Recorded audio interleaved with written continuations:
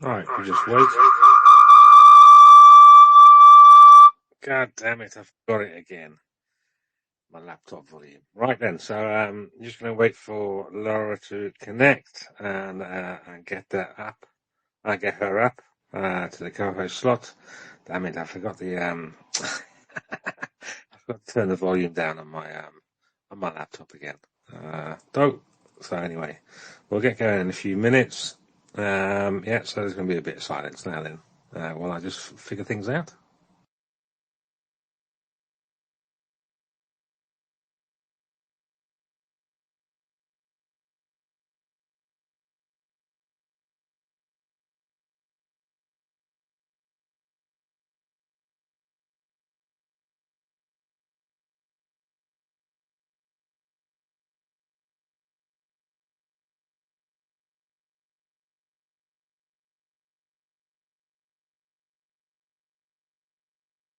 And just as I'm still waiting for Laura to come. I'll keep an eye out for her. My cat's just decided he wants some loving, so I will bribe him with snacks. Pretty sure he just comes over for the snacks. Well, the snacks are out for him, and he just gave me a baleful look, which basically means he wants stroking. Sorry, buddy, it's not going to happen. I'm busy. I'm waiting for Laura. Right then, let me prepare myself. Have a look at my own timeline. I usually start off with the numbers that were issued this morning. So I will do that whilst keeping an eye out to look for Laura. Right, there we go. There's the numbers. That's from today. Yes, that's from 8 hours ago. So there's that. Can't see Laura yet. Right then, so let me get on with the numbers. So 970 liquidated or eliminated personnel, as it says. 5 tanks, 5 armoured fighting vehicles, 39 artillery systems. That's quite a lot. 2 multiple launch rocket systems, 1 air defence system, 648 UAVs. That's a lot. No aircraft, no helicopters, unfortunately. 37 cruise missiles and 118 vehicles and fuel tanks. All right, let me quick skip to the other screen and see if I can see anybody. No, still can't. I can see Mary down there. Can't see Laura yet, though. So I don't know where she is. So, well, anyway, they're the numbers. It's a little bit of a PSA as well. So, obviously, Trizob Radio is still suspended. Been having a little argument with Grok today about it. 2 appeals in, nothing back from Twitter. Useless bunch of idiots. So anyway, we'll just see how that goes. That's why I'm doing a space on my personal profile on this account rather than on the Trizob Radio account. So yeah, well, I'll continue doing that for another week or so until I completely give up on X's or Twitter's appeals process and do Plan B. Oh, Laura, I can see Laura now. I can see Laura in listener. So Laura, if you want to request speaker and all that kind of good stuff, that'd be excellent. So yes, so what's the plan then? So today's going to be another general discussion about anything anybody wants to talk about, Ukraine-centric, basically. So I've got some news items to talk about, a reasonable amount today, spanning everything from what's going on in Ukraine, a little bit of military stuff, some economic stuff, especially with Russia and China, actually. And some bonds that Russia wants to issue in yuan, the Chinese renminbi or whatever it's called, the Chinese currency.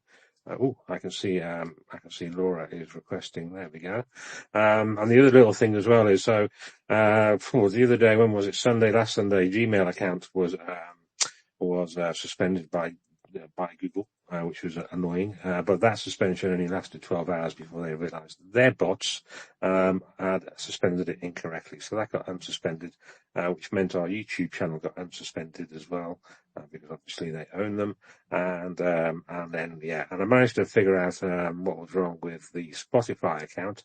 Because what I do is when this space is finished, I'll download the audio of this space, and then I'll upload it to Spotify.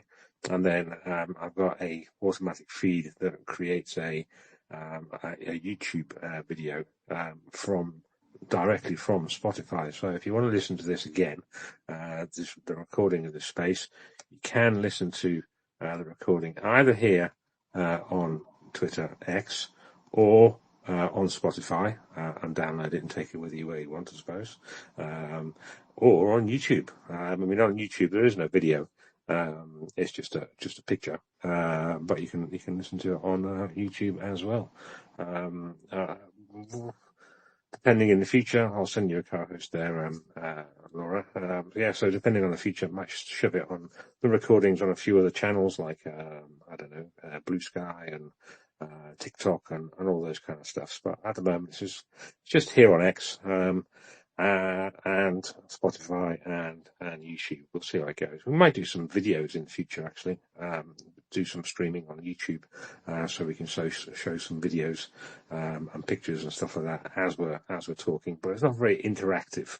YouTube. It's just us, it'll just be us talking to you, which is a little bit rubbish. I like spaces here on X. There's no other equivalent really, where there's a big community. Right then, let me check if Laura's there. Laura, are you there?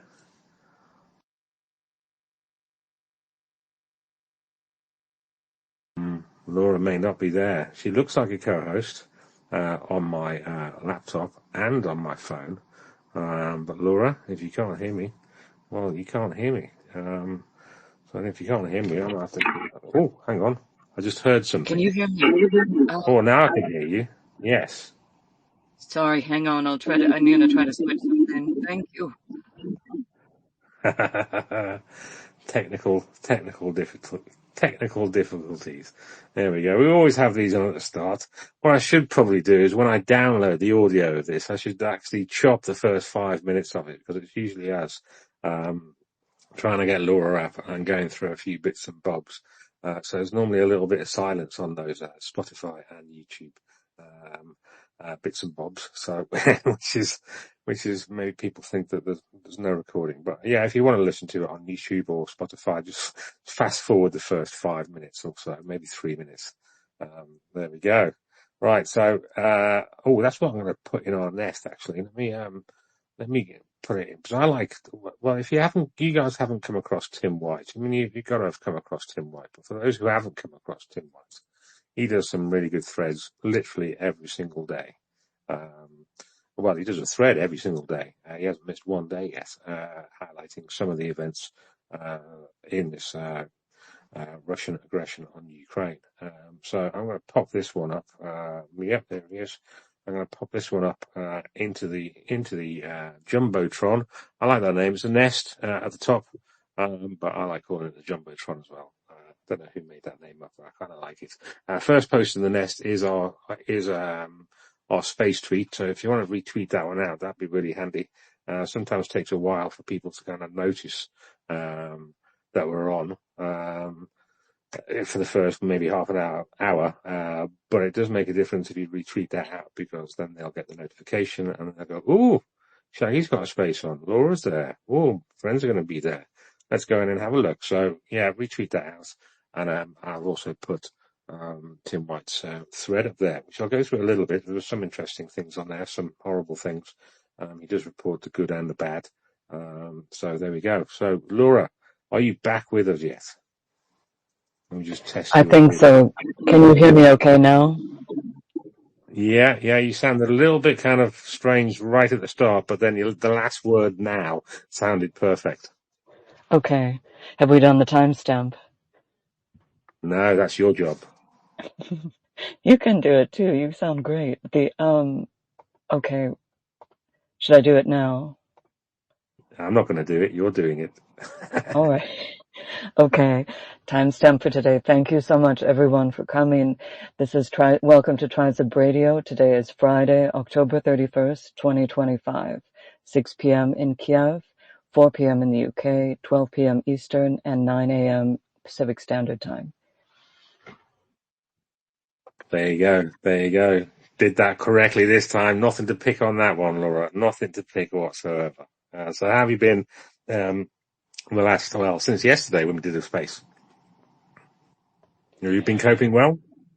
Coping well. I really liked our space yesterday, all of the spaces, but I really liked that people shared. I thought a lot afterward about the ideas people shared about coping. I love the feeding birds, going outside. I really like spaces like that because I think this is such an amazing group and people have such amazing life experience where I think hearing from people is really, really helpful. Just what works for you, what are your experiences, and whether it's coping or what they view, what we should do next to help Ukraine. I think, yeah, I'm so glad we have everyone here. Thank you. Yeah, everyone's got different ways of supporting Ukraine, and because it's dragged on so long, because Russia won't bugger off out of Ukraine, then yeah, it has gone on a long time, and therefore, well, how to cope with the length of time and with what we're seeing as well with the Russian aggression in Ukraine. Different people are going to have different ways of coping with it. Some people are going to be able to cope more easily, not get as emotional about it than others. But it kind of depends what aspects of it you look at. If you're looking at it from a purely military point of view, a lot of the military guys, well, I find that don't get that emotional about it because it's kind of they switch emotion chips off. Same with economics as well. Emotion chips normally get switched off. But when you're looking at the genocide and all the war crimes that are being perpetrated by Russia on humans, it's very difficult to turn that emotion chip off, and two, it's very easy to go down some dark rabbit holes and stuff like that. So what I think we've got to do, what I try and do, is try and stay grounded in the facts of what's happened. Call a fact a fact and an opinion an opinion, and try and go. And because of the fog of war, there's obviously going to be a very big grey area in the middle where we don't know if it's fact or not, or opinion. And grade those as well on balance of probabilities and stuff like that. So for me, balance of probabilities is a big thing. I don't necessarily know stuff because I haven't personally witnessed it myself, but I go by what I see and by what I hear, and then I kind of grade it all. I'm not always right, obviously. Nobody is. Even Grok, he's pretty useless on occasion, should we say. And different versions of Grok give different answers. I'm having Grok on Grok action today. We've got one Elmo loving Grok, and we've got an Elmo not so loving Grok having a bit of a conversation together today, which has been kind of amusing. But yeah, artificial intelligence is kind of handy as a tool, and so are people who give us news on X or Twitter. God, I'm starting to call it X now. I never thought I'd do that, but anyway, I am. So some news from last night. So one bit of news that I saw that I kind of really liked, because I like substations going up on fire in Russia, obviously, not nowhere else. So in the Vladimir region, a 750 kV substation was set on fire. It's hard to tell from the videos how much of that substation was set on fire, because it's quite a big substation. But it did look like it was I don't know. It looked like a fire. I don't know whether to put the label major fire on it, and I don't know the exact bit that was hit. This is coming from Exile Nova Plus. They reported this 14 hours ago, actually. But a 750 kV substation is a really big substation. I mean, a big one normally is around about 500. 350 even is big. So this is a massive substation, which does power parts of Moscow and various places, and lots of businesses and all that kind of stuff. So Ukraine hitting these, I remember Intel Shitso talking about these 2.5 years ago, and he convinced me at that time that yes, hitting substations and traction substations was a very important task, and it didn't happen for a very long time. Ukraine obviously had other priorities for their reasons, and I'm not going to second guess them. But I have been waiting for quite a while, for a number of years now, for substations to be hit in Russia frequently, and that seems to be happening now. This 750 kV one, prime target basically. I didn't even know they went up that high, to be completely frank, but apparently they do. So yeah, there's lots over the past weeks and definitely a few months. People have started on X posting maps of where these substations are, and they don't move about. They're obviously fixed, so it's quite easy to map them. It's probably quite easy to use an AI and satellite data to go and map them as well. So these substations for Russia's military industrial complex, plus the traction substations, the ones that power the electrified railway lines that Russia has an awful lot of. They're very important to stop logistics. So to hit both of them to stop logistics, Russian logistics, or at least crimp Russian logistics. They do have quite a few diesel locomotives, but I think there's about 70% of the railway lines and the locomotives are electric ones rather than diesel, but they do have some diesel ones anyway, as kind of a backup for when these things happen. So yeah, I'd like to see more of this. What are your thoughts on substations and things like that, Laura? Do you have much of a preference on what gets hit, or do you just like booms going off in Russia, or what's your favorite kind of kinetic sanctions, should we say?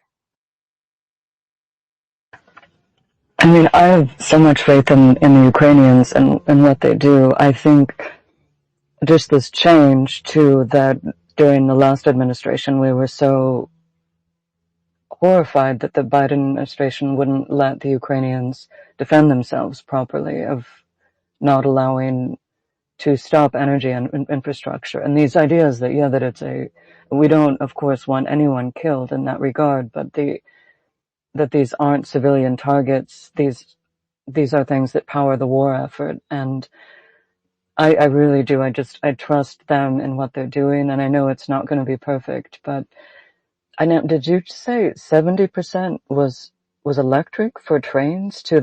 I didn't know that for Russia overall.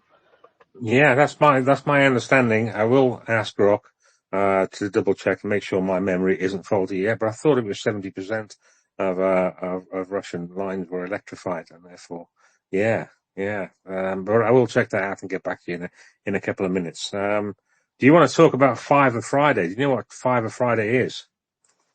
Love Fiver Friday. Fiver Friday is today, and it's also Halloween for some countries. All right, you carry on talking while I talk to Grok. I'm researching my 70% figure to make sure I'm not talking nonsense. No. Oh, and don't worry on that too. I'm sorry, I didn't mean to. I wasn't sure I heard you correctly. I trust your judgment on that. I'm gonna have to check too on Fiver Friday. Do you know, is there anything special today on Fiver Friday, Shaggy too? I mean, Fiver Friday. I mean, Toonie Tuesday is when Toonie Tuesday themselves, the organisation, the volunteers decide what they're going to be fundraising for. So obviously, it's normally one fundraiser, and all the money that people send, they send to that one fundraiser. Fiver Friday is very different. It's where everyone individually decides where they want to send their fiver, and then they post a screenshot of where they sent it to. I.e. which fundraiser that they're supporting with their fivers onto the Toonie Tuesday post that they have in their pinned post. So I've got them put up in the nest. Oh, hang on a second. I got my numbers were wrong. Bugger. 51% of Russia's railways are electrified. Don't know where I got 70% from then. Yeah. So yeah. Oh no. Well. So yeah. 51% of Russian railways are electrified. Blah blah blah blah blah blah blah blah blah. So focusing more on traffic volume than route expansion. 85% of passengers and 86% of freight runs on electrified lines. So there you go, with electrified traction. So that was actually a little bit higher. Maybe I was thinking of those numbers actually. So yeah, 85% of passenger trains.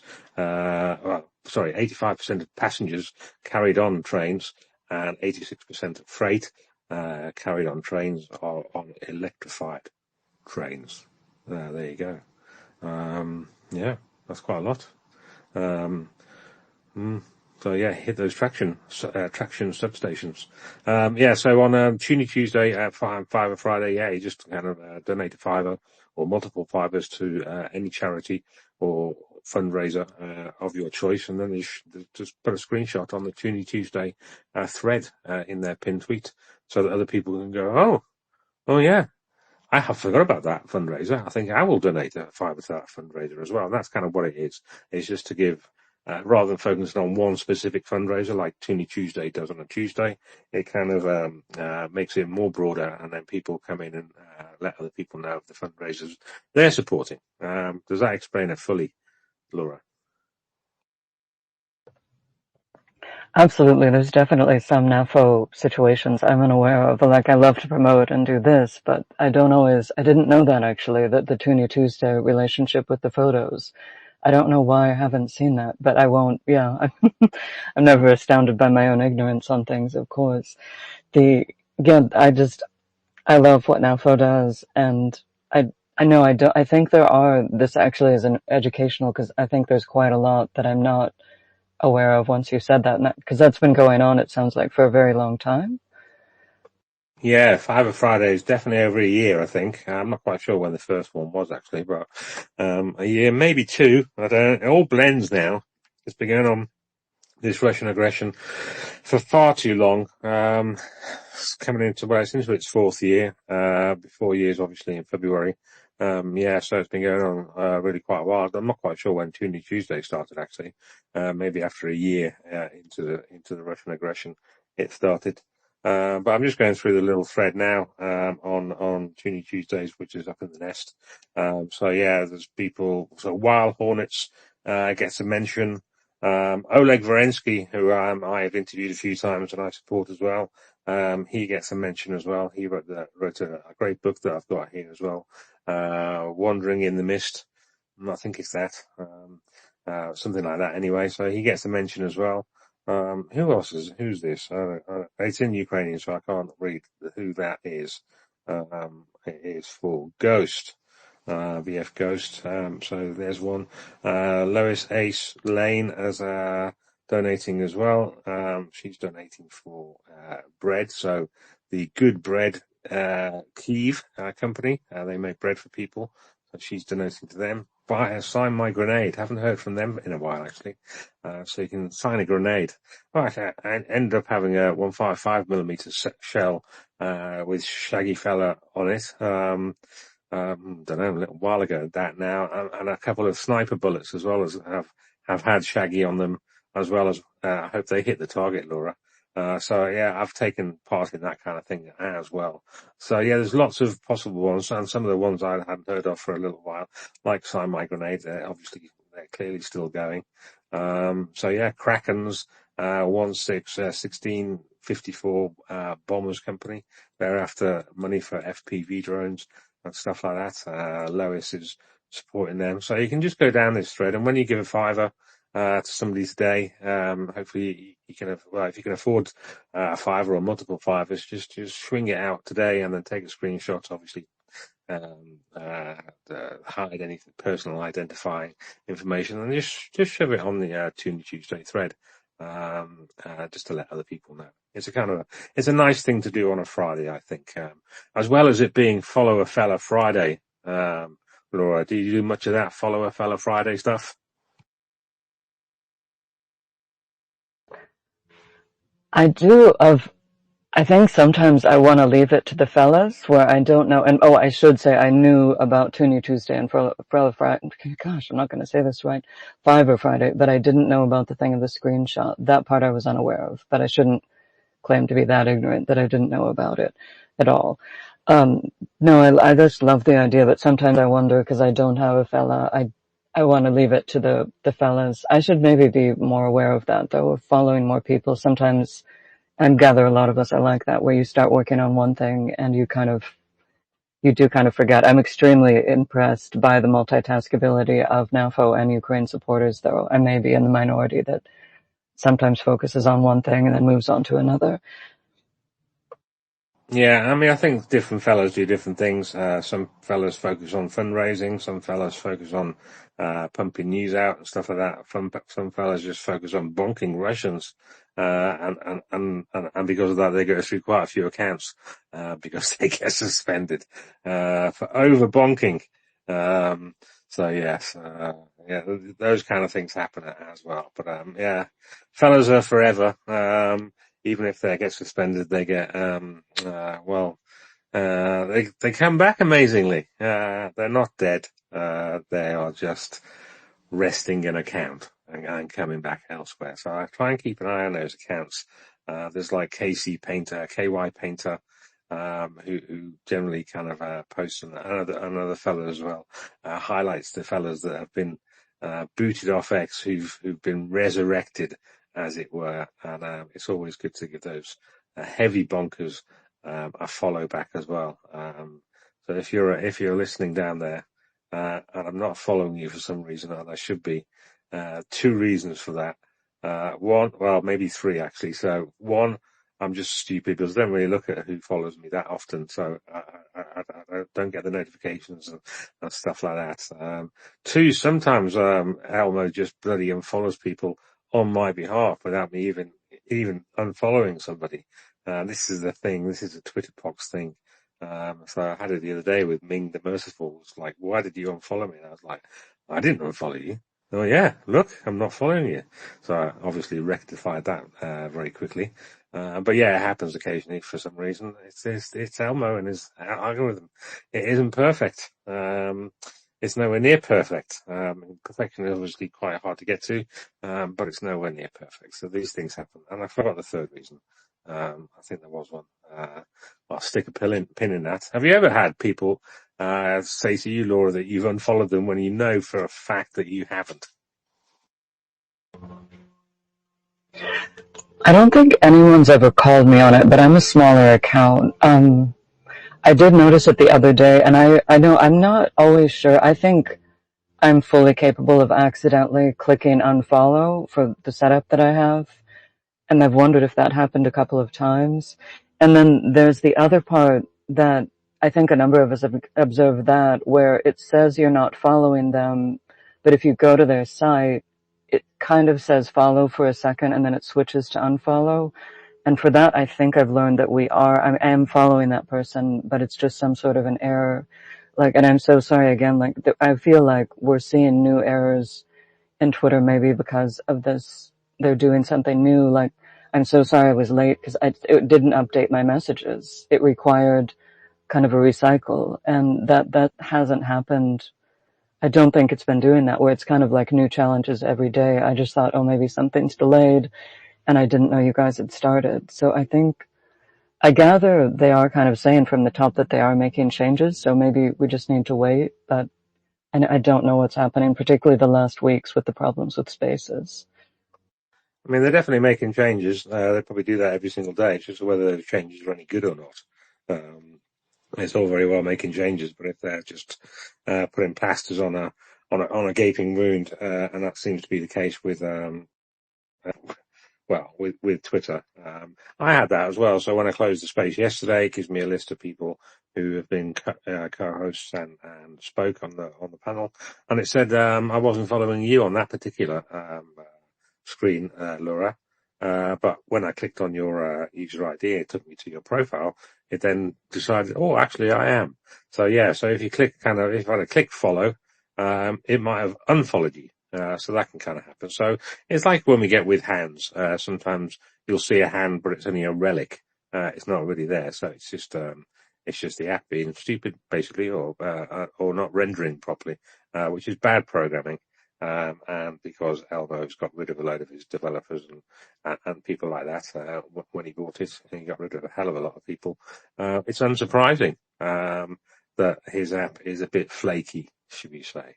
But it is what it is, and we just got to cope with it, basically. It's a bit annoying sometimes, especially the moderation team with Tries of Radio still being suspended. Although Elmo Grok today did suggest that I tag in safety. So I've been tagging in support and tagging in premium to absolutely no response whatsoever. I'd heard about the safety, the @safety account, but I was figuring, well, it's not really a safety issue, is it? It's more of a moderation issue. It's a review issue. But he said, and I've got proof. And this was the version of Grok who was defending Elmo for basically inflaming tensions in the UK. So this particular version of Grok was an Elmo fanboy, and I got an apology out of him. And he said tag safety. So I'm going to be started. We can start tagging safety now as well, Laura, because Grok has said so. We can blame Grok if they say we shouldn't have. So there we go. We're going to start doing that. Oh, I got a request. Let me see who's requesting. Shafster, come on up. I think you're up, Shafter. How are you this afternoon? Or evening? Afternoon. It's still afternoon. It's just getting dark. It's getting dark at 4:30 here in the UK, so I'm thinking it's evening, but it's not. It's just autumn going into winter. Are you there, Shafter? Hands up. I can see your hand. Yeah, hi Shaggy. Yeah, I had a weird thing this morning. I was listening to the early morning volley, and no matter what I did, I couldn't get recognised as having put in a request. And every time I did, I would get accepted, and then the sound would disappear, and that's a massive frustration. So I recycled. And I did that numerous times. I even rebooted the whole phone, did a hard reset on my phone. And still went back, put in a request, but most of the time my request wasn't actually being seen, I don't think. And no amount of waving and trying to do something to make my little icon be seen would help. So that was a bit of a frustration, because there was an interesting chat there this morning on Russian batteries coming from China catching fire. And Genesis Man was saying that, once these things erupt into flames, you cannot put them out. And, my connection with aviation, yes, it's a fearful thing, because if you've got some baggage that's gone into the hold, into the freight on a flight, you're never going to get to it to put it out. And the only way that you can deal with, say, a laptop battery or something that's caught fire is simply put it in a bucket of water, because it is just runaway temperatures. But the interesting thing on that was, well, we all know that Russian aviation is in a bit of a mess, and I don't think it was ever very good anyway, from my perspective. And colleagues that I've got that have worked for Airbus in connection with Russia. So, I'm just astonished that we, in the West even, we don't have more problems with fires on board aircraft, but more surprised that we don't get reports of fires taking place on Russian aircraft if they're using cheap Chinese batteries. That's it. That's all I was going to say. But you talking about the connection issues and not being seen, and legacy images and stuff was really why I jumped in. I'm actually on night shift and trying to be asleep, but it's difficult sometimes. Yeah. There's legacy issues, and I don't know if I suppose you're just waking up now. Then, if you're on night shift, or maybe trying to get to sleep.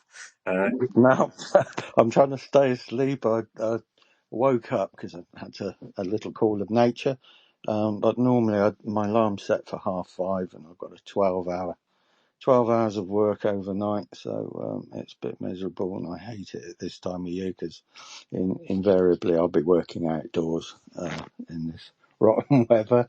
But there you go. So just trying to be asleep, but I often put on one of the spaces, particularly if it's people like yourself who've got recognizable voices, because I find, I don't know, it's like a big family, isn't it? I kind of find all these voices quite comforting.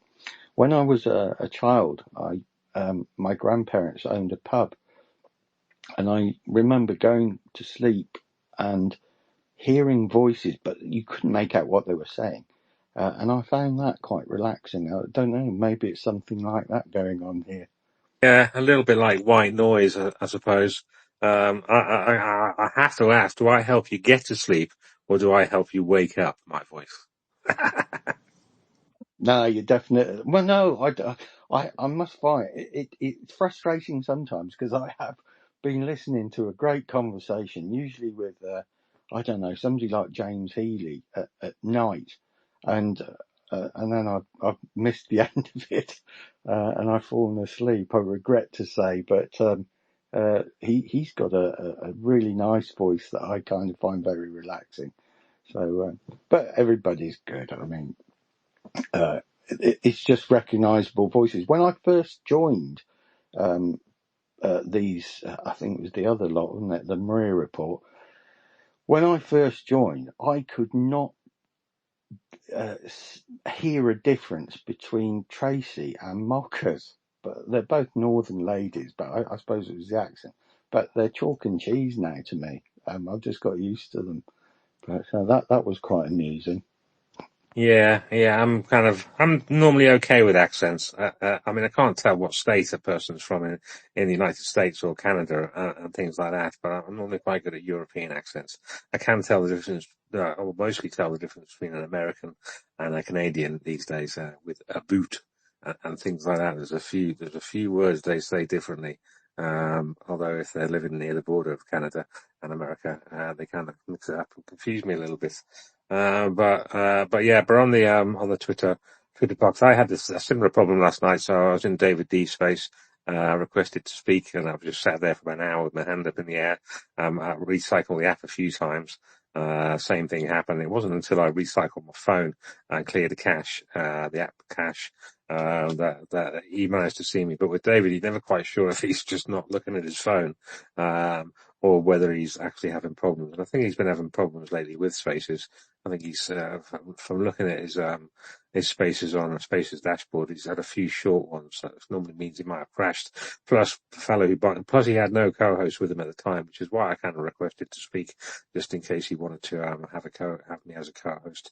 So maybe he was having Twitter box himself last night as well. So back to you, Shapster, then we can go to Mary. Yeah, just one last thing before I go back to sleep.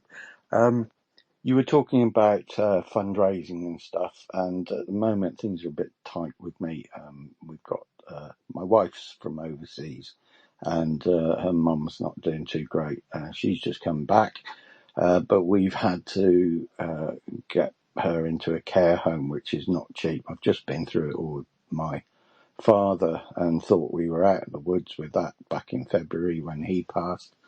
But I've got to go through it all again, unfortunately. So I've got to help my dear wife out with that. So yesterday, when I was at work during the day, somebody kindly brought in a load of medical stuff for me, and I'd just like to remind people that fundraising doesn't necessarily have to be about money.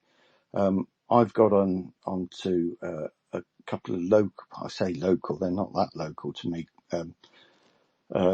NGO groups, one in Swindon, there's one based in Oxford, which is probably a bit nearer, but I've got less contact with them.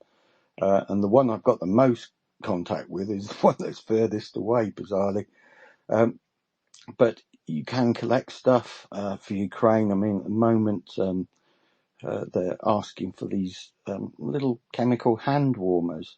One thing I do every day is I go to the supermarket and I come home with a couple of boxes of ibuprofen. I collect those because they only allow us to have 2 of those in the UK. I don't know whether it's different overseas. And I just save these up. And ibuprofen is so cheap, it's just pence. And I end up with shoebox loads of these things. And eventually, when there's a donation day, they all get sent off out to Ukraine. At the moment, we've not got any donation days forecast. There's nothing coming up, but that doesn't mean to say that the need for these things has diminished in any way at all. I'm still collecting. Luckily, I've got the cabin crew of the airline that I work for. They're amazing. They've come in. I've been handed 400 toothbrushes, piles and piles of blankets and really great stuff. Somebody even crocheted a beautiful baby's blanket, specifically for a child. And they're just amazing people. I've been blown away, and I've sort of been dragged into the company charity committee, which I don't really think I've got time for. I just want to focus on doing what I'm doing, and getting posters up and flyers up and asking people to bring the stuff in if they've got it and give it to me, and then I'll get it out to these various groups and get it to Ukraine that way. So it doesn't have to be money; it can be stuff, and also if Mockers had a load of stuff that took up her front room. Somebody from Oxford tried to get up there and connect it, but the vehicle he got broke down. I managed to sort out something else, and the Shap group in Swindon, nothing to do with Shapster, it's pure coincidence. Swindon Humanitarian Aid Partnership stands for. They have courier vans that go out delivering stuff, not for Ukraine, just items to customers, but they don't like bringing their vans back empty. And if somebody's got enough stuff, like Mockers had all this stuff in her front room, they will swing by and pick this stuff up and get it back to the depot for Shap in Swindon. So there are ways of getting, if you've got a lot of stuff, I can get it. If it's in the UK, I can get it back here and get it off out to Ukraine one way or another. So it doesn't have to be money; it can be stuff. Oh, that sounds great, actually, Shafstan. And that sounds like an idea for a post, actually. A post that you can bookmark so that when you see one of my spaces up, you can come and swing it in the nest. That would be awesome. That's like an ongoing kind of fundraiser, i.e., letting people know of a possibility, of maybe a van can come and pick some stuff up. And you're right. It doesn't always need a financial donation. Sometimes stuff donation, i.e. what you're saying with medical stuff, and blankets and things like that. If you get them, even get them to, the places that are going to send them out to Ukraine, or have people come around and pick them up. That also helps. And retweeting other people's fundraisers and quote tweeting other people's fundraisers is another non-monetary way of getting the message out, as well as talking to people in real life about Ukraine, even if it's just for a couple of minutes, rather than kind of droning on. We're all most of us are kind of experts in it now. It's been going on for so long, obviously. But for newbies and stuff like that, I definitely wouldn't drone on at them. Just sentences just to keep it in their mind a little bit and maybe make them think, oh, maybe I could do something as well. Maybe I've got some stuff that I could give. And it all helps. That's what we can do. Thanks a lot for that, Shafter. Mary, I did see your hand up before, but it's gone down again now, so I'm not quite sure if you're there or you're now not able to speak. But if you are, just give us a wave or stick your hand up again. Laura, anything to add to what Shafter was talking about? I loved everything Shapsta said. Shapsta, I love your profile picture too. I think it's one of the best. It's so effective. I love the colors, everything. I love, it's so much of what you said too, of just the community and I love the thing about listening to people's voices and that you heard them in the pub. That's beautiful. And what you're saying, particularly what you mentioned, it reminded me of, sorry, I'm not finishing sentences. That's a problem. You mentioned someone, just found you got 400 toothbrushes or something.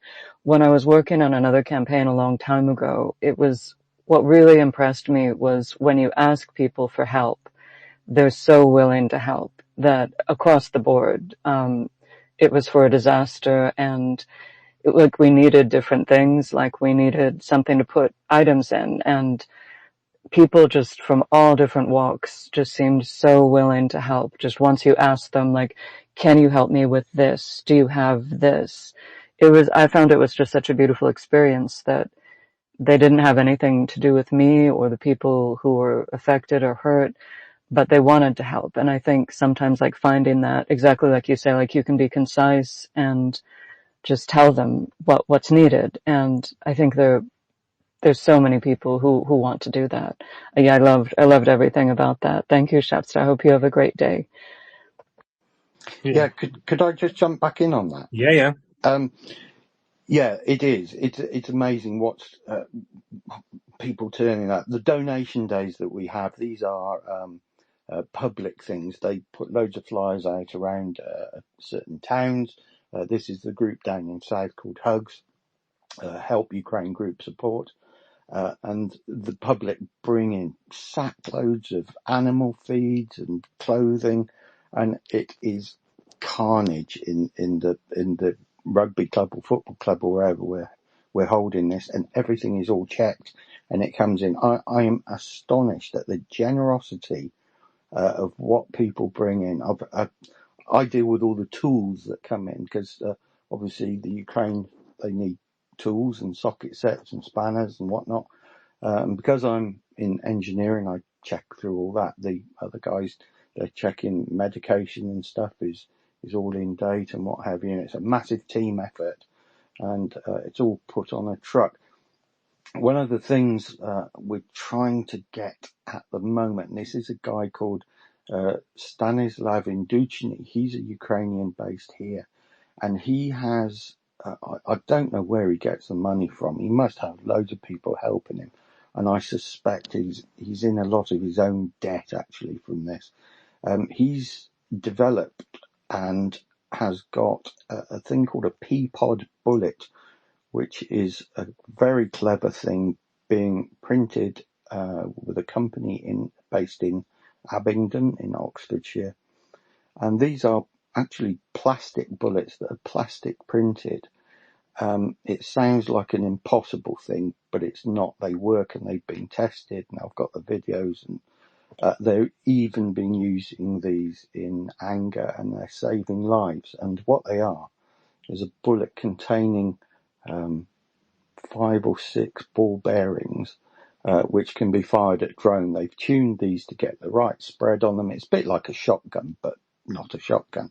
And the beauty of this is that the soldiers don't have to carry additional weaponry. All they need, they can fire these special bullets from a normal assault rifle. That all they need to do is change the magazine. At the moment, we're trying to get funding for that. I've got a couple of friends doing things like marathons to try and raise money. Sadly, one of them is one of the cabin crew where I work, and she's just broken her ankle badly. So that's out of the question for the moment. But yeah, we're trying to get funding for that, and I was going to start doing that on Twitter, but Stas has asked me to hold off for the moment. I'm not sure why. He was a bit cagey about going public with it. But Robin, I got Stas in touch with Robin, because Stas is not on Twitter.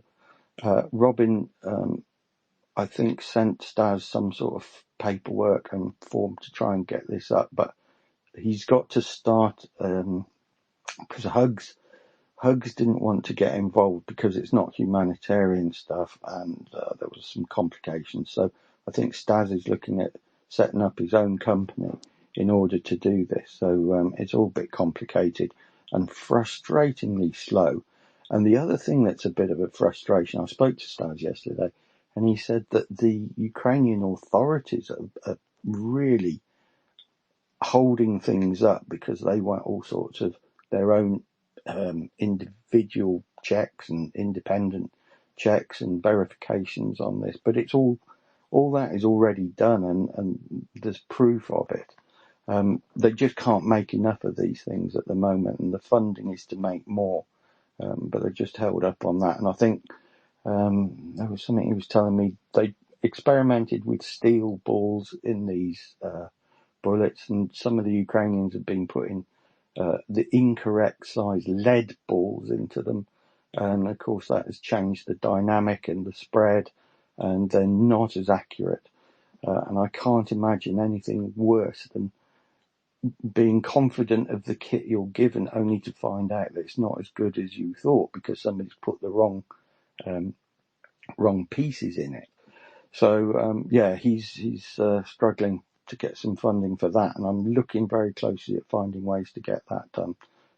It's not public. Well, it is public, but it's not out on Twitter to try and do this yet. And I will talk to Stars again about that. But that's it. I've got to go to sleep. That's it. Thanks, guys.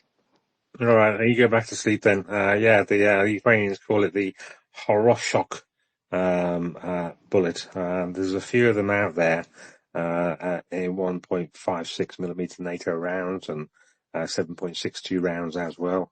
Oh, Laura, I can see you requesting. Didn't even know you dropped off actually. There we go. Maybe you're back. Keep requesting if that didn't work. It'd be kind of handy if obviously people did get funded for them. Shapster, I won't talk to you again directly, Shapster. I'll let you fall asleep. Laura, are you back yet in the? Thanks, Shaggy. Yeah, you're welcome. Thanks, Shapster. Laura, I don't know if you're up a speaker or not. You look as though you're up a speaker. Oh, you are. I'm so sorry. I believe is a connection. It was a connection issue here. I'm going to go back because I really wanted to hear everything Shapster was saying. I should be okay now, hopefully. All right, I've just sent you a speaker request, so see if you get that. Hopefully you do. Right, while you're trying to come up to the co-host chair, so a little bit of news from this morning, well, from a few hours ago. How many hours ago? From 10 o'clock this morning, my time, so just before lunchtime-ish.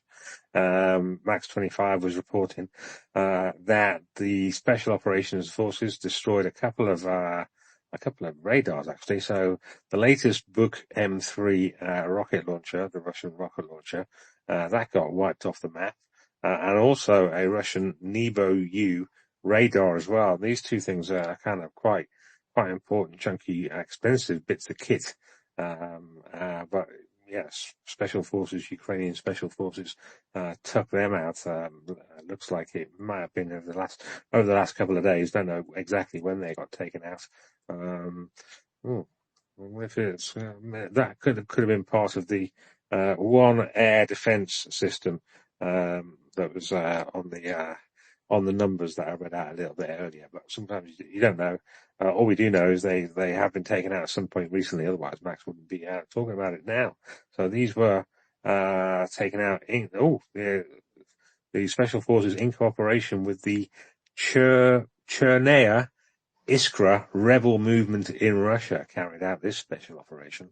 These are taken out in Russia proper, which was, well, very good, very good. Some more news from overnight, just in case you missed various spaces this morning. So there was a Ukrainian strike on the Oryol power station. So this was the quite a big power station. It's the regional power station for that area. Produces around about 330 megawatts of electricity, and has a thermal capacity of around 750 GCal/H's. I had no idea what that is. I've never heard that unit of measurement before. Anyway, it covers about 40% of that particular region's electricity needs and about 65% of that city of Oriol's centralized heating, which they're going to probably need this time of year now, but we're not going to have it anymore. So, well done for Ukraine for taking that out. That's going to take out a lot of factories that make munitions and ammunition for the Russian war machine, and slow them down, and obviously cost them a lot of money to replace that as well. So one thing I was talking about on, all we can see you now as co-host, Laura. Brilliant, yeah. So one thing I was, Beefeater's been talking about, I'll shove this in the nest in a bit. He was talking about problems in Russia. So, he was saying 165,000 Russian companies have run out of money to pay off their debts. That's according to his latest figures. So the share of problematic borrowers, among legal entities, i.e. companies in Russia as of August, reached 23%, which is a 6-year high. And that's that's data from the rating agency Expert RA. So altogether, 165,000 companies were unable to repay loans or credits on time, and that's not good. That's a big percentage as well. Virtually a quarter of all companies in Russia are not only in debt but unable to pay their debts. So since the beginning of the year, the number has increased by 41,000. So what's that? 165 now. So it was around about 120 at the beginning of the year, and we're only just not even in October, in November yet, and another 41,000. So yeah, it's gone up from what was that? 18% were in trouble before, and now it's 23%. And for a comparison, back in 2022, it was only 12%, so doubled the amount of companies in Russia who are in financial difficulties. So may that continue, and I can only really see that getting worse, Laura, which is quite good from that perspective.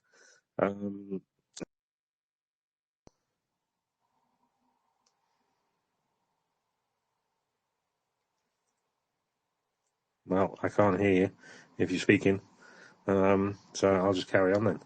I did see you flash something. You look like you're a co-host to me, but maybe not. Are you there? I'm good. It cut out for you right at the end for some reason, right as you were finishing what you said. I seem to be okay now. Sorry again. I'll do the same thing. If I lose connection, I'll just drop and come back and speak a request. Okay, all right, will do. On the economic side of things as well, from a Russian perspective, so there's a report from Knoll Reports a few hours ago saying that for the first time, Russia is going to be borrowing Chinese yuan, or it's basically going to be issuing foreign sovereign debt. So it's going to be issuing 300 to 400 billions worth of yuan in its domestic market. Now, this is partly because, well, it needs the money. Two, there's quite a lot of yuan running around the Russian system because the Russians, sell stuff to China. China pays for it in their currency.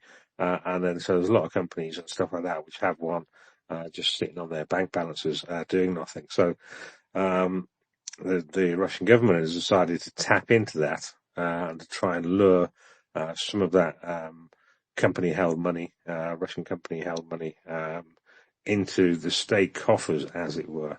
Now, this may sound quite bad, and it's around about $50 billion worth of yuan, so it's quite a large amount. However, the Russians aren't the first to do this, as I found out when I did a little search on this, and I was pretty pissed off to find out that the first country that actually did issue Western sovereign RMB bonds, i.e., bonds in the Chinese currency, was the UK. Back in October 2014, the UK issued around about 3 billion yuan's worth of bonds, and since then other entities have done that as well. British Columbia issued some 1 billion's worth of 1 billion yuan's worth of panda bonds, they call them. In the UK, they were called dim sum bonds. I don't know who came up with these names, but they're quite amusing. Hungary, Portugal, Poland, Hungary again. Austria is planning on doing some more, and Slovenia is planning on some for 5 billion ones in 2026 as well. So in one way, it shows that the Russians are in need of cash, but in another way, it's not kind of the Russians are doing this and nobody else has. Other countries have and have done it before Russia. So this does push forward, in my view, their economic decline a little bit, i.e. moves it back a little bit, because it depends how these bonds are taken up by Russian institutions and things like that. At the moment, the Russians, when they try and issue bonds in their own currency, the ruble, they're becoming less and less wanted by the institutions. There are some institutions that are kind of basically forced to buy them, but if they've got a say in it, they're kind of like, you know what, we're not that interested in ruble bonds. So obviously, central bank and the people who made the decisions there decided, you know what, we're going to tap into basically the Chinese. Now, this doesn't really give China more control over Russia. It integrates them a little bit more in the financial respect, and it gives Russia a little bit of leeway, a little bit more leeway when it comes to their finances, but doesn't completely plug the hole that they've got and that is gaping there. But it does help a little bit. So, yeah, so if you hear about this, these Russians issuing Chinese bombs, yes, it's true. It's not the end of the world for Russia doing it. Other countries have done it, but it is a sign that their currency is not really wanted. But their own sovereign bonds are not really wanted as much by their own institutions, and their own institutions are after something a little bit more stable, should we say. Because the Chinese currency is pegged to the dollar and various things like that, that gives it a little bit of stability, which is a bit annoying, but it is what it is. So I thought I'd just I explained that a little bit. Did that help a little bit, Laura? I don't know if you've come across that story before. No, I hadn't heard about that too. And that, I was just thinking about why that's maybe not my area anymore. I'm so glad you know more about the economic side, because I don't. And I used to be able to talk for an hour about Nixon leaving the gold standard, but I don't remember that anymore. And yeah, I'm glad. And I wish I knew more about the ramifications of all that too, because I thought what you said was interesting about economics sometimes takes away kind of the human element, which I actually feel like is a mistake for economics. But it's, yeah, and if there's anyone who has any questions about it too, I think I probably would, but I also, if we need to go on to other things too, but that sounds, so overall, do you feel like it's not good what they're doing? Sorry, that's a really basic question. Overall, it's going to help them more than it's going to hinder them. I think it does add to a little bit more reliance on China. I mean, apparently they've been trying to talk to China about doing these bonds for a decade now, but have run into problems, so they just decided to do it themselves. But it will give them a little bit more cash, which is a bit annoying, or will enable them to get cash out of companies without like telling the companies, you give us those yuan you've got.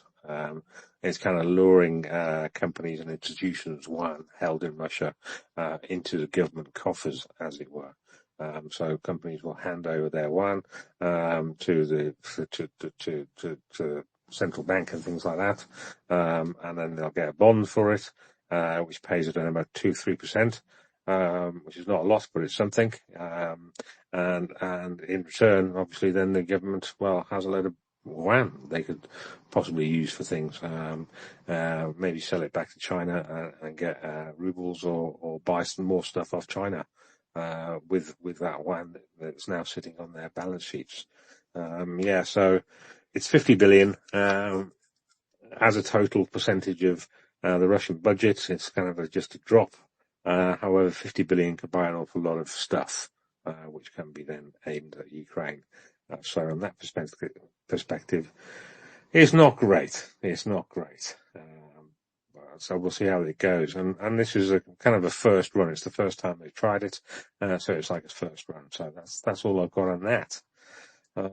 Right, so another little story that I came across today. So there are reports in Reuters that Indian Oil, which is an Indian oil company, buys Russian crude from non-sanctioned entities. So I did kind of mention it, so I'll shove this off the nest. So I did highlight this a couple of days ago. So everyone was getting all really excited, saying, by hearing reports that India was not going to buy Russian oil anymore.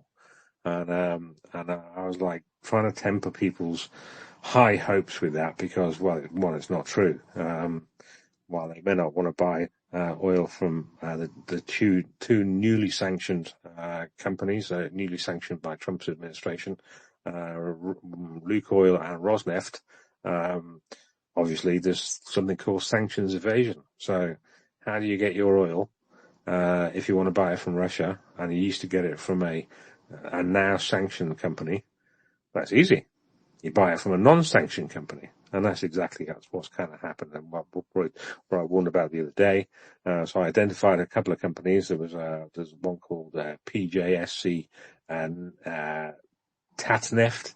There's another one called JCS Rosneft, and there's another one called Zarubneft, something like that. Anyway, so those three companies, while they're very small entities compared to Rosneft, Rosneft and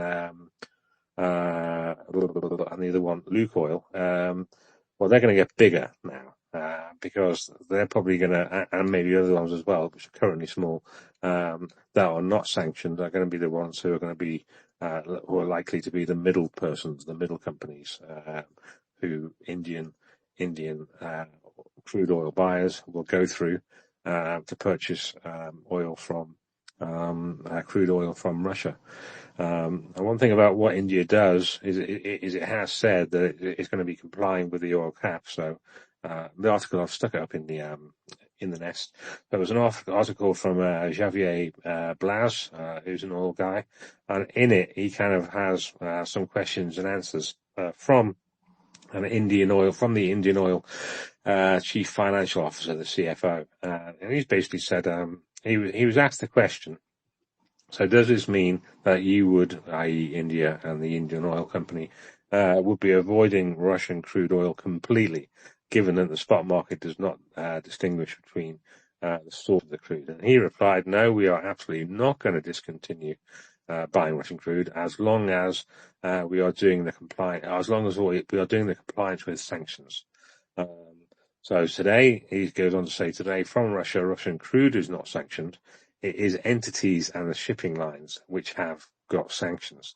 So today, if somebody comes to me and says, comes to me with a non-sanctioned entity and the cap is being complied with, and the shipping is okay, then this Indian oil company is going to continue buying it. So this just shows kind of, well, we call it sanctions evasion. Some Indians just basically say we're complying with the sanctions. And now what they mean by that is they're complying mainly with the US sanctions. So the EU, the UK, Australia, all the other G7 countries have moved to this dynamic price cap, which means that you can only buy Russian crude from Russia if you buy it below $47.60. Yeah, and that's okay. Yeah. Now, obviously, a lot of us don't think that's okay, but from an EU, UK, Australian, blah blah blah sanctions point of view, if you purchase Russian oil with a decent ship that's not sanctioned and all this kind of stuff, if you purchase it below $47.60, then yeah, you can have it. Yeah, and you can import it and all this kind of stuff, and you can move it around, and that basically makes it sanction-free oil. Yeah, if you're going to buy it above that, then yeah, you're breaking EU and UK sanctions. So no UK company or no European company can do that. However, the US hasn't signed up to that $47.60 dynamic price cap. It's still using the old $60 price cap, which is a bit shit, to put it mildly, because currently, let me have a little look. I'll just drag up the oil price for today. Urals, and let's have a little look. Urals crude oil price today, I'm pretty sure it's below that $60 price cap. Let's have a look. Yes, $57.99, so $58.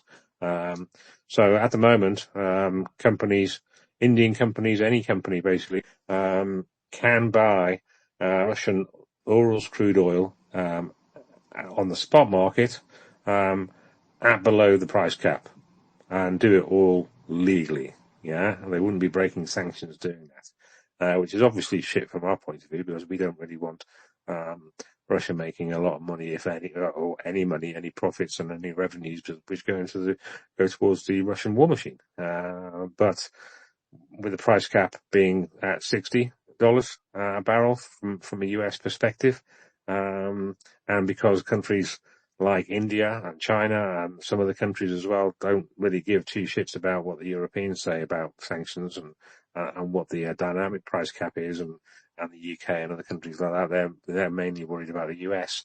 Then they're in compliance. Yeah, so that's why you'll see at the moment, you'll see lots of tankers going from Russia, going towards India and China and places like that.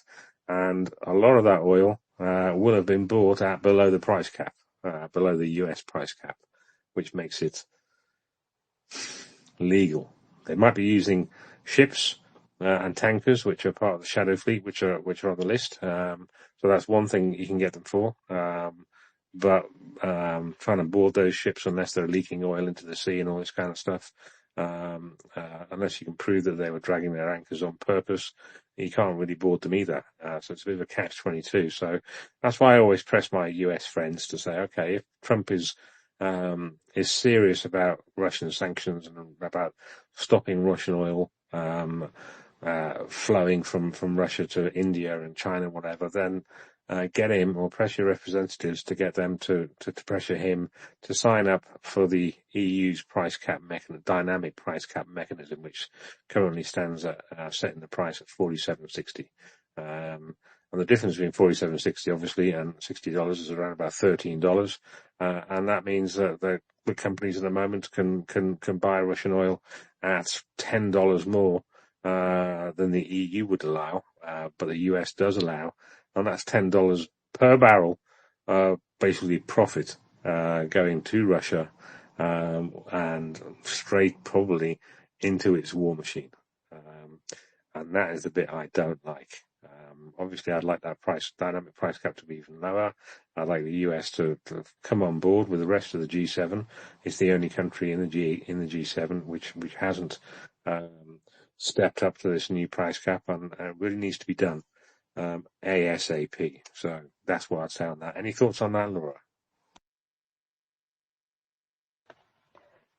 I was just looking, at the price of oil here, and I unfortunately, like for people who are somewhat educated, I would be kind of like, you don't understand. But I mean, 47 just seems way too high. I mean,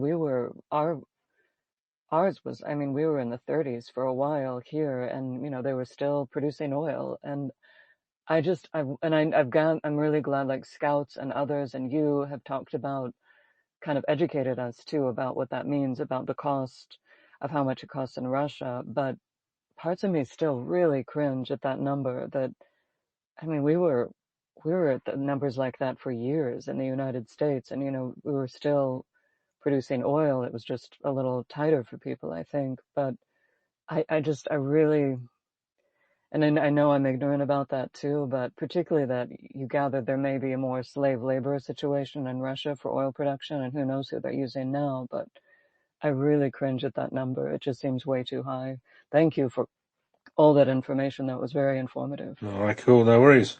Let's talk about a subject you know something about. Then you have a little talk about a subject that you know something about that you want to talk about.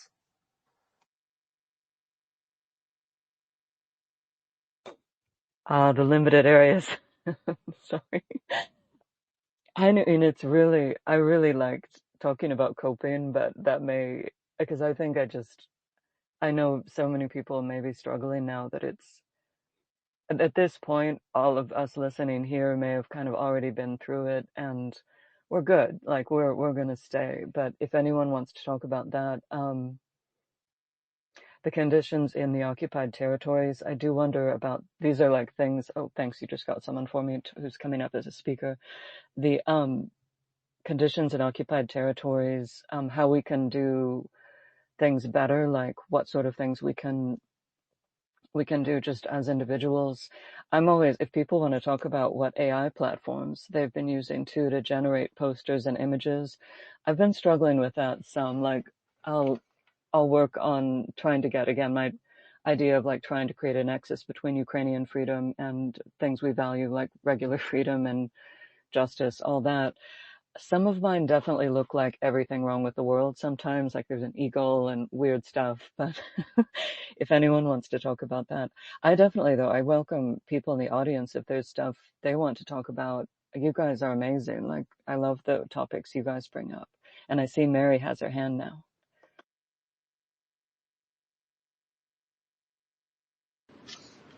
Hey guys, can you hear me okay? The jets are doing touch and goes and I'm stuck in traffic underneath them, so hopefully they it's not too loud.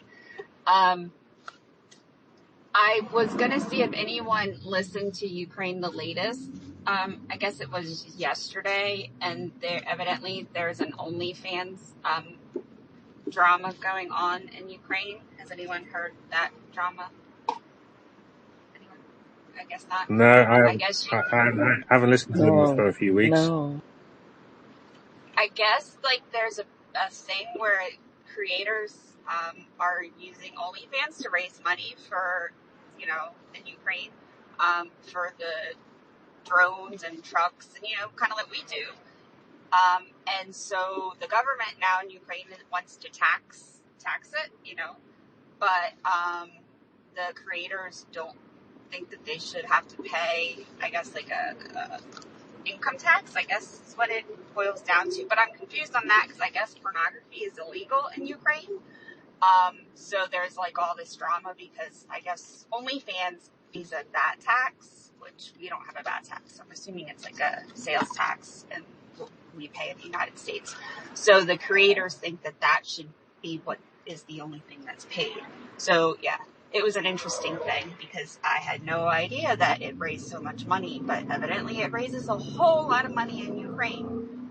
So it was an interesting thing. So just thought you guys were looking for a topic. So just thought I'd throw it out there. Not that I know anything about it, but it was on Ukraine the latest. So thanks guys. Yeah, I hadn't heard about it. Just a little search for it. So yeah, apparently only Ukrainian OnlyFans creators owe nearly 385 million hryvnia. So that's about $9 million in back taxes, and that's according to the Ukraine's state tax services. This figure covers the income tax for the years 2020 through to 2022. Ukrainian tax authorities now have access to data on citizens earning money through the platform, and have been trying to collect what they're owed. But there's a legal complication apparently. Much of this income is technically the proceeds of illegal activity.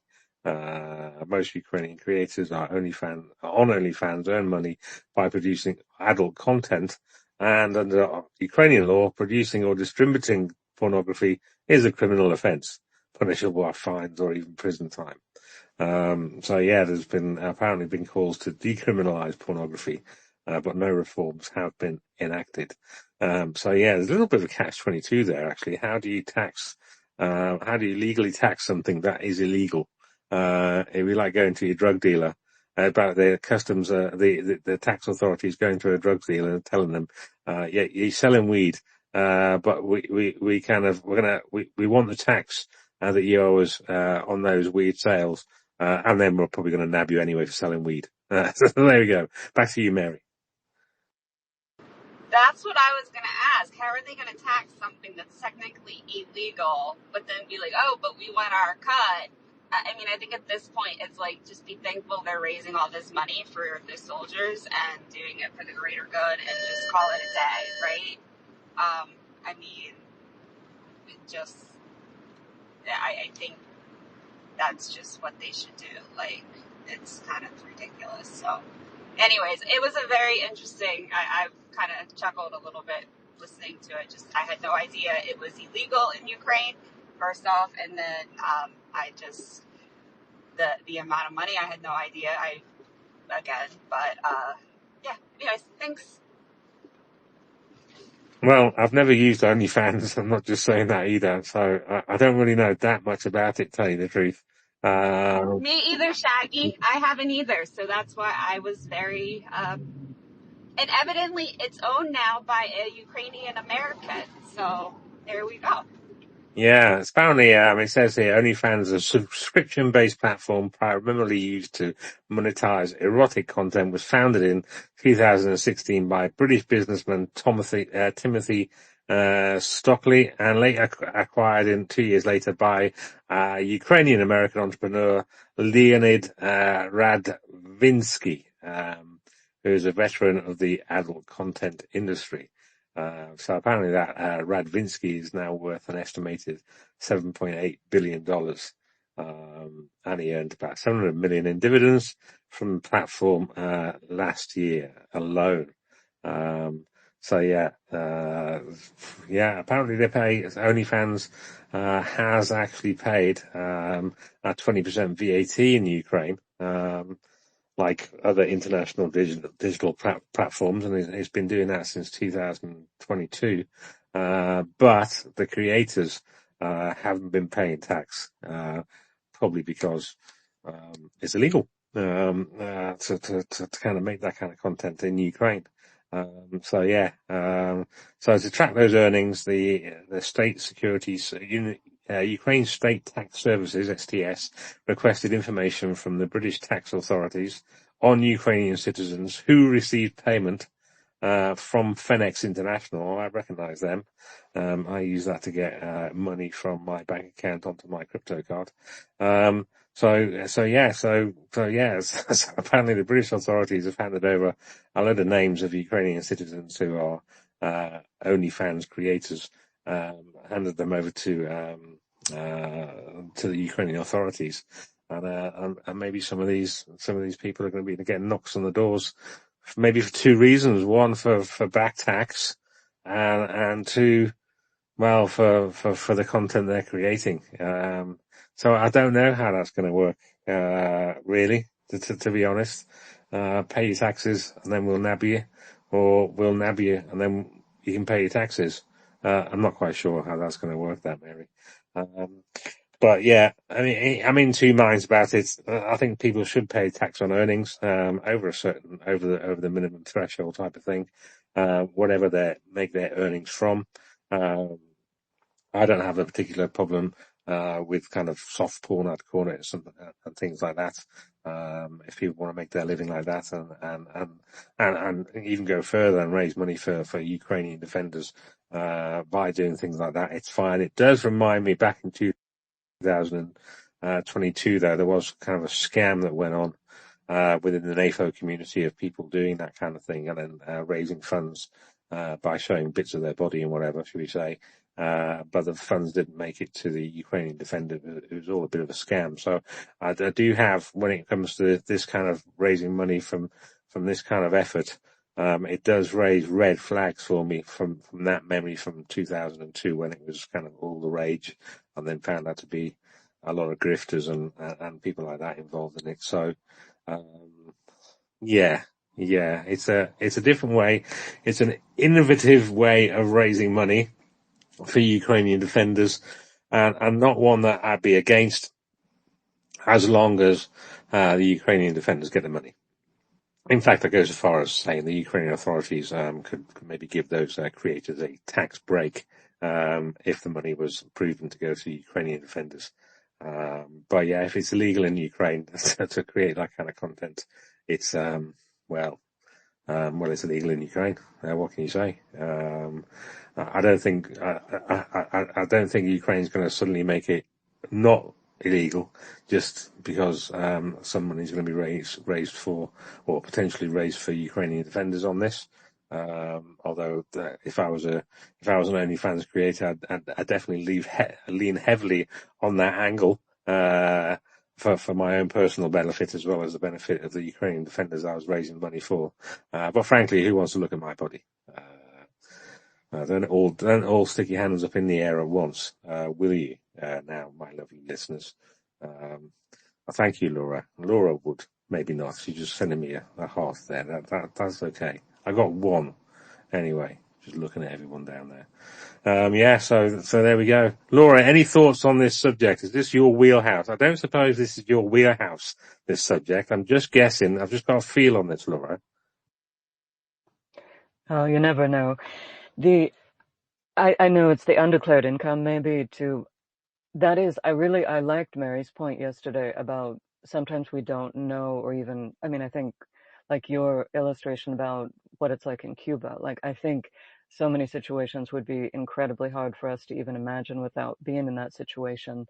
And their reason for not allowing pornography may go way back into things of like, oh, you have no idea like why we have to do that, and the corruption involved. And of course, in the United States, there's horrific exploitation of people whether it's because we have laws or we don't have laws, and it's such a complicated issue, I gather. But yeah, the idea of like, well, why don't we just let them, if they, yeah, sorry, I'm trying to explain, like, if the Ukrainians see it as kind of a lawlessness, they just can't accept. It's interesting. They're like, well, you just have to pay taxes.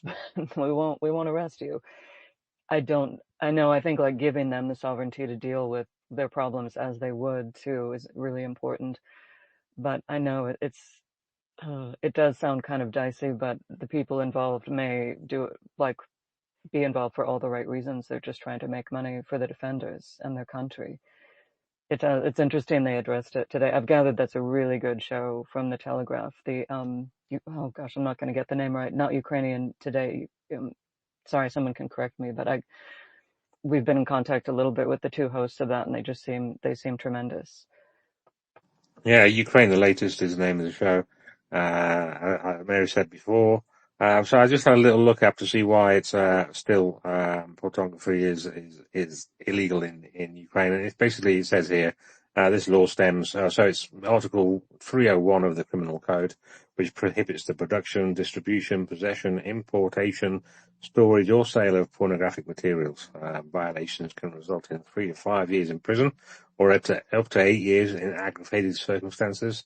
With interpretations of the word pornography, potentially criminalizing even consensual sharing of nude photos between adults. So it's very illegal. Basically, they're very tight laws, and the laws stem from post-Soviet codification in the 1990s and 2000s, which inherit conservative Soviet-era attitudes towards obscenity, but not directly from USSR statutes.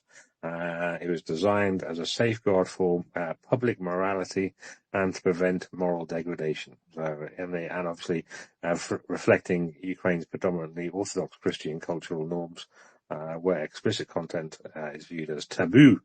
Religious aspect, together with historic laws, pre the Maidan and all that kind of stuff. So probably similar to the laws on same-sex marriages and all that kind of area.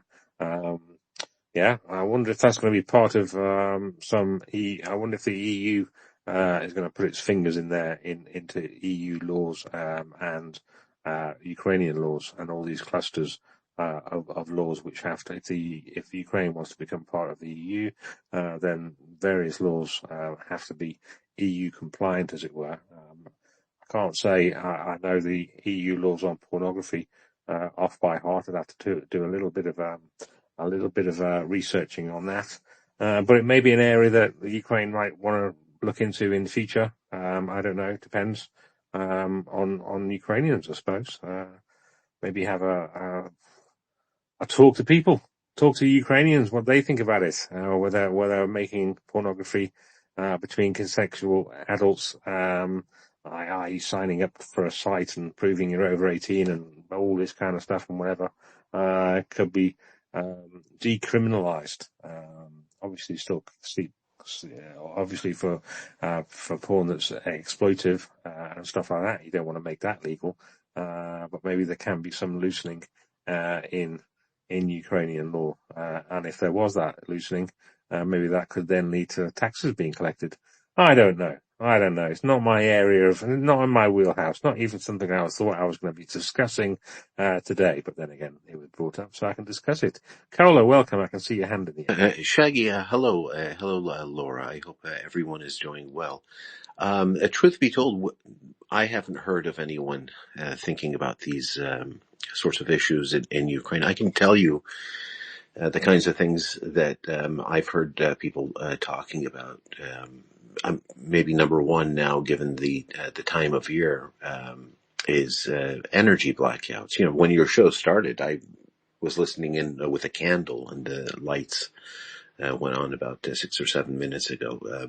We have rolling outages nationwide, and because that also impacts heat, there are serious survival fears. People are thinking about these kinds of things. Younger people, they're thinking about serving. The government's thinking about manpower issues. obviously the drone and missile strikes. People are thinking about that. Ordinary people are thinking about the economic issues, hyperinflation, job loss.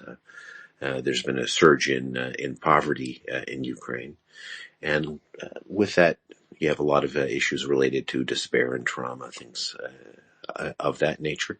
And of course, people are very vocal about discussing government matters.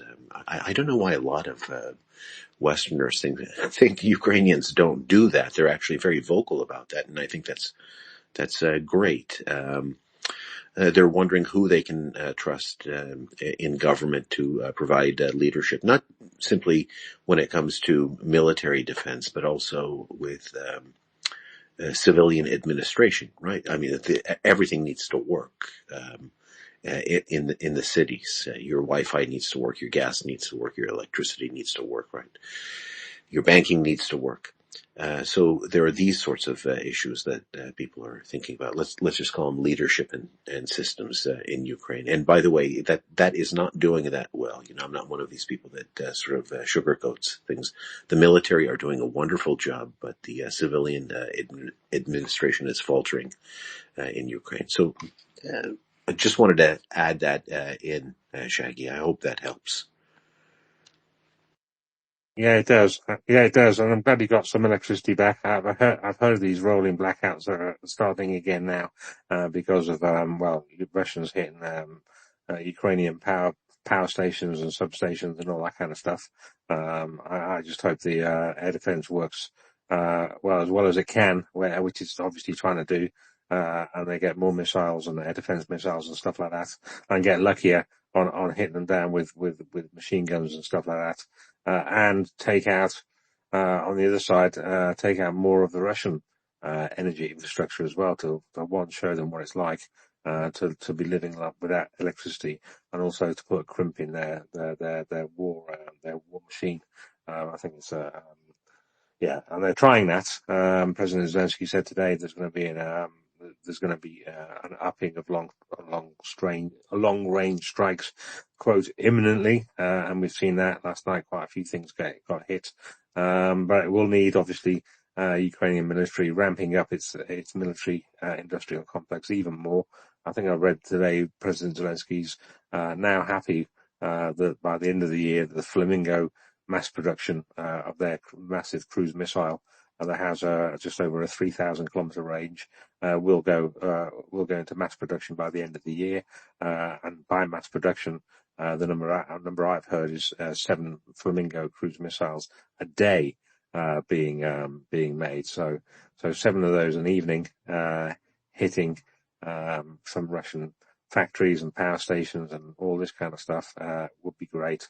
A great thing to happen from a Ukrainian perspective, and cause a lot of damage going into Q1 next year. On this particular subject, I had a little look at it. So apparently there was a 2022 petition calling for the decriminalization of pornography in Ukraine. It got 25,000 signatures, but President Zelensky rejected it, citing public morality protections.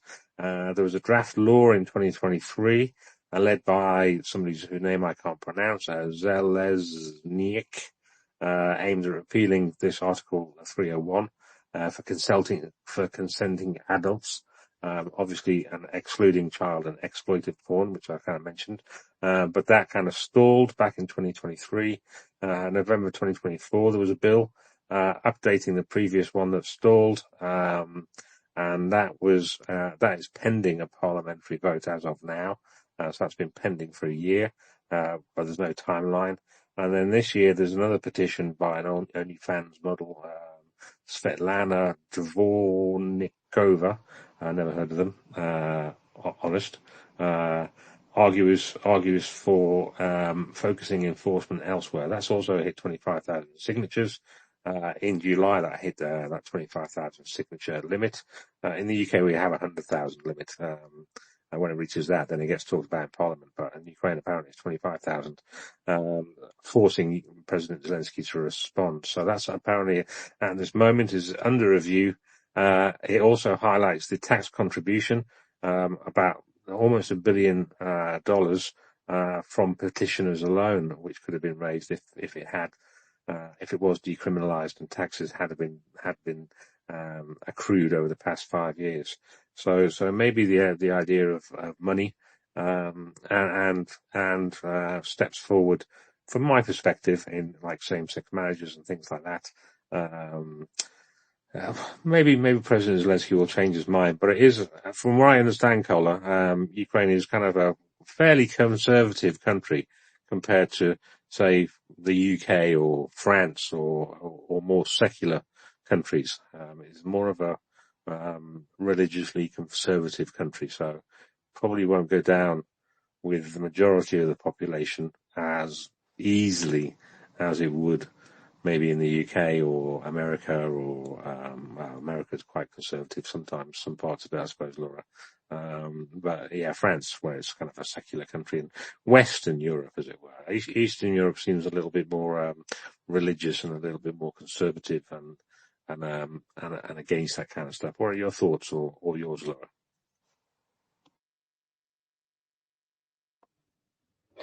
Oh, and definitely, I wanted, if Kola could respond to,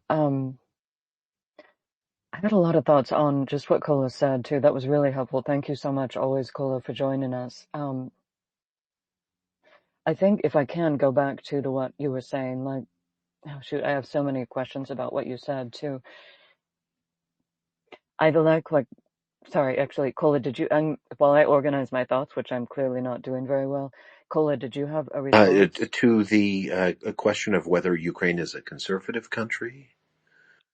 Yeah, more, compared to like more Western Europe. Eastern Europe, I find, is a bit more kind of religiously conservative and more conservative in their ideas on pornography and stuff like that. No, I wouldn't say that. I wouldn't say that. I would say that their views on these sorts of social issues are closely aligned with Europe, maybe among older people in Ukraine. But yeah, I would say that they have more liberal tendencies in Ukraine. To be frank. I don't see a lot of people going to church, older people generally, but yeah, I hope that helps. And that's not a scientific answer. That's just my observations over the years. Yeah, actually, that does make a lot of sense because in a lot of other countries in the world as well, it's got kind of normally the older folk who are the more religious, and the younger folk, younger generations are kind of less so. So it would make a lot of sense that in Ukraine it's the same as well. Yeah, so maybe it has got some legs there. These petitions, and maybe President Zelensky will listen to the younger generation. But after all, Ukraine is trying to win this war and will win this war, and it's for the younger generations. So they're gonna be the leaders in the future. So their voices need to be heard. And yeah, what you were saying before about civil society in Ukraine, Kola. Yeah, I've definitely noticed that actually. There's a lot more civil society. There's a lot more discussion, stroke arguing, but we'll leave it at discussion that goes on in Ukraine. It's very they're very forthright in putting forward their opinions. Ukrainians, I find, which sometimes That's makes a good me thing, Shaggy. Incidentally, yeah. that is a good thing because it shows that people want to be participants in how government serves them. We're not talking about military defense now. Ukraine's military is doing a wonderful job. We're just talking about how the local governments are handling things all over Ukraine, and people talk about that. You know, I talked to a couple of Americans in Ukraine about that. Even on my page, I posted that the civilian administration was not as efficient as it should be. I put an electric bill that I had to pay in Ukraine on my page recently, and it took me about 2 weeks to pay that because of just maladministration among the authorities. So that sort of thing needs to be corrected. Incidentally, that does impact the war effort. You know, People need to be able to do things smoothly and efficiently. So we're talking about these sorts of things, and with the winter approaching, certainly the energy blackouts, that's front and center, because for obvious reasons, people have survival fears when it comes to that. Yeah, exactly. Yeah, when I'd be worried about energy and heating and all that kind of stuff this coming winter if I was in Ukraine and in Russia actually. But if I was in Russia, just don't give a shit about me. But in Ukraine, it's a whole different ball game. Yeah, I mean, I definitely have come across Ukrainians having an opinion. That's what I will say, and sometimes I've had to argue and push back a little bit as well. But just because somebody is Ukrainian doesn't mean to say that everything that comes out of their mouth is accurate or a decent opinion. I got myself into a bit of trouble sometimes for arguing with a Ukrainian, but I was arguing with a Ukrainian with the arguments that I'd heard from another Ukrainian. So in effect, it was two Ukrainians arguing together about the same subject, and that happens. Obviously, it's going to happen in normal discourse. So I normally kind of listen to what the person's argument is rather than their differentiators, as I call them, whether they happen to be Ukrainian or a man or a woman or a certain religion and all this kind of stuff. Obviously, I'll definitely listen to a Ukrainian because Ukrainian, I'll give them the time of day and listen to their arguments. But it doesn't necessarily mean I'm going to agree with all of them. Just like I don't have to agree with anybody's arguments. If I disagree with it, fundamentally disagree with it, but I will definitely give them the time of day. But it's something, this kind of the change of the law there, what I think about it doesn't really mean anything. I've got my opinions, but ultimately, these things are domestic Ukrainian issues, which they've got to sort out themselves, between themselves, and either get the law changed or the law stays the same, and that's on them. Yeah. If somebody asks me my view, I'll let them know what it is, but it doesn't mean to say anybody in Ukraine has to listen to it and accept it beyond the fact that accepted it is my opinion. They can do what they like, which is what any country should do. Any country's laws should be made up by the citizens of that country and nobody else. Everyone has, well, the right to stick their oar in if they want, but they don't have the right to, or they don't have the right for an expectation to be obeyed, as it were. So only Ukrainians can, via democracy, sort out their own laws. And if, so good luck to them on that. My hope is that some monies are raised through that kind of activity, should we say, that help Ukrainian defenders, and maybe give people a living, and maybe, aren't criminalized and stuff like that. If it's harmless fun in effect, between two consenting adults, the offerer and the viewer, as it were. But yeah, as I was saying, way outside my wheelhouse. Brad, I can see you've come up now.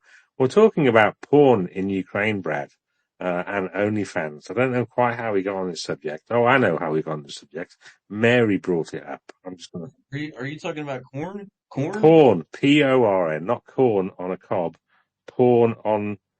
Because apparently there was some talk about OnlyFans in Ukraine, or OnlyFans creators in Ukraine, trying to raise money for Ukrainian defenders. Except the only problem with that is that pornography in Ukraine is illegal. So while OnlyFans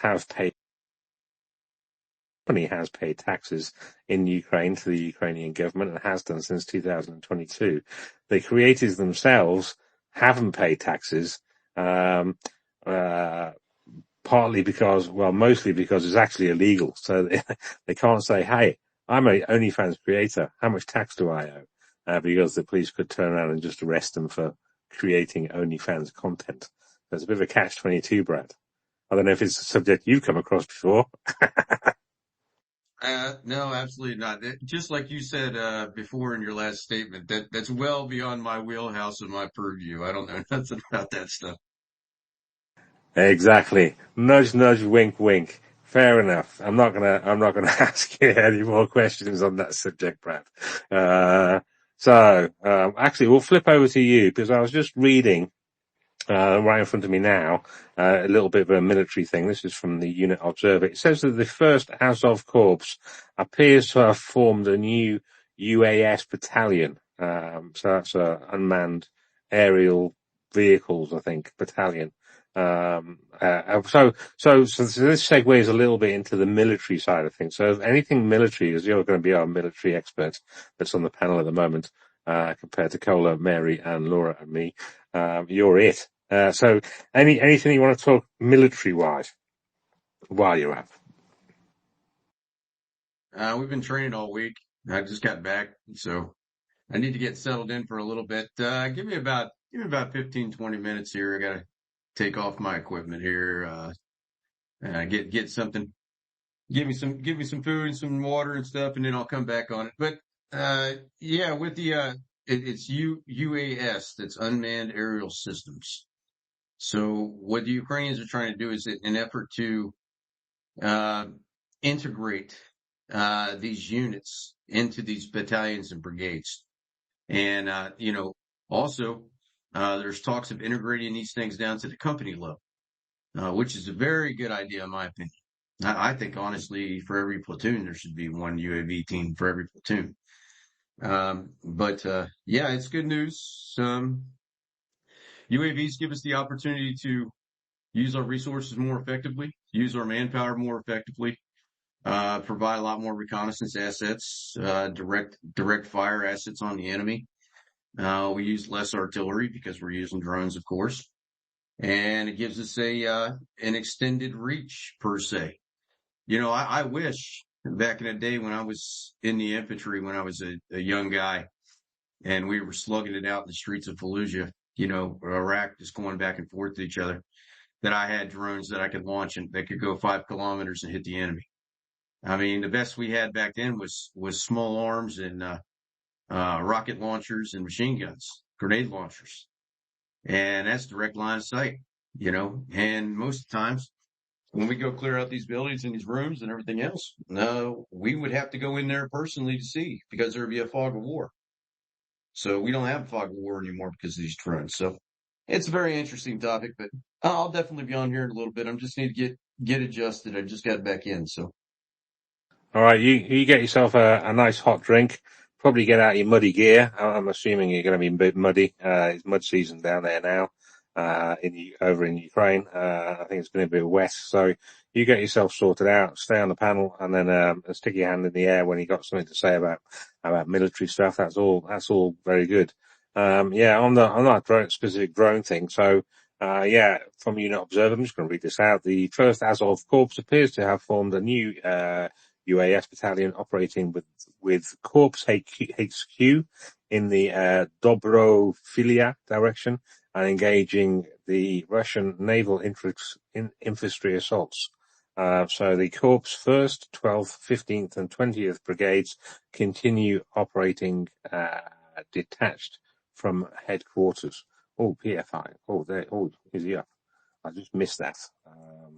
Thought I saw he might be popping up on the panel any second there. So yeah, and I'll just read a little bit from the first Corps of Azov's website, so at Azov_media. So the elimination of occupants with drone strikes and FPVs near Dobrofilia.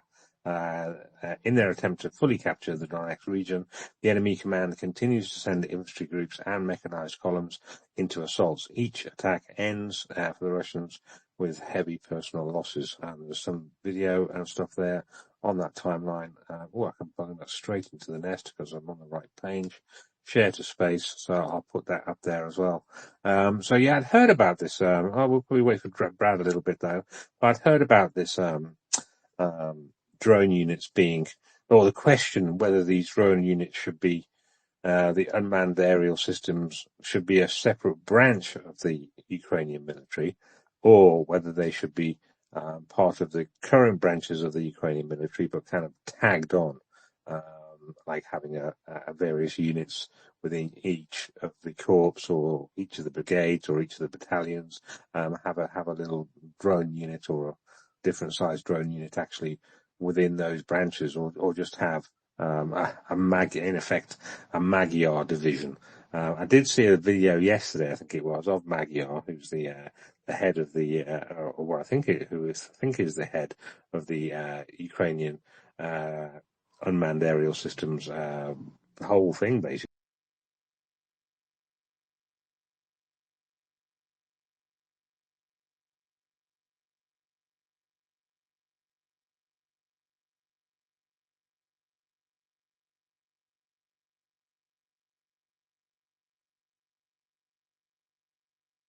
Seconds. That didn't take so long.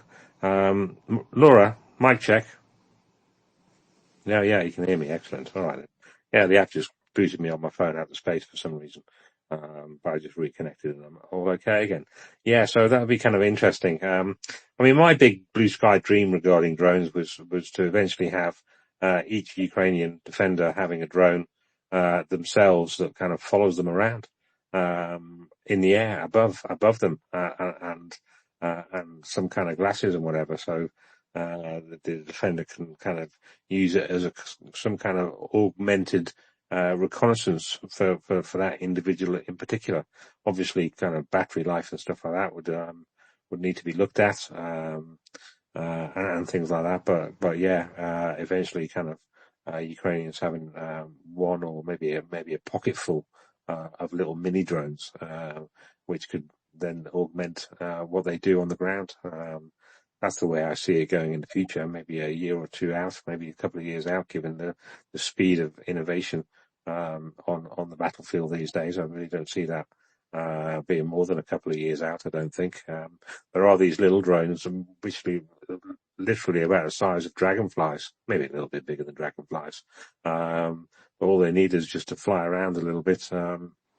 And they're definitely helpful. As Brad says, it's a lot easier if you know what you're coming up against, with a drone being in your eyes rather than sticking your head around a corner, and getting it blown off or whatever. If you just stick a drone around the corner, or above a building or into a building and stuff like that, definitely very, very handy. But the Russians are thinking of that as well. Just hope the Ukrainians get there first. Any thoughts on drones, Laura, while we're still on this subject? I never thought of that. The idea of each person having a personal drone is fascinating, very creative, and maybe that it may be obvious to you guys of thinking about that technology and how quickly it's changing. And Brad's point, thank you so much, Brad, for joining us. Yeah, your contributions the other day too. I keep thinking about those, and I had more questions. Thank you so much. Yeah, no, I like that idea. I mean, as long as it's safe and there aren't unforeseen consequences, the idea of each person having a personal drone is very interesting. Thank you. Yeah, I mean, to me, it just makes sense because, I mean, you're wandering around not that I've been in the military or anything, but you're wandering around, and for situational awareness, it'd be kind of, well, you've only got your own eyes, and you've got your mates to the side of you and stuff like that, but it'd be really handy if you could have a kind of a broader vision, a broader situational awareness, and therefore, with the advent of drones these days and becoming more and more ubiquitous on the battlefield and getting smaller and smaller and stuff like that, the battery's getting better, so they can fly longer. It just kind of makes sense to me that, um, in effect, every soldier, well, should be up to NATO standards. It's not. It's been one of my calls for forever, basically, is for Ukrainians, Western allies, to equip every Ukrainian soldier as they would expect to be equipped themselves and are equipped in the UK and in France and in Denmark and all our countries. I don't really know why. Ukrainians, I don't know why after 3.5 years, Ukrainians aren't equipped, as they would be, if they just walked out and kind of graduated or whatever you call it out of, boot camp in the UK with a proper NATO helmet, the NATO gun, the NATO everything, basically, everything NATO standards. Because it does seem to me that Ukraine's doing the best it can, but the best it can isn't up to NATO standards, and that's where we should step in. And it's been 3 years. No excuses. I mean, first year possibly excuses, but zero excuses now. It's been long enough. Helmets, uniforms, guns, all the stuff that an infantry person needs, plates, whatever, you name it, the bags that you attach to yourself, that you put things on, and sleeping bags, all this kind of stuff that we seem to be, as individuals, as volunteers, raising money for, should have been sorted out by now by our governments.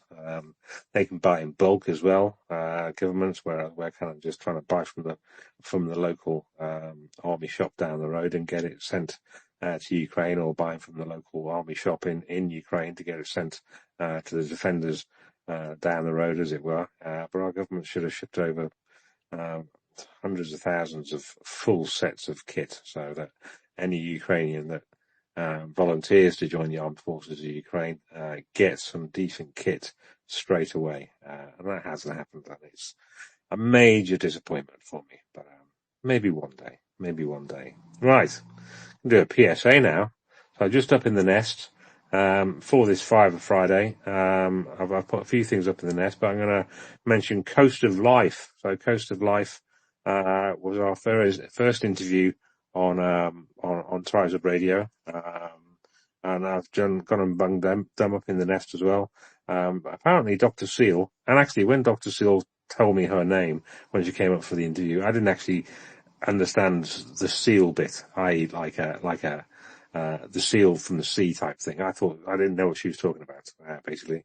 I heard something else. But now I realise her name is Dr. Seal because, well, it's the SEAL division, isn't it? I should really have figured that out at the time, but it wasn't until the next day after the interview had ended, and I was listening back, that I realised what she actually called herself.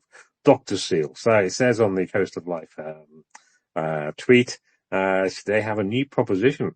Hats, NAFO hats. So, you can get yourself for a donation of $40, which is 8 Fiver Fridays, if my mental maths is good enough, and I think it is, plus shipping.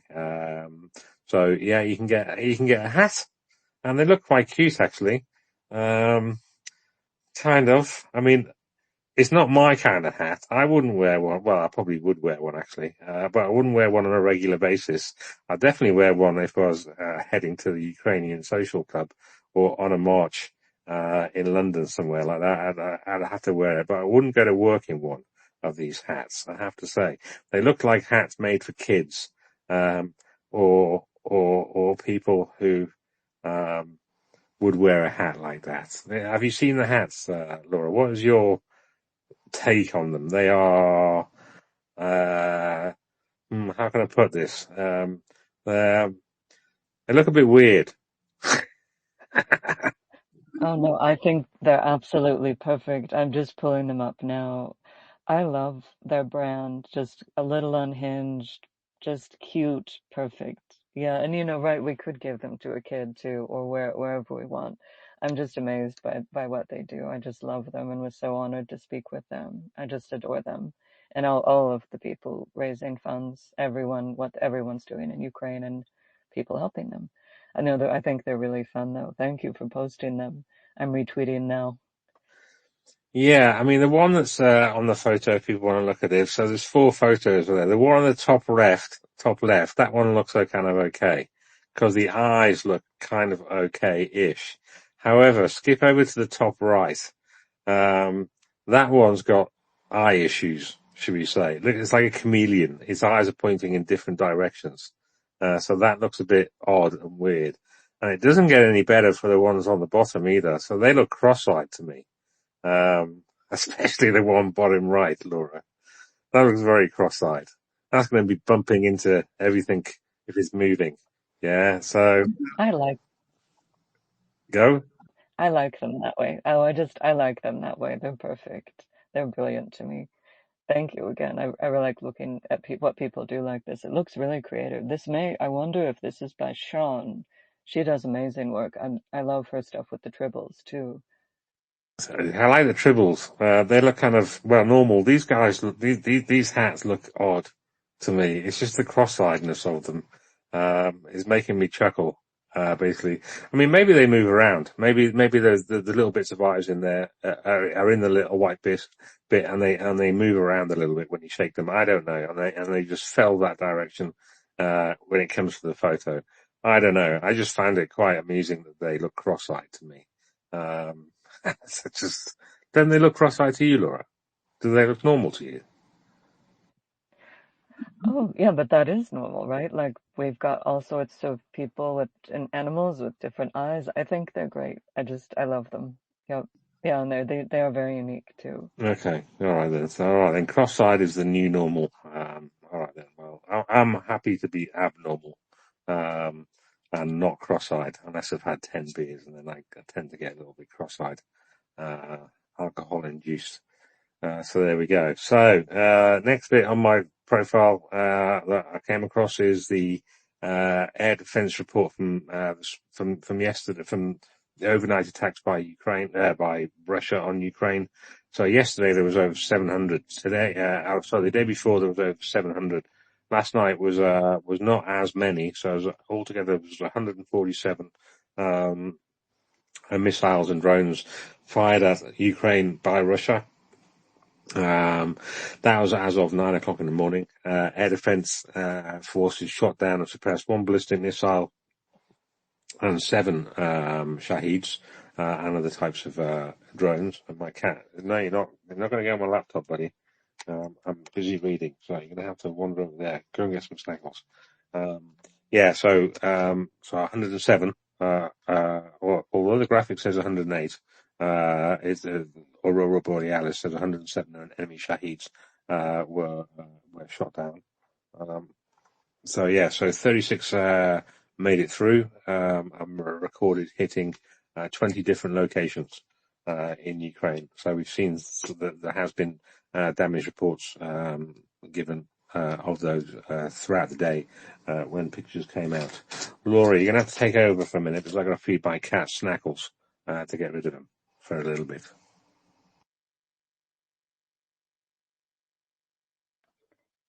He sounds really fun, or she.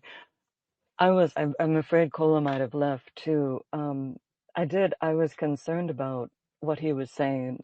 And of course, like the things that the Ukrainians are worried about are probably they don't have power. And some of the economic things he was talking about, that there's more increased poverty and fewer jobs, that it made me think about some of the questions I had for people in Ukraine. And we've been, and it was kind of the exchange you guys had, Brad and Shaggy, about how long can this go on? How long will this go on? And I keep thinking of what some of the senators here are proposing, where our senator from Louisiana, Senator Kennedy, had that idea and proposed it very powerfully, I thought, on the floor of Congress, the Senate. And he was saying we should give Ukraine all the frozen assets to buy weapons to basically destroy all of the oil refineries in Russia and all of the weapons production plants, which is very bold, I think. And is that something we really need to push for now? Because this idea, can we just assume Ukraine will be fine, just grinding on, whether it's economically for the civilians? And it's obviously nothing is fine about the situation. But when Brad comes back, I'll try to follow up with them. And if Cola's still around, I know he has great ideas on just the overall situation too.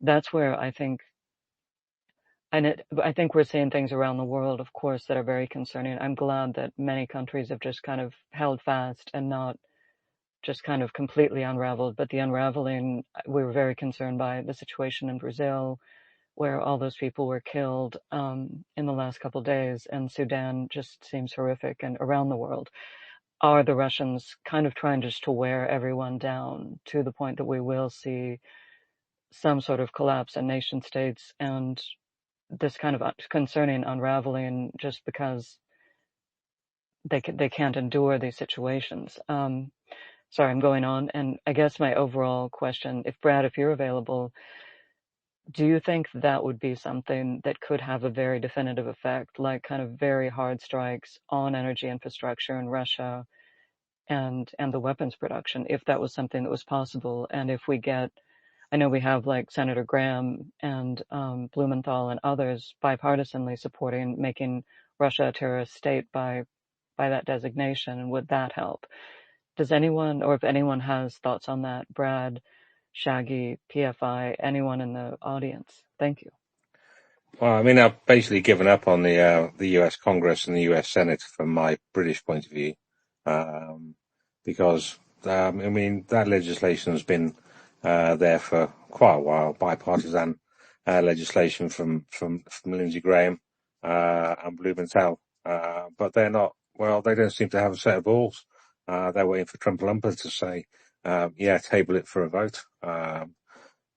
And it's not really up to Trump-Lumper. It shouldn't be up to Trump-Lumper to tell the Senate what bills they should table for a vote or not. But it seems to be the way. So it seems to me that the US Senate is controlled by Trump-Lumper, in effect, and the US Congress is controlled by Trump-Lumper, in effect, because you got the Speaker, Mike Johnson, who's not putting things to a vote, and what I understood, he weren't even swearing a new congresswoman. So for me, from my British point of view, it's like there's a bit of a lack of democracy going on in the States at the moment. There's this talk of this legislation, and yeah, it'd be wonderful if it became law, but it's not going to become law anytime soon because it's not even allowed to be brought to a vote in those two houses of Congress and of the Senate, even though there is overwhelming backing for those pieces of legislation. The people who are in those in the Congress and the Senate just haven't got the balls to bring it to a vote and then to get it to President Trump to either sign or not sign.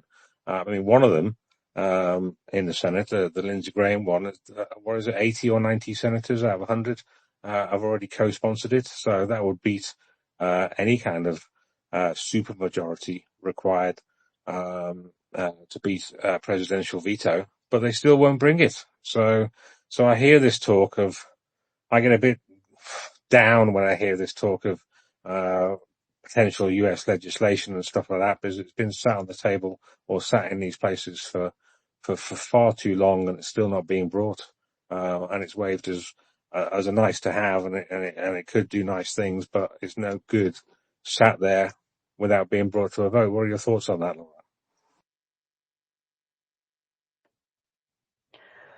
I think some of them are newer, and I feel like we can't give up. That I definitely understand the cynicism. I do. I think though, if we give into that too much, and I understand like, well, use our resources for something else that might be more effective from Europe, and Europe, of course, is critical. But I feel like and I know I said that before too, I feel like we might be very close in getting where we've had these new sanctions on Russia, and I know that's not perfect, but I feel like there are key people where, and it's maybe not even that many individuals, but people who have power, whether it's, I liked the, Beset, oh good, I'm sorry, Nature Girl, I just saw you come up too. It took a while for you to get up. Thank you so much. I was about to say to try again. Sorry again for the interjection. But I do, and I feel like we can't give up and just keep pushing, particularly anyone, but for people in the United States, I feel like we could be seeing some shifts. And I think because the alternative is so horrific, right, too, of like, so we're not sure what the agenda is, but maybe they're just going to let it continue until something breaks for Ukraine and they just divide up the world. I mean, these are horrific times, I believe. But no, I really do feel like we might be getting somewhere. I think there are, I'm so sorry, I'm not saying his name right. Our Secretary of Treasury, Besnat. Sorry, I'm not saying it right. I'll correct myself. But people like that, I think they have ideas that are about freedom and justice that I feel like we can continue to pressure them. The congressmen that are in our corner, it's so logical. I feel like we just have to keep pushing. Yeah, I mean, I agree. It's kind of up to Americans to push American representatives because, well, nobody else from the rest of the world can do that. But I'm just saying that from my British perspective, it's like, well, okay, you pushed a lot of the senators to sign on to Lindsey Graham's and Blumenthal's legislation, and 80 to 90 have, and it's still sat there, not being brought to a vote. And that just drives me kind of potty. The same in the Congress as well. Apparently there's an overwhelming support and people that call their congresspersons, but then you got Speaker Mike Johnson, who just won't do it. Okay, you've got a shutdown and all that. So it just seems more delays. Definitely don't give up. That's not what I'm saying. Um, uh, but yeah, I don't know what the solution is, other than to let democracy do its thing, and let these pieces of legislation come to a vote. I see a lot of pieces of legislation kind of proposed, trumpeted, and then most of them don't even make it through the committee stage. And even if they get through the committee stage, I can't remember any of them actually making it into law. For a very long time, which is kind of sad from my perspective, because the US could help an awful lot by passing legislation and stuff. Because, as I mentioned before, a lot of countries don't listen to Europe or don't listen to the UK and don't listen to anybody else apart from America. If America says jump, a lot of countries jump. If America doesn't jump, a lot of countries will just not do anything and won't take notice of the other countries like the other countries and group of countries like the EU or the UK or Australia or whatever. If we say something, would you please be nice, and they just stick two fingers about us. If the US turns around and says you will be nice or else, they've got a bigger stick. So that's why we rely on the US a lot. Maybe in the future we won't have to, because the EU will become big and more powerful. But at this moment in time, countries like India and China definitely seem to listen to the US a hell of a lot more than it does in Europe, and therefore that's why we're reliant and on the US and Trump-a-lumpa saying yes. And obviously we can't really rely on Trump-a-lumpa that much. I'm glad he's put these sanctions on Rosneft and Lukoil. But yeah, as usual in this war, we'd like more. We could all do more, and hopefully more will happen. So yeah, and that's final thoughts on that. Do you want to bring in next subject, Mary? Because Laura, because I've talked quite a while now. Oh no, and I saw Nature Girl. Did you want to speak? Yes, sure. I think there might have been others ahead of me. No, you can shoot. I can't see any hands. Nature Girl, so you go. Fire away. Sure thing. I guess kind of goes along with the Trump policy. It's something I've been wondering, and I have not heard discussed in any other spaces. I feel strongly that, Ukraine should retain every inch of Ukraine, but yet I'm not there. I'm an American, and it's not really for me to say what, Ukrainians themselves should decide. I was wondering if anyone knows if there's been a shift in Ukrainian public perception about peace negotiations or peace settlements, whether, it's still strongly felt that, they should fight for every square inch, or like Trump seems, and I hate Trump, by the way, like Trump seems to be pushing, to settle along the current front lines. I just was wondering what the actual Ukrainian sentiment is, as far as that goes.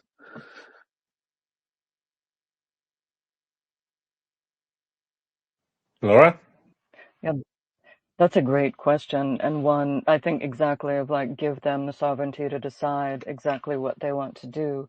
My impression, and I think Brad, I think again, or PFI might have great ideas, and anyone listening, I think that's really important to know also, like, what is it that the people want? I think Brad said something last time that he feels like they're not going to give up. They're going to try to get all of their land back, that it's not going to end. But I don't want to mischaracterize what you said. Shaggy, have you, it would be interesting, like, where do we go for that source too I think that's a really important question. PFI? Okay, can you hear me all right? I'm using a different device. Yeah, 5x5. All right. Well, I actually asked this question to a number of my comrades in the military while I was serving. And one particular young lady, drone pilot, wonderful heroine of Ukraine. She told me about her story. Her family is in Luhansk, and they can't be retrieved. So she was very, determined to help liberate our territories. And I think that it's different for Ukrainians who live in more western parts of Ukraine than Ukrainians who are, under occupation. So I think that I would imagine, and I have heard that Ukrainians that are under occupation, their families that are not under occupation, they want them liberated. So yeah, it's a really good pertinent question, and I believe that a large portion of Ukrainians want to liberate their families, and I think that it's it's a good thing. It's the right thing to do. Yeah, that's the impression I've got as well from looking at the various polls that have come out. And there are a few. There's polls by Gallup, there's polls by KIIS that have asked this kind of question, and there does seem to be a kind of an east to west split. So the Ukrainians which were able to vote, which doesn't include the occupied territories, but the Ukrainians that are in more eastern and southern parts of the country are definitely more into the idea of liberating the whole of Ukraine back to the 1991 borders, as I call it, not the 2022 borders, but full liberation of all Ukraine, including Crimea. But the further west, maybe those less affected by what actually happened in the east of Ukraine, and maybe not having as many family members under occupation, or who've had to leave their homes and things like that. They're slightly more into the idea of a negotiation of a land for peace settlement type of idea, but it's still kind of heavily skewed towards people in Ukraine kind of wanting Ukraine in total liberated. And it kind of fluctuates throughout the years as well. So when things are going great for Ukraine, or seemingly going great for Ukraine, then there's definitely more for full liberation. And when things are not going so great, when things are on hold, when monies don't come, or munitions and stuff like that don't come forth, then there's a little bit more pessimism and more of the idea of, well, maybe you need to give up a little bit of land for peace type thing. I know what my view is, but as I said, it's up to Ukrainians to decide. Katinka, I can see your hand in the air. Hi from Germany. I just read a post from Brune, and she, or he, I don't know, wrote that electric and hybrid cars are prohibited on the Kerch Bridge. Why? Could somebody explain me why are they afraid of electric cars? I edit the post under the space, so if you want to read it by your own. So please explain me, somebody who is more educated than me. I'm just trying to dig out a post which was in reply to somebody today who mentioned this, because their post was. I got an answer. I got an answer for you.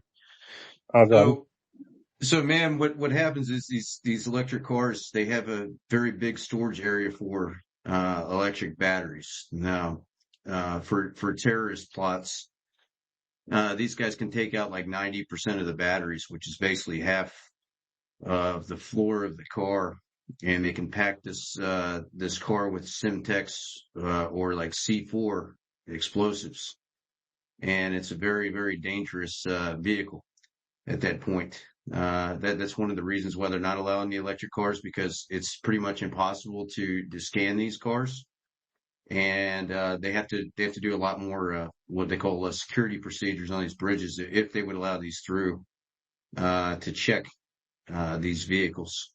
So it's more of a anti-terrorism measure. That's what they say with that. Thank you. yeah, exactly. I just found the post. Oh, I'm looking on the wrong tab. So yeah, I saw a post this morning from Raging 545, which basically had a picture of an electric car battery, which was taken out, and it basically says Russian authorities found an electric vehicle with several dozen kilograms of explosives reportedly at a checkpoint in the area of the Crimean Bridge. This more or less shows Ukraine has the bridge as a priority and is adapting and trying new techniques to blow it up, which is kind of what Brad was talking about then. However, I remember that picture that Raging 545 mentioned, and yes, indeed, those pictures were and it wasn't from a recent incident on the Crimea Bridge. Those particular pictures that this user posted on Twitter this morning were from August the 18th incident. And I found the exact pictures that were used in that. And basically, back on August the 18th, a Chevrolet Volt car was loaded with 130 kilograms of explosives, and it arrived in Russia from Ukraine after transit through various countries. And basically the 130 kilograms was a Finnish-made, thank you, Finland, Finnish-made synthetic explosive, in foam form, which was poured into the battery compartment of the hybrid car. And unfortunately the Russians managed to figure that one out. So maybe as Brad was saying, electric cars, yeah, I mean, you only need a little bit of electricity and maybe a small battery to be able to, especially if it's a hybrid one, to get it from A to B and to drive over the bridge, and the rest of that can be pumped full of this Finnish-made synthetic explosive in a foam force. So some people were saying that it was to do with electronic warfare and therefore electric cars and hybrid cars, because they've got a lot of electric stuff in there. They'd be susceptible to the electronic jamming that's kind of allegedly kind of on 24/7 on the Crimea Bridge. I'm not quite sure I believe that. I think it's more to what Brad was talking about is basically the electric cars, maybe having some of their compartments filled with explosives, like the August the 18th incident that occurred, that unfortunately the Russians found out. But Scouts may have got some info on this. Scouts. Sorry, you caught me eating lunch. Sorry. So I don't know if it's, I don't have much comment about this. I really appreciate what Brad said. It was very helpful. But I was just going to comment, been listening to comments about what's happening with America and how come the bill isn't coming along. I had one more comment, unless we've already moved on from that. What would you like to do? No, we're fine. We'll carry on with that one, Brad. Scouts. So the thing to understand, I've come to the conclusion, I'm in the United States and I keep an eye on all the activity that's happening in regards to Ukraine support, and of course not all, the best I can. And I'm afraid this is not great news to say to this forum, but we always want to be frank with what we have here. America and Congress and Senate are completely distracted by the government shutdown because of the disagreement about the funding of the budget. And everything that's happening communication-wise is about communicating and fighting with each other about who is going to take the blame and finally give in. And that's been going on for 40 days, and I don't know when it's going to stop. But unfortunately, it's almost like occasionally when the Gaza situation pops up, Ukraine goes to the background. I'm afraid Ukraine is not on the mind of a lot of Americans right now. You have to keep the focus worked in that area. And I just wanted to say, unfortunately, that's the reason I believe there's not been very much movement on that bill. I also think that the reason that he's Mike Pence, and I've been in communication, when I say communication, about 4 levels removed, I'm sure, with his office, is I believe that he's leaving it as leverage for Trump to use for negotiations.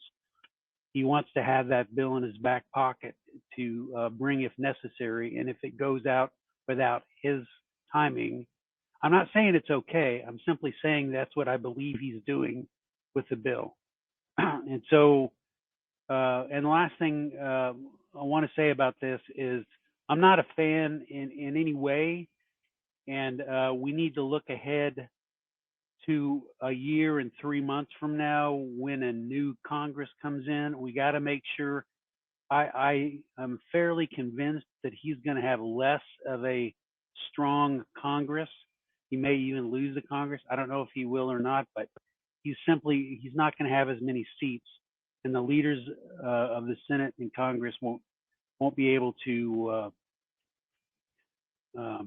bend to the will quite as quickly with Trump. So we need to be looking forward to some changes in the next election, which is a year from next month, and then there'll be some changes. And 2 years after that, Trump will be gone. I hope so. Well, that's the plan. I mean, he can't run for an election.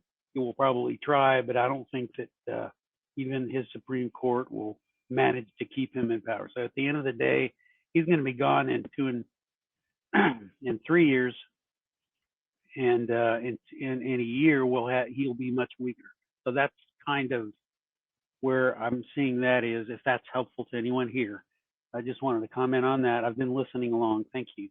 I appreciate this group and the civility of it. Thank you, Sir Shaggy and Laura and others who do this work. Thank you. Yeah, thanks a lot, Scouts. And yeah, that was good colour you added there. It made me think of a few things to talk about as well. And I agree with you as well. What's going on in America with Trump and ICE and government shutdown and SNAP payments being cancelled and blah, blah, inflation and all this kind of stuff. Yeah, I mean, it is understandable that the average American's kind of slightly distracted by that.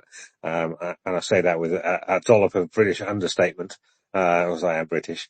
So I do understand about that, but yeah, and as you say, it is kind of important for Americans to try and one weave their way through that fucking nightmare, basically, as well as trying to help Ukraine as well. So the old adage does ring true. You've got to make sure your own oxygen mask is fitted first before you're helping others. And more and more Americans seem to need an oxygen mask at the moment due to what Trump and his regime is doing with regards to tariffs and increased prices and God knows what else as well that he's done. So I do understand it from that point of view. It is disappointing, obviously, from a supporting Ukraine point of view, but it is understandable.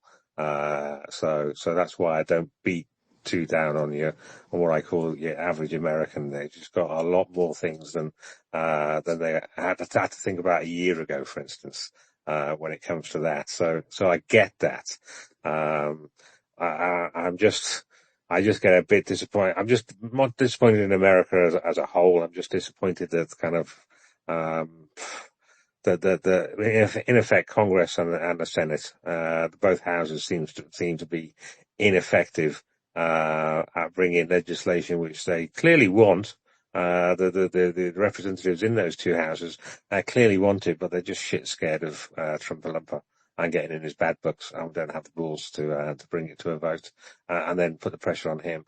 I also think while it's a bird in the hand is worth two in the bush, so I think actually Trump would be better off having these pieces of legislation passed. At least one of them, I think, the ones to do with Russia, they basically framed it so it's up to him to decide whether the president to decide whether once passing the laws, whether he enacts those laws or not, and to what degree. So it's a bit like at the moment, without it being passed, he's got the bullet casing, i.e., the actual laws written, as it were, but there's no ammunition. There's no grains of gunpowder in there yet until they've actually been passed, and then he signed it, and then he can stick the bullet, as it were, in his pocket and fire it whenever he wants. Because at the moment he can't fire it whenever he wants because it hasn't been passed yet. So I do think it would be behoved onto him to actually get some actual bullets in his pocket rather than this control freakery he's going through and putting pressure on people. On the midterms coming up, I did have a little look into this, and I'm in a Signal group, and I always think about, okay, what would have to happen in the Senate and what would have to happen in Congress to make Trump irrelevant, i.e. supermajorities, a Senate supermajority and a House supermajority. So in the Senate, you'd need basically 67 voting for a piece of legislation. whether they be Democrats or nice Republicans. I don't care. But you need 67 in the House. You need 290. So if we're looking at it from a purely kind of Democrat Senate point of view, considering that a supermajority would require 67, and currently there's 47 Democrats in there, that would mean, in theory, on paper, a swing of 20 Senate seats to the Democrats. And here's the crux of this: in this next upcoming election, next November, I think it is, there's only 35 seats that are up for grabs, that are up for election. 22 of those seats are held by Republicans at the moment, and 13 are held by Democrats. So basically, the Democrats would, to get them to become democratic, and I'm not saying that all of them need to be democratic for them to vote on this legislation, but for them to become all democratic, basically all of them that are up for election in November would have to flip, and that's kind of a non-zero chance, but not looking very, very likely. In the House, the Democrats hold 215 seats, and the Republicans hold 220. So a super majority there, you need a swing of 75 seats. And the largest ever in history was in 2018, when there was a 52 seat swing. Now that's just looking at it from a Democrats are going to vote for Democratic stuff and Republicans aren't point of view, and that's not in reality how it actually happens. But just from that point of view, while there is a non-zero chance of both houses swinging to a supermajority supporting Ukraine point of view. I think actually, on some of the legislation, there already is a supermajority, i.e. those 80 to 90 senators in the Senate who want to pass the Lindsey Graham's legislation, but are too shit scared of Trump London to do it. Scouts, any thoughts on what I've just yacked on about? Yeah, just a couple of things. To note. What we have to do is understand that a supermajority is not an objective that's likely to happen in a year and 3 months or whatever in the next election. I agree with you that supermajority is not going to happen. However, you don't have to have a supermajority to shift power, okay? What happens, the person who's going to get the pressure, understand that every 2 years, the Congress has to reelect itself. So there's going to be a huge, everybody's got to be reelected every 2 years. And so Senate's only every 6 years. The reason it's important is because Mike, Roberts, the Speaker of the House, is the guy that has been sympathetic to Ukraine in the past, and he has to fight with all of those people, his house, to keep it in order, and so they're going to all be up for election in 2 years in the House of Representatives. The thing to understand is there will be a shift, is what I'm saying. So let me conclude with my point. Yes, Sir Shaggy, we're not going to get a supermajority, but also, yes, understand that there will be a change, and Trump is going to lose, and Mike Pence is going to lose seats in the House, which will make it harder than ever to hold off things that the Congress wants to do. Trump will recognize this, and being a populist as he is, okay, will shift his center of gravity as well. Okay, he doesn't just do what he wants to do. He does.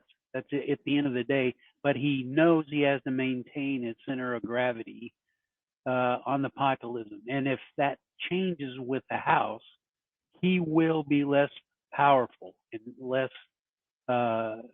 So the reason I'm telling you that is because that's what we need to hope for as far as Ukraine goes. Just tie it all back to Ukraine.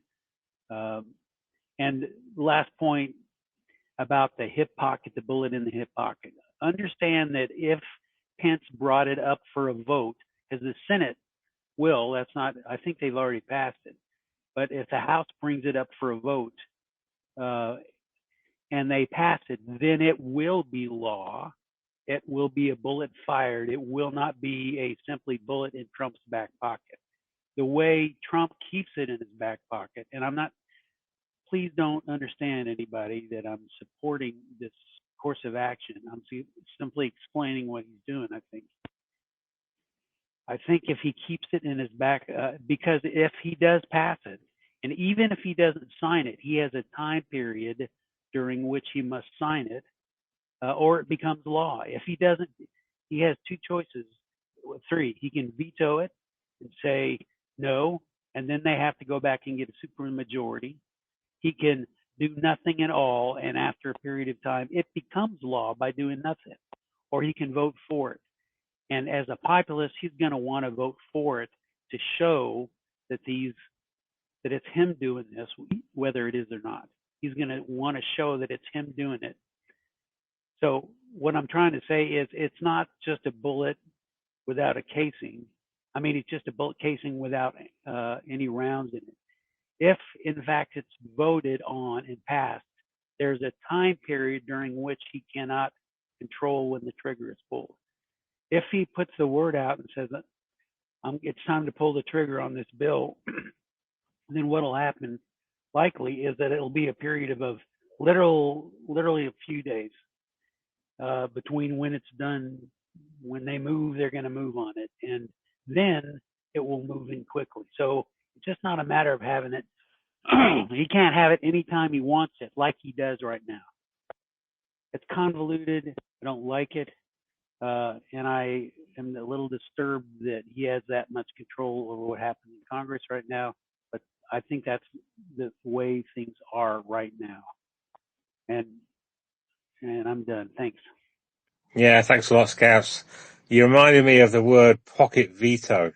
So I had a little look at that, and you're right, in that, and I just brought it up now. So if Congress and the Senate pass the same law, basically, the president has 10 days, excluding Sundays, to act. And if no action, then yeah, it becomes law automatically. That's known as apparently constructive approval. The bill is enrolled and deposited with the archivist of the US as law. This has happened around about 1,000 times historically. So this kind of thing, it does happen. However, Congress can get in the way. So if whoever the speaker is, so Speaker Johnson, if he's still there and still the speaker, if Congress adjourns, sine die, i.e. within 10 days, that triggers what's known as a pocket veto. And if the president does nothing, then the bill dies. So it kind of depends, whether Congress is, adjourned or not, in the game of politics there as well. So, the 10-day clock starts ticking when the bill is presented to the president. If the 10th day falls, then it extends to the Monday. So yeah, it can become law without his signature, as long as Congress isn't adjourned, is what I understand. Have I got that kind of right, the Scouts or Laura or anyone American?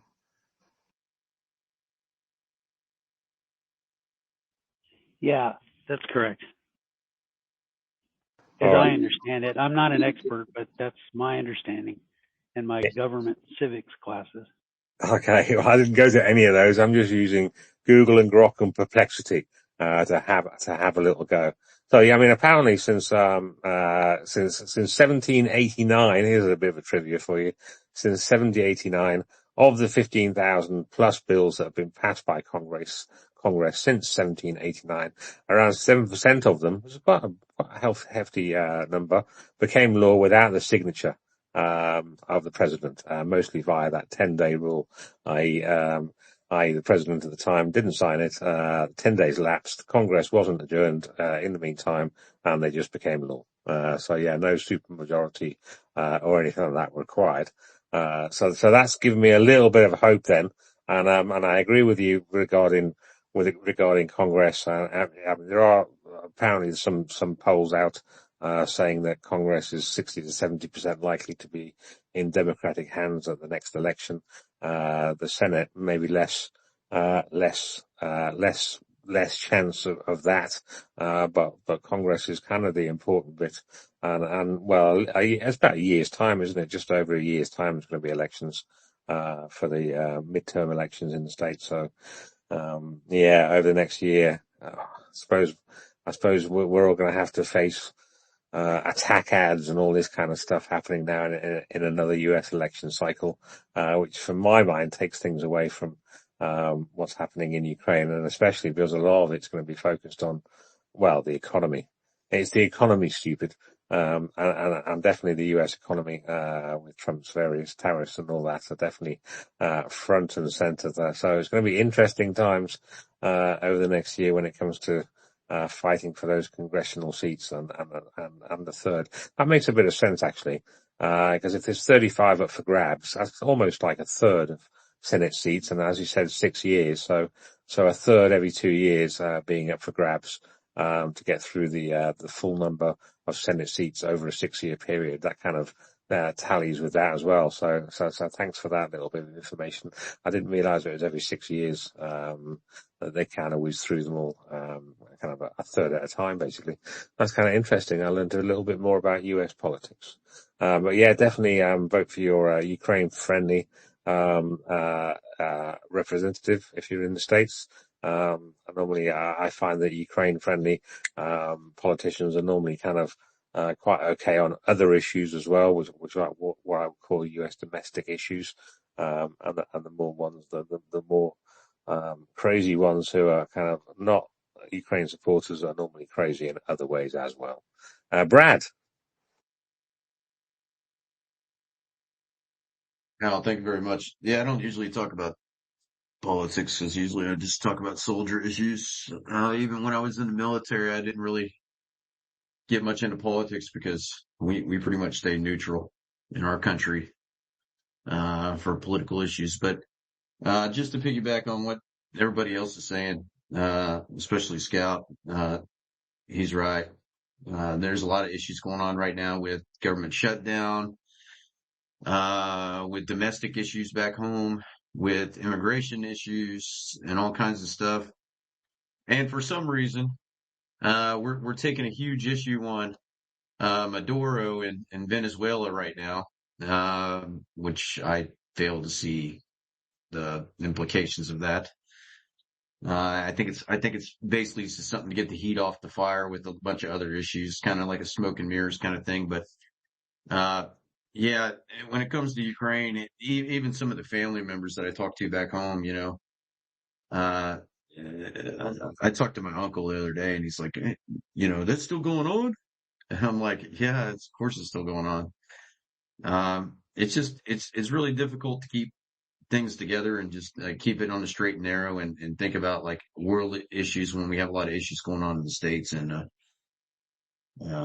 there's a lot of people that are about to lose assistance programs. There's a lot of people that are about to lose a lot of money. There's a million government workers that haven't been paid in a month. So yeah, we're absolutely right about that. And, I'll tell you one thing, like, we have to get things straight back home so we can get on the straight and narrow and start thinking about our worldly issues again. Yeah, fully agree with all that as well.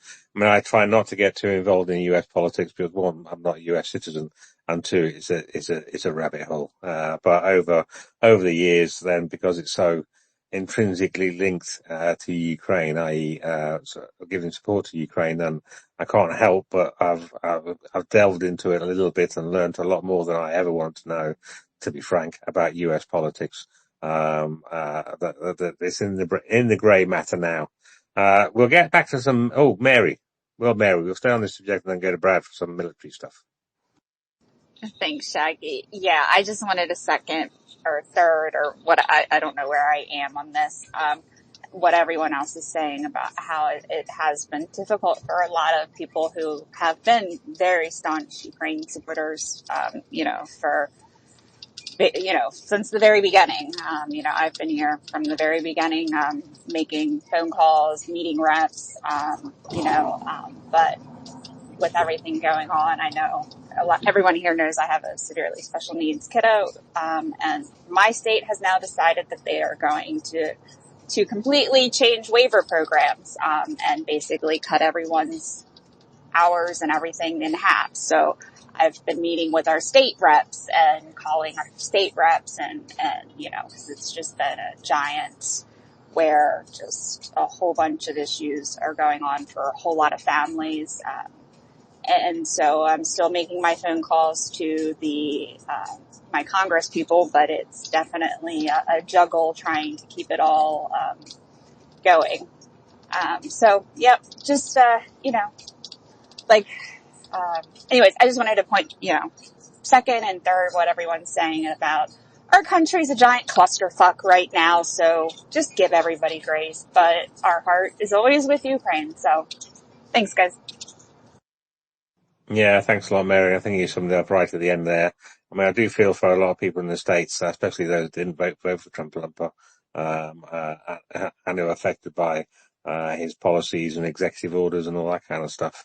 It's definitely distracting from what people would like to concentrate on, which is getting ahead in life, and going with the norms that have happened before and the expectations that have happened before, and trying to help Ukraine at the same time as well. So I can understand some or in some cases quite a lot of distraction from that when your own life has been turned kind of relative degrees of upside down because of what's happened politically in your country. Right then, so kind of off US topics now. Well, kind of still slightly on US topics. So there was that we were talking about electric vehicles in bridges on the Kerch Bridge, and I think that's to do with worries by the Russians of some parts of those electric vehicles, like back in August the 18th, filled with a Finnish foam explosive, which I'd never heard of. But anyway, that looked kind of quite good. I hope that happens. And so there was some talk of it being, there was so much electronic warfare or anti-electronic warfare kit on that bridge at the moment that maybe it would interfere with the electrical parts of cars and hybrid cars.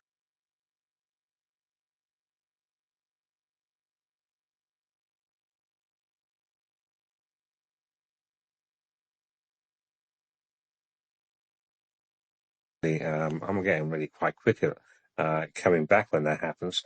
So the other thing that I've just come across now, Brad, which is kind of interesting. So this is from CNN, and it shares a post from CNN, which basically says CNN report confirming the Pentagon's approval for transferring Tomahawk cruise missiles to Ukraine. And the Pentagon is apparently saying that this wouldn't deplete US stocks. Although President Trump still holds a final decision on whether to send them or not. So that's kind of an interesting move from the Pentagon, considering, well, who's in charge of the Pentagon, Hegseth, and considering Colby, what's his name? Colby some or other, Elbridge Colby, who does not like NATO, I can tell you that. So yeah, I still don't know if it's this kind of red herring though with these Tomahawk cruise missiles, because the launchers for them, it's usually boats or submarines, I think, isn't it? So yeah, I mean, I'd rather see things like, I don't know, what is it called, the Barracuda and JASSMs, given now, because they can be launched from planes and stuff that the Ukrainians have got, whereas, the Tomahawk can't at the moment. Any thoughts on this potential of now this movement from the Pentagon? Do you think it's more just words, knowing that Trump, or getting the feeling that Trump is still going to say no, and they're just saying, well, we'll say yes, so it's not our fault, in effect, smoke and mirrors, or whether there may be something into this, things have moved forward a little bit, Brad, or Scouts? Well, these Tomahawk missiles require launch systems, just like you just stated. You can't just put this thing on a rail and launch it. It's not made that way. You need specialized launch systems. Usually these things are launched by ship, submarine, or ballistic carriers like B-52 bombers or B-2 bombers or other things like that. These things aren't traditionally launched from a fighter jet. All right. So the thing that I would ask is are we going to send the launchers with the actual missiles? There are a couple old systems that we designed back in the late 80s, I believe, that have like launch capability for ground-based systems for Tomahawks. At this time, the Ukrainian Air Force does not have the strategic capability to launch these missiles from aircraft. We don't have the aircraft that can actually launch these types of weapons. And we definitely don't have the sea-based equivalents to mount these kind of devices. So the other thing about the Tomahawks, these aren't the best top-of-the-line Tomahawks that are out there. These are old generation, probably 1 and 2s, probably Block 2s, Block 3s. And these things, they're not as reliable. This falls under the general theory of how the weapons have been delivered to Ukraine so far. We deliver pretty much the way I can explain this. It's pretty easy to explain. It's kind of like garage sale stuff. Okay. Most of these missiles and everything have shelf lives to them. They have a standard shelf life. I don't know exactly what it is, maybe 20, 30 years. So we're sending stuff over here, like with a lot of the equipment that we send over here. It's at the end of its shelf life or close to the end of its shelf life. And either we dispose of these pieces of equipment or weapons or ammunition, or we just send them to the Ukrainians. And one last thing I'll say, and I'll open it up to the panel here.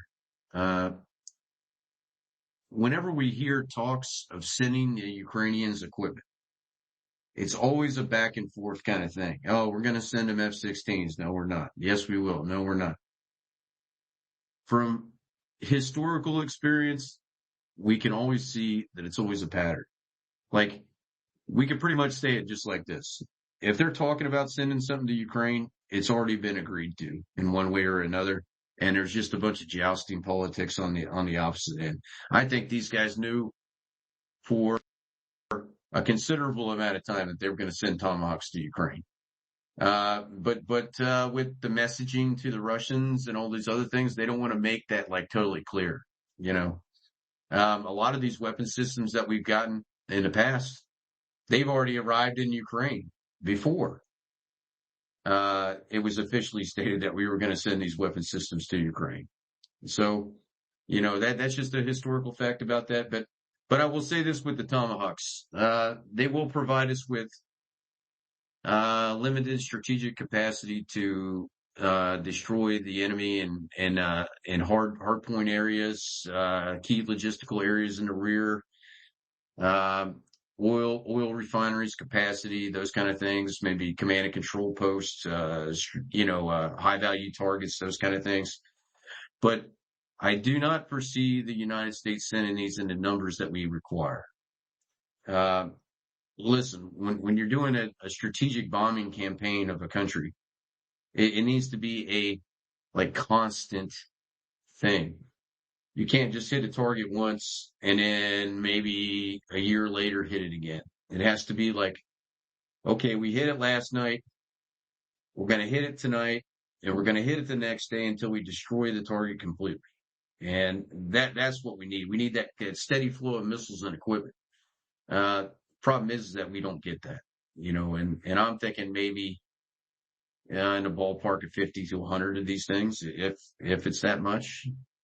But at the end of the day, like, Ukraine is kind of stepping up on this because they're actually improving domestic production of Flamingo missiles and other kind of ballistic systems, to, kind of complement the, donations from the West. So that's just my opinion on it. I'd like to hear what everybody else has to say. Yeah, thanks a lot, Brad. Scouts. Yeah, that's a really good perspective, and I want to offer just a little bit. I agree with all his information, and I just want to give you a little different perspective for use for this reason. I know he's been on the ground, knows exactly what's happening there. And my experience is more at the larger scale unit level on the ground too, but not like his. But basically, I was in operational planning at larger scale levels there. And here's what I would use it for or recommend. Basically, there's a bunch of people that are right now trying to plan on how to use these rare asset of these missiles when they come in. And I would use them in I would recommend using that they use it in one of three ways. One, that this is not going to be an everyday weapon that Brad and his crew are going to be using, just like he said. I agree with that. He's not going to be using it widely or for any particular long scale mission. They're going to hold that in reserve for very careful times. So one, they're going to save some of those missiles for very key targets and opportunistic targets where we know certain people, they know where certain people or equipment or large important resources are at a very set time, space and time. And when their intelligence is good enough, you're going to have specific use that they're going to use one or two of those. That's one way I would recommend it, to save those for reserve in that way. Second way I would use them is if you're going to be planning a multiple wave air attack by the Air Forces, that is really deep, where you're trying to take out 10 or 15 or 20% more of the refinery resources or other important sources, and you're using that in concert with other missiles, other assets, other drones, other tools that they have. And I have seen that they're using tools they're not even telling us about. So they're going to do a planning mission that's large scale, and these will be sprinkled and used in complement with those other missiles. And third way they are going to be using those things is in some kind of a defensive reserve situation. It's closer to the front, but it won't be executed by guys like Brad. It'll be executed by people that are larger scale defensive type needs. So if I was recommending it, I would recommend allocating those numbers across those three different kind of uses. And they're probably doing that right now, but I don't know. I don't have any knowledge or information about that.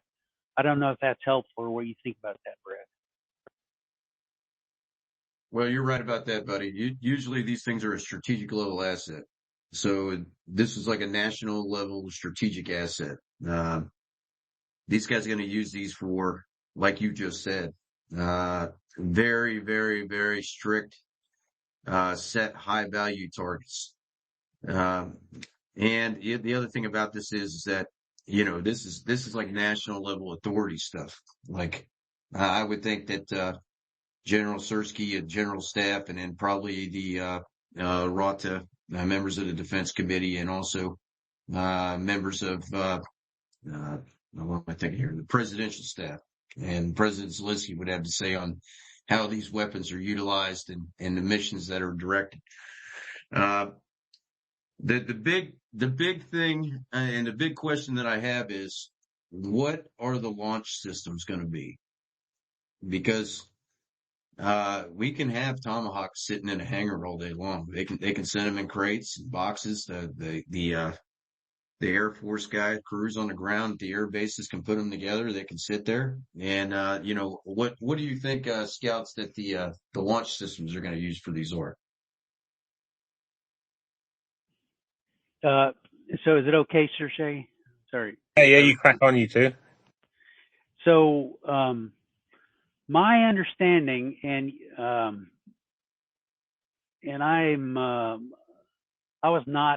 don't have any technical information more than I can or anyone else can pull off on this, but I have been reading about there are some adopted and adapted launch systems, including ground launch systems and including other things that can be used for these missiles that either have been developed or are being developed for this use.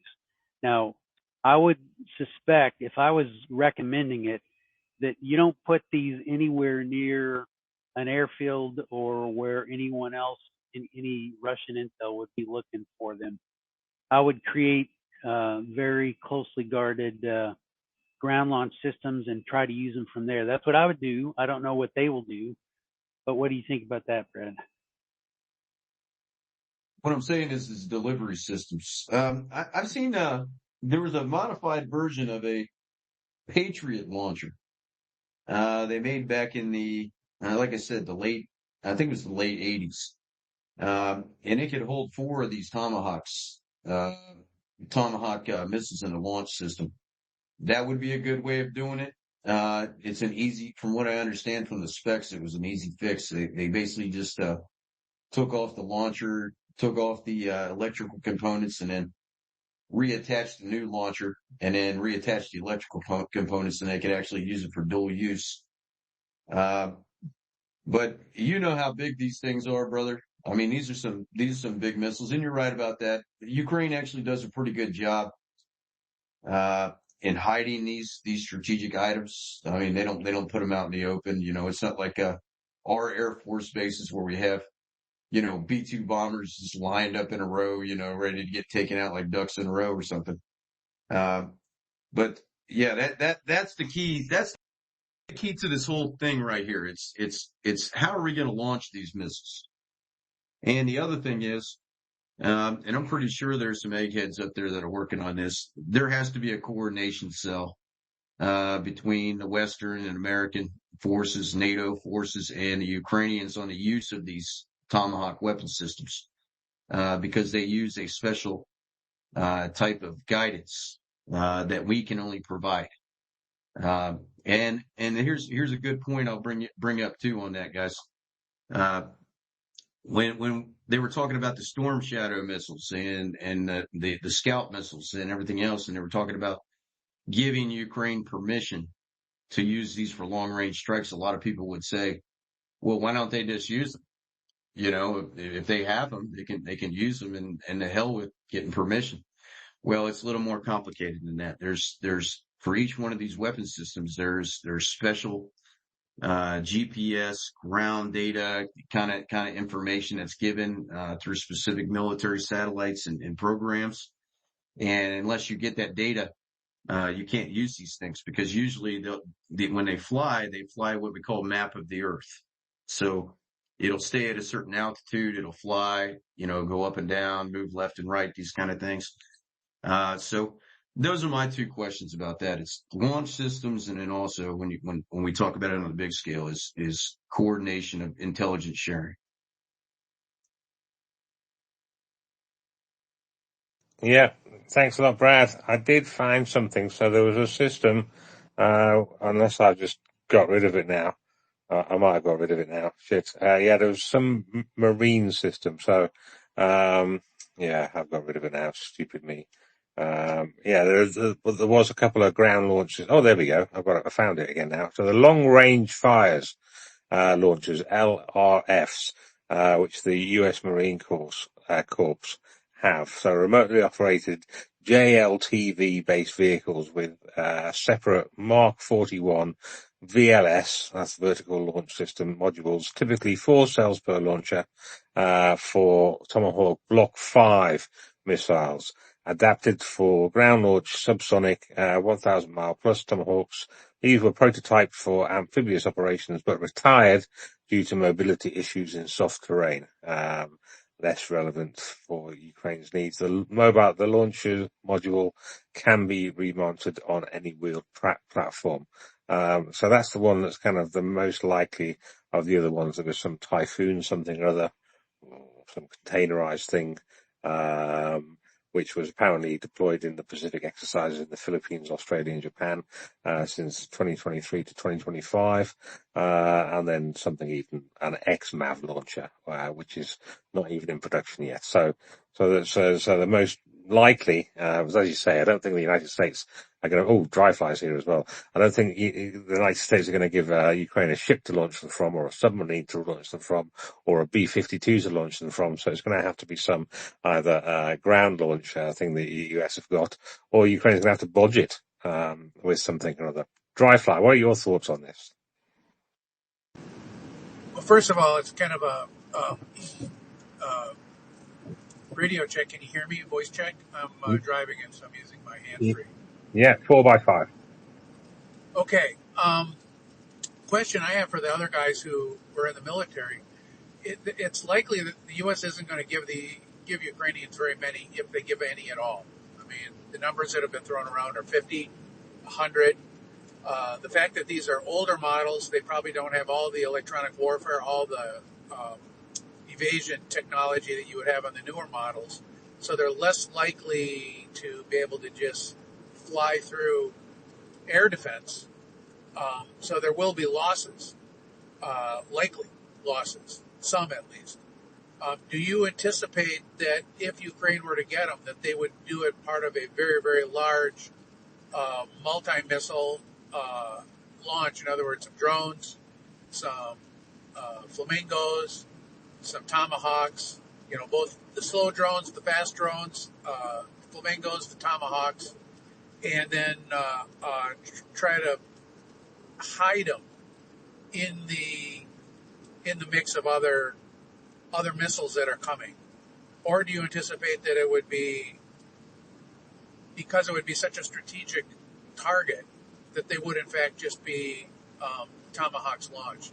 I'm just curious because I've heard a lot of people comment on it, and some have actually said they suspect that tomahawks would actually be not that significant an add unless there is a lot of them. And the point is that when we were taking out assets in Iran, they were saying we launched something like 400 or 500 missiles in a very, very short period of time, just to be certain to overload the air defenses of Iran, which are going to be nowhere near as good as the air defenses of Russia. And I'll listen for replies. Thank you. Scouts? Yes. Hi, Dryfly. Dryfly, I appreciate your comments. Really like your comments also on the economics and the oil stuff that comes up in the overnight for me. So thank you for that. But I wanted to comment. I would say yes to what you're proposing. Yes to almost all of that, and that is yes, they're going to deploy those things very carefully. I think that they would probably include them as a part of a larger mission package. I had said that earlier a few minutes ago. And I also think as far as their use by Ukraine and permissions by the U.S., let me put a hypothetical out there. I don't know how to explain it except to say this. If I'm the U.S.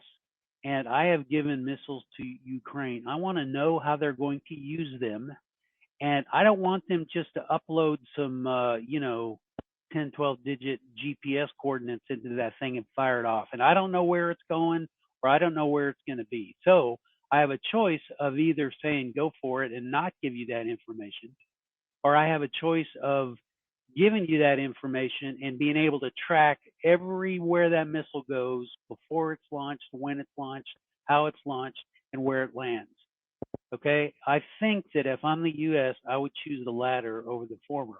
But these are all, hypotheticals that I'm giving you. I don't know what they're going to actually do or why. So, and finally, I think as far as the older or we're going to have some losses. Yes, the point is, and to conclude, I hope I never ever hear what's happening anymore in real time with the Tomahawk missiles till I get a result of a great mass attack or a specific target attack or wherever else, and people are speculating, did they use Tomahawk or some fancy Ukrainian secret team behind the lines, or I want to hear speculation about it. I don't want to hear real action about what they're going to do and what they have done in the mission coming up. That's the best way to approach this. And so any more discussion in great detail about the Tomahawks, I think, is just adding to the mission package that they have available to them. And that's pretty much it from my perspective. Thanks a lot. Yeah, Anything? Oh, go, Brad. it's just another tool or asset they have available. With our current production of domestic ballistic missiles and the missiles that are being sent by the West, we do not have the capability to do a massive saturation strike on Ukrainian or Russian targets. So we have to use these weapons for pinpoint strikes and very strategic targets that have high probabilities of success and also a big impact on the Russian economy, military, and social political structure. So unfortunately, my brother, it's a very good question you bring up, and I appreciate you bringing it up. We just do not have the capability at this time to produce what we call like a coup de grace or a catastrophic strike that would end the war in one blow. With this mission with Ukraine, it's more like death by 1,000 cuts, and that's what we're doing every day.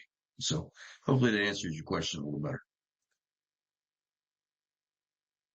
Thanks a lot, Brad. Laura, I can see your hand in the air. You made it back up.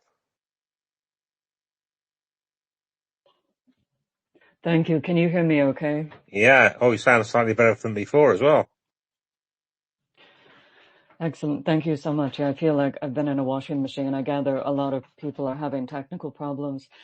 This is absolutely uneducated, but I saw Nate Vance post, and he's really funny sometimes, so I'm not sure if he was kidding, but he showed a ground launcher for the Tomahawk, and I have an aggregate from United Media and Naval News that Oshkosh X-MAV, a new self-propelled, this is quotes, a new self-propelled launcher designed for enhanced mobility and survivability on off-road terrain, according to United Media and Naval News. It maintains the missile capacity as the Typhoon, but can operate autonomously and is easier to conceal. It's part of the Oshkosh's new family of multi-mission autonomous vehicles, the FMAVs. And I'm so sorry I was trying to listen so carefully to everything everyone said, so that may have already been covered. But I thought it was interesting United 24 is kind of endorsing that also. So maybe that's kind of in the mix. It does not look like the one that Nate Vance posted. So again, he may have been being funny, but it looked like a viable system also. Thank you so much for everything everyone's contributing. It's really helpful. I really enjoyed the conversation. Yeah, thanks a lot. I've also kind of thought of that as well, what Scouts were saying about kind of maybe using them. I mean, it seems to me because there's maybe only a few, they'd probably get used like Atacams were at the start, and maybe even Storm Shadows at the moment as well, kind of sparingly on really important targets type of thing. And in waves as well, I've thought of that before as well. So I was looking at the speed of the Tomahawks and then looking at the speed of various other missiles and drones that Ukraine has got. And some of the jet drones go about a similar speed, subsonic, to the Tomahawks and like the Flamingo and stuff like that. So yeah, I thought about that as well, kind of sending them in a wave. Tomahawk has some of the jet drones have a ranges of the mid few hundred kilometers, and then you have like the Tomahawk, which is 1,000 plus miles, and then you've got the Flamingos as well, which have even longer as well. So yeah, if you send them off in kind of waves together, that would over saturate air defenses, which are reportedly nearer the border with Ukraine and Russia, and around Moscow and around St. Petersburg, but not that much in other places. So once they get past that first level, that first wave, as it were, or that first defensive air defense thing, then they're kind of, well, they can go off then, and if they're kind of all flying at the same time, then yeah, that would seem to, and all get to a certain place maybe at the same time as well. So maybe you send out some slower slower drones and missiles first of all, so that by the time they're going to be reaching the target, they'll all reach the target at the same time, even though they go at different speeds. Thoughts on that, Dry Fly or Scouts or Brad? Let's go to Dry Fly first.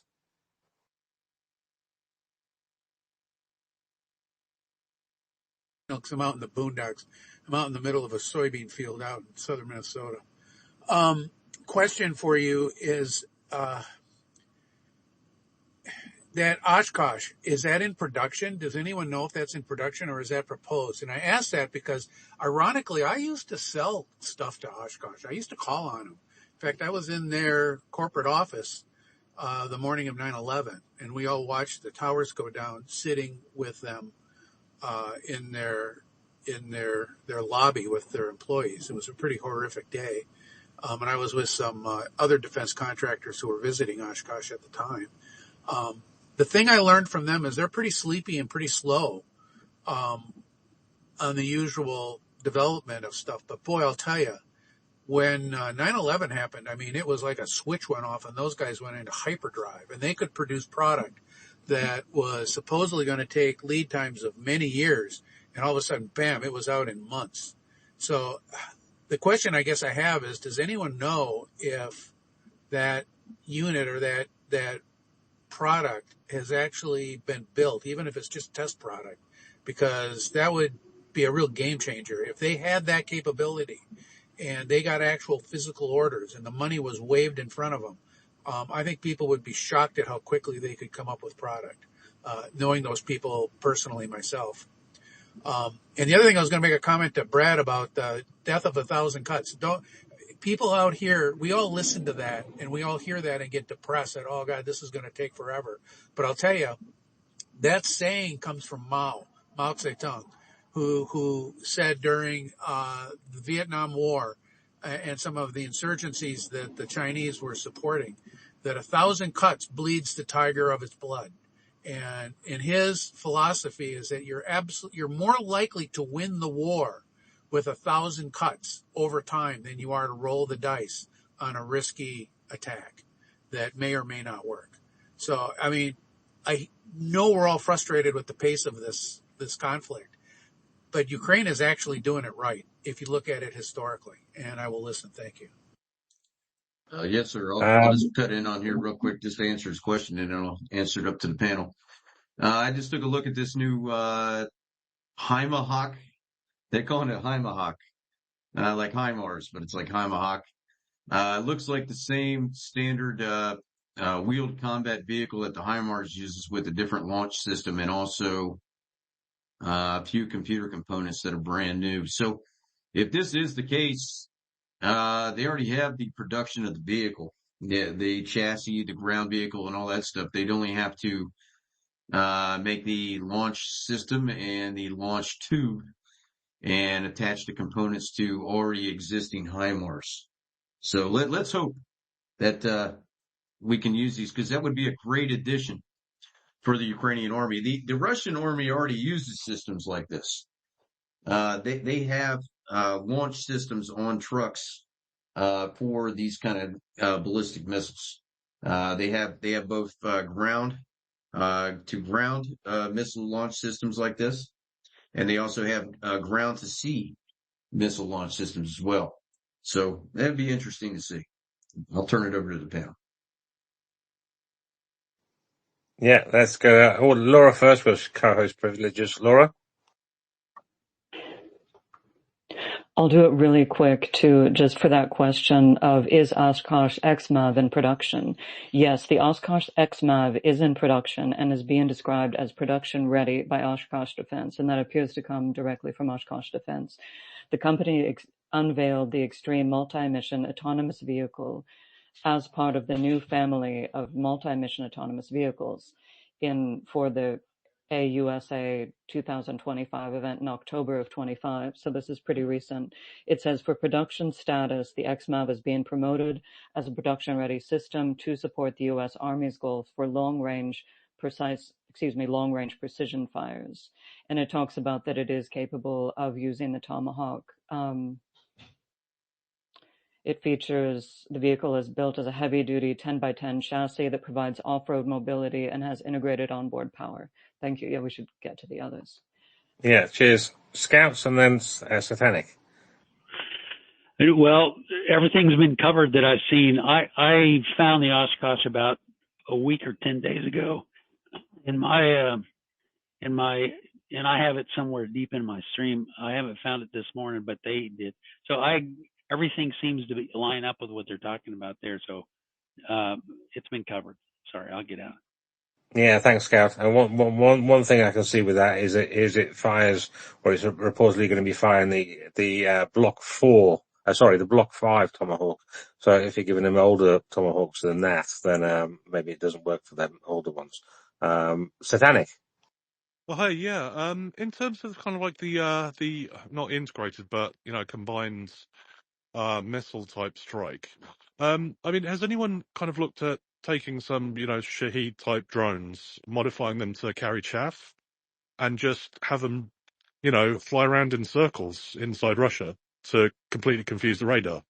They could then fly the missiles through them, fly them somewhere else, but they'd be expecting kind of something going through there, and they wouldn't be able to do anything about it. That's it. Yeah, I haven't heard of that. It could be a good idea.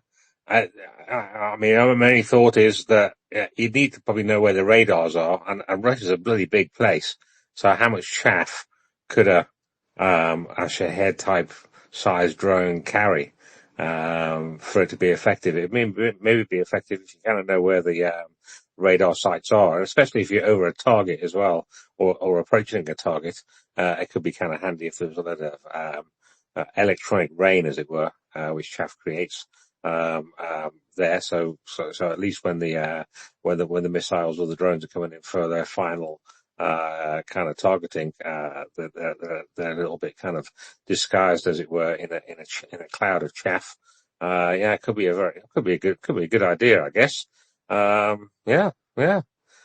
Gonna have to. I'll give Budanov a call a little bit later, Satanic, and let him know. Not that I've got him on Signal or anything, but maybe he's listening. He should listen. He might pick up a few things, but he might be a bit busy. So yeah. I mean, I would like to see Tomahawks in Ukraine. I'd actually like to see JASSMs even more. Actually, tell you the truth, and maybe even Barracudas as well, because they can be launched now, from my understanding, rather than having to faff around with what launcher they're going to come from and all this kind of stuff. I do feel as though the Tomahawk thing, just because it's a name that everybody knows. I mean, not many people have heard of JASSMs. I didn't hear about them until a few weeks ago, maybe months ago. And Barracudas was literally a few weeks ago. I think Poland are going to be making Barracudas, actually, from what I understand. Oh, Brad, I can see your hand in the air. Yes, sir. Yeah, one more thing about these things. If they can mount 4 of these Tomahawks in a truck like this thing is easily concealable, and you can move it to some pretty close positions. I would say 50 kilometers or more to the border areas. And when you launch these things, that'll give you a pretty short response time for the Russians to actively counter these things or try to counter them. So yeah, I'm very, very impressed about this vehicle. I hope that they can provide this thing. And I think Oshkosh is probably foaming at the mouth right now, trying to get contracts with Ukraine on this, if they're going to be sending missiles. So are these kind of I take it the Ukraine and Oshkosh couldn't just decide to do a deal between themselves. It'd be some kind of ITAR thing, or it would need the US for the US government, for Trump's regime, to sign on the dotted line, as it were, and give permission. Yeah, this is just like the situation with the Abrams and the Bradleys and any kind of other military equipment that's come from around the world. There's regulations that go with this. Military industrial complex doesn't like their vehicles getting destroyed on live TV, so they have things to say about that. And also, like export and trade restrictions. Like for instance, just talk back with the Abrams. When we sent the Abrams to Ukraine, we sent a totally stripped version of it. All the classified equipment was taken out. A lot of the classified armor was removed. So it was basically just a stripped down Abrams. So yeah, the Department of Defense and the American government, whenever American equipment is issued to a foreign country, has to give permission for these companies to actually do business deals with them. So yeah, that's just part of the political quagmire, I guess you could say. Yeah, restrictions, one of my least favorite words, that, I knew about for years, but now it's just like a swear word. When I hear the word restriction, it just makes me twitch, because of the restrictions which have been put on, weapons that are sent to Ukraine from various countries, not just the US, and it does my head in. But yes, well, we'll have to see. I mean, I think the earliest it'll be sometime next year, when Tomahawks are flying out of whatever tubes in Ukraine towards Russia. I can only hope, and me personally, I'll be pushing for other things as well. Everyone else who's Tomahawk happy can talk about the Tomahawks. I'll be kind of trying to push for something which is a little bit, in my view anyway, a little bit more realistic and a little bit more deliverable sooner. Like JASMs and Barracudas and basically loads of other stuff as well. That's what I'd be going for. Right, back to drones, Brad. Now you've got out your muddy boots and and maybe had a coffee or something like that or whatever. Drones in, because there was talk about there being a whole new kind of wing of the Ukrainian army, i.e. you got the Air Force, you got the Army, you got the Navy, and they were thinking of having, some people were thinking of having the unmanned aerial systems as a whole new branch of the Ukrainian military, whereas on the flip side, there was people saying, no, don't need it as a whole new branch, just need it as, different sized units of, Ukrainian, air systems, whatever it's called, embedded, or if not embedded, then at least attached to, like, divisions and regiments and battalions and brigades and all the different things. What are your thoughts on what's best? Having a whole separate kind of unmanned aerial systems force, and then those being, kind of attached, or what's the word I'm looking for? Attached to kind of regular units, or actually is it best for them to be under the command of the regular units, the brigades and the battalions and the squads and the companies and stuff like that, Brad? What's your thoughts on it? I think there's a common misperception when people think about so in the West, when we think about like a different armed forces branch, we're thinking about Army, Navy, Air Force, Marines, Coast Guard, that kind of stuff, Space Force. All right. Here in Ukraine, when they say a different branch of the military, they're not talking about like a totally different branch that's autonomous. They make these branches for like research and development, training support, training centers, tactics, techniques, and procedures, to build like a command staff and primary, like, scientist, got every little thing that focuses on this individual topic. There is operational control in this that we would say, but the thing about operational control is like, you have to think about it. It's a multifaceted, multi-layered thing. Like, okay, so we're talking about drones right now, and that's one. They just came up with a new branch. They're talking about assault forces of Ukraine, right? Assault forces, like storm brigades, storm detachments. It's the same concept. It's more of a, I guess the best way to explain it, it gives Ukraine the ability to focus on a specific item or strategic objective or a task. Now, I'm not much of a drone guy. I'm a trainer for infantry, reconnaissance, armored forces, and artillery guys. All right. I'm not going to say I'm a drone expert. However, I've been here for a little bit. I do understand the topic a little bit. But what they from what I understand, what they're trying to do is they're trying to build this separate branch to bring everybody in under one fold and kind of have a common approach to this drone problem. And that's one of the things that I'd like to emphasize about this. It might be a different branch of the military, but like I said before, and just in closing, it's more of a focal area. But they are, I'm going to say this as well, just to make sure that nobody pings me on this. There is an operational control of that's going to happen with these drones, and that's being reorganized at this time. Thanks a lot for that information. Yeah, very interesting. Scouts.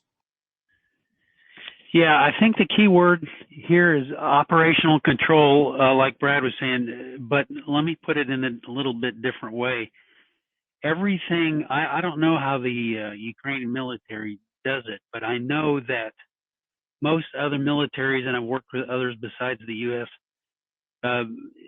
is mission, it's about mission control and mission operation. So if some unit of some size is given a mission to do, could be a multiple missile, multiple target attack, or it could be a ground attack, it could be infantry or armor or whatever. They are given as a part of that mission package a set of tools to do that with. And so in the context of missiles and drones, it would seem to me that nobody's gonna, very high levels will control that asset of like Tomahawks and other kinds of missiles. They will be given mission and operational control. And missions have beginnings, middle, and ends. They have a very defined purpose. On this day, you're going to go do this, accomplish this objective, and then complete the mission. That's kind of what I mean. Someone will be given that asset to do that task with, and then at the end of that they don't own that. That goes back to whoever is doing the training and the technical support and all that. If that makes sense. I don't know if that helps in the context. I think that kind of is the same thing that Brad is saying. Nobody's gonna own that except at various high levels, and that includes. Now, I understand drones are used at all levels, but certain kinds of drones are probably reserved for higher levels. Is that right, Brad? Yeah, that's correct. And what I think the initiative here is to have a pooled resource where there's universal training, universal weapons platforms, these kind of things, and also in the military sense of things, they want to make these drone units like attachments. Okay, so like if you have a battalion, the battalion would request, drone support, so they could call, drone forces command and basically, get an attachment like a platoon or maybe even a company to support the battalion for like an offensive operation or a defensive operation. That makes sense to you?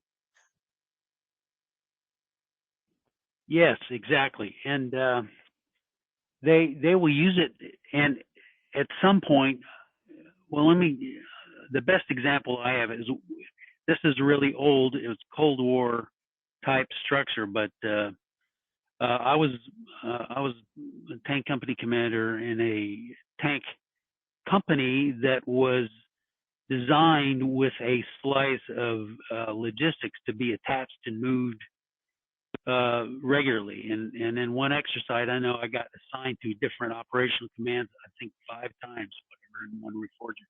And so the kind of movement that you will have within that mission structure, they give you the support to go with you that has it. And by the way, when I had forward air controllers and all those kinds of things and artillery controllers, those didn't belong to me. They were loaned to me, like he's talking about. They give to you.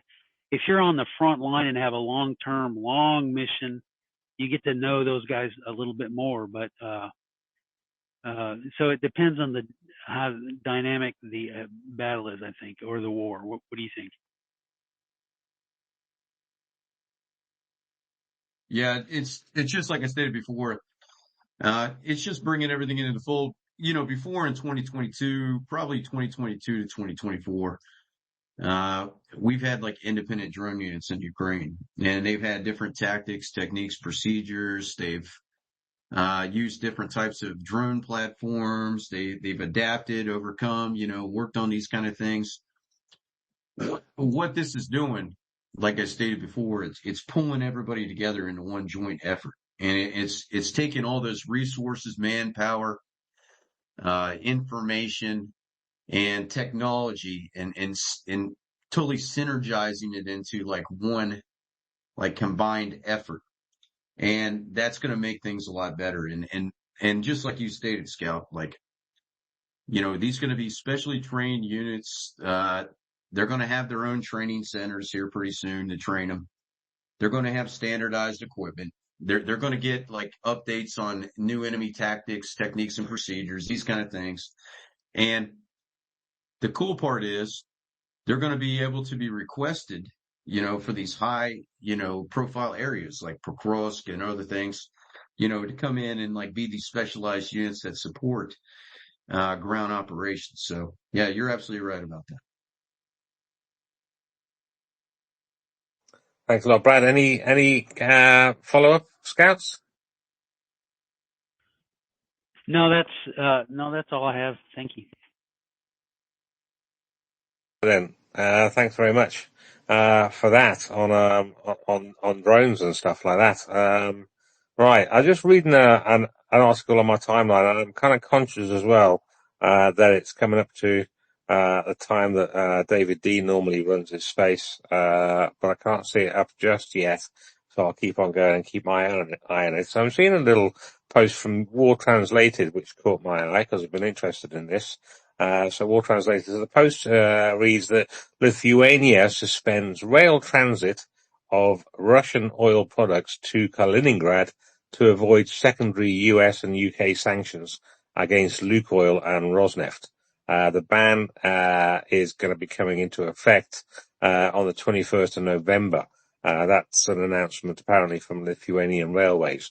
So that 21st of November ties in with the grace period, which is involved in Trump's sanctions on Lukoil and Rosneft. So basically there was a month-long grace period for people to sort themselves out, for companies to sort themselves out and divest, or for Lukoil and Rosneft to divest their holdings and outside of Russia, or face problems, and for other people as well, like Germany, whatever. Germany's got a waiver on one of their things, but that's because I think it's the Lukoil, it might be the Rosneft, but anyway, one of those companies still has owns a share in three, I think it is, German refineries, but they don't get any money from it, and it's just like they're like a silent partner now, and the German government basically controls those refineries, so they got a waiver for that. But the one thing that this kind of made me think about is there is a pipeline. So oil products get from Belarus through Lithuania, across through the Suwalki Gap, I think it's called, to Kaliningrad, not only via rail, but also via this pipeline. So I was pop fictioning, or fan fictioning Grok the other day, trying to figure out where would be the best place to sabotage this pipeline, because this pipeline, it's a natural gas pipeline, and it looks like the oil is transported by rail. So the natural gas pipeline runs about 155 kilometers through Lithuania, from Minsk, from Belarus. It supplies Kaliningrad with 2.3 to 2.5 billion cubic meters a year of gas. The pipeline itself is an extension of the Druzhkija pipeline that goes from Vilnius, that basically goes that area from Minsk through to Kaliningrad, and it's buried about 1.5 meters in the ground. But the ground is soft, loamy kind of earth, Grok reckons he could dig through it in about 10 minutes to 1.5 meters down. Maybe put some either little grenade or something, a limpet mine, or even just go up there with a truck of a slightly corrosive liquid and then empty it out on the ground above the pipeline, and that'll work its way through into the pipeline and cause lots of problems, which I would like to see. And that pipeline supplies 80% of the energy that Kaliningrad needs to survive. So yeah, I quite like the idea of that pipeline being Nord Streamed. And I think everyone will know what I mean by that. I would like to see that pipeline gone, because that would put the crunch on Kaliningrad and Russia.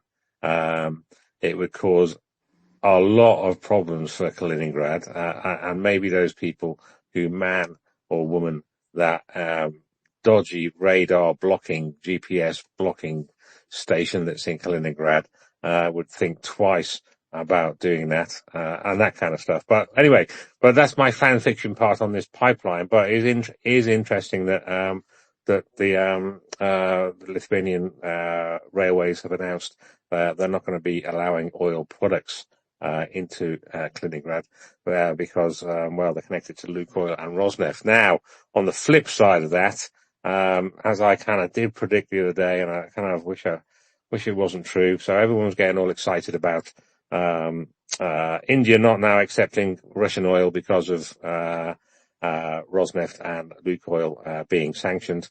And I was like, well, maybe not really, because there are smaller companies than those that aren't sanctioned.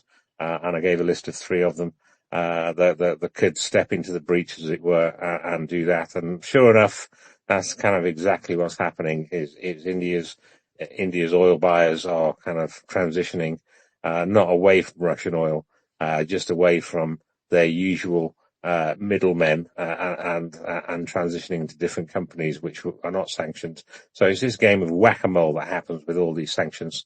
You sanction one company and to get around the sanctions, then people will just go and get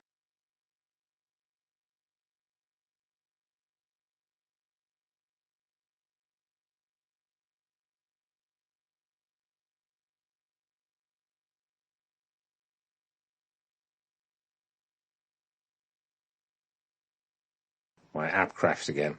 I'm back there. That took me 3 seconds rather than the usual 1. So as I was saying, so basically it is sanctions evasion.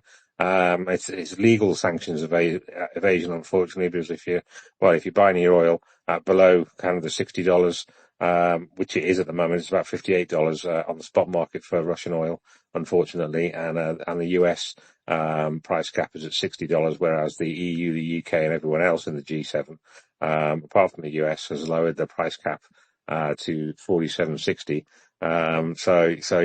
It looks like some of the Indian buyers of Russian oil have found a workaround, which is annoying. So I hope this pisses Trumpalumper off. This is what I was kind of hoping for with Trumpalumper. And his and getting pissed off by the Russians with regards to that Budapest meeting. My hope was for Trump to get pissed off with what the Russians were saying about him and about the meeting in Alaska that he had. I don't care whether it was true or not. I just hoped he got pissed off. He seemed to get pissed off. Slap sanctions on these 2 oil companies. I hope he finds out that they're now skirting his sanctions, making his sanctions not as effective as he maybe thought they were going to be, to allegedly bring Russia to the negotiating table. And I hope he gets pissed off, and slaps sanctions on even more Russian companies very quickly. That's my hope. Anybody, any thoughts on that? Or not? Ooh. And I'm just seeing something else as well. That all sounded accurate to me. Thank you, Shaggy. You're welcome. I'm just seeing drone bombers map for tonight. I'm going to have to shove this up in the nest somehow. All right, let me get it shoved up in the nest because it looks very interesting. Now, President Zelensky did say something about an imminent mass attack on Russia, but I just kind of took that as just being a slight bit of hot air. But looking at Drone Bomber's map, I'm just trying to get it. My computer is slow. My computer is almost as old as I am. It feels like sometimes. So let me get that up in the. Oh no. So actually, Drone Bomber hasn't even. This is Max24 who's put this one on. God damn it, Max. See, for me to put something in the nest from my laptop, I have to open the page that I want to put up, or the post that I want to put up in the same tab as I've got my laptop hosting the space, which is a bit annoying because the laptop hosting the space kind of covers most of the search bar. There it is. Got it. Right then. So, Andrea put it in the comments too. Thank you, Andrea. That's perfect. That was the first time I'd seen it too. It's right in the comments if there's a delay getting it in the nest. okay, I've just shoved it. It should be on its way, swinging its way into the nest. There it is. There it is. So if you want to look at that map, people, that looks very red. There's a lot of arrows there. There's a hell of a lot of arrows there. Now, normally Drone Bomber, I did question this, whether it's just somebody just got slap happy, with the arrows, but apparently Drone Bomber kind of, the arrows do indicate, well, allegedly, a drone. So that many drones, that many arrows indicates a lot of drones. So anybody's thoughts on that, basically? If you can see it. Anybody seen the map? Drone Bomber's map? You go, Brad. Yeah, thank you. The Russians are definitely starting to feel what it's like to be under what we are under. And I seen a couple. I look on Telegram and some other channels as well, and I seen some of the responses of the Russians, and they're like, this sucks. Like the Ukrainians are always bombing us and all this stuff, and I'm like, hey, welcome to the party, pal. Like Die Hard and stuff like that. But they're definitely feeling the effects of these drone attacks. And one of the things that I seen the other day, I don't know if you've seen this as well, they're mobilizing a very large amount of people to protect these oil, gas, and critical infrastructure sites now. They're reserve forces. So that's definitely taken out a big cut of the personnel that they can send to the front line for offensive operations. So it's definitely a good thing. We need to keep putting the pressure on them. And like I said before, and like I say on my post on X that I make every day, Ukrainians are big innovators.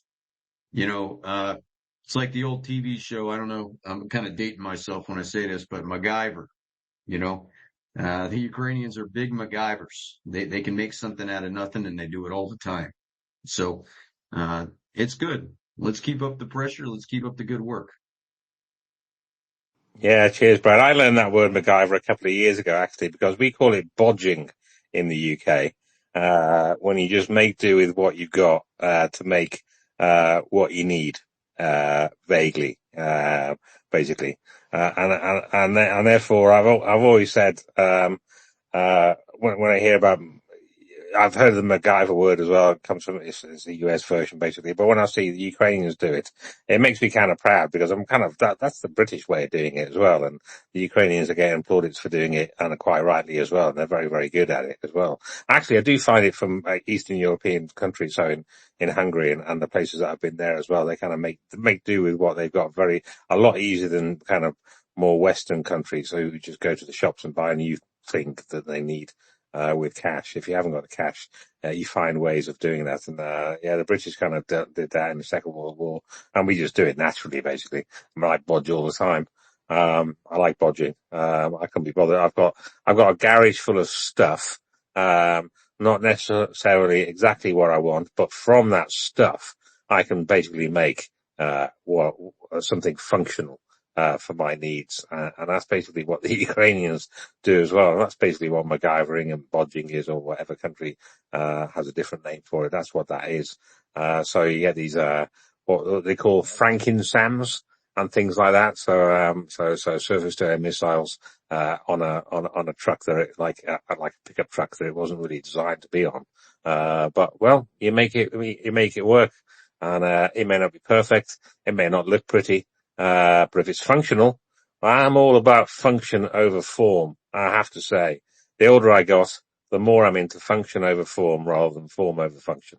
It can look as ugly as it wants, but if it's functional, well, that's what you need. If it's going to help you, if it's going to help you survive, that's better than looking pretty and not helping you to survive. So yeah, as long as it works, that's the most important thing. So I'm kind of interested in what's going to be happening overnight, with regards to, this seemingly massive, quote unquote, attack that it does look kind of quite big as well. But anyway, just reading a post 18 minutes out from President Zelensky, which has, caught my eye as well. So President Zelensky's recent post, is this on? No, it's on the wrong tab anyway.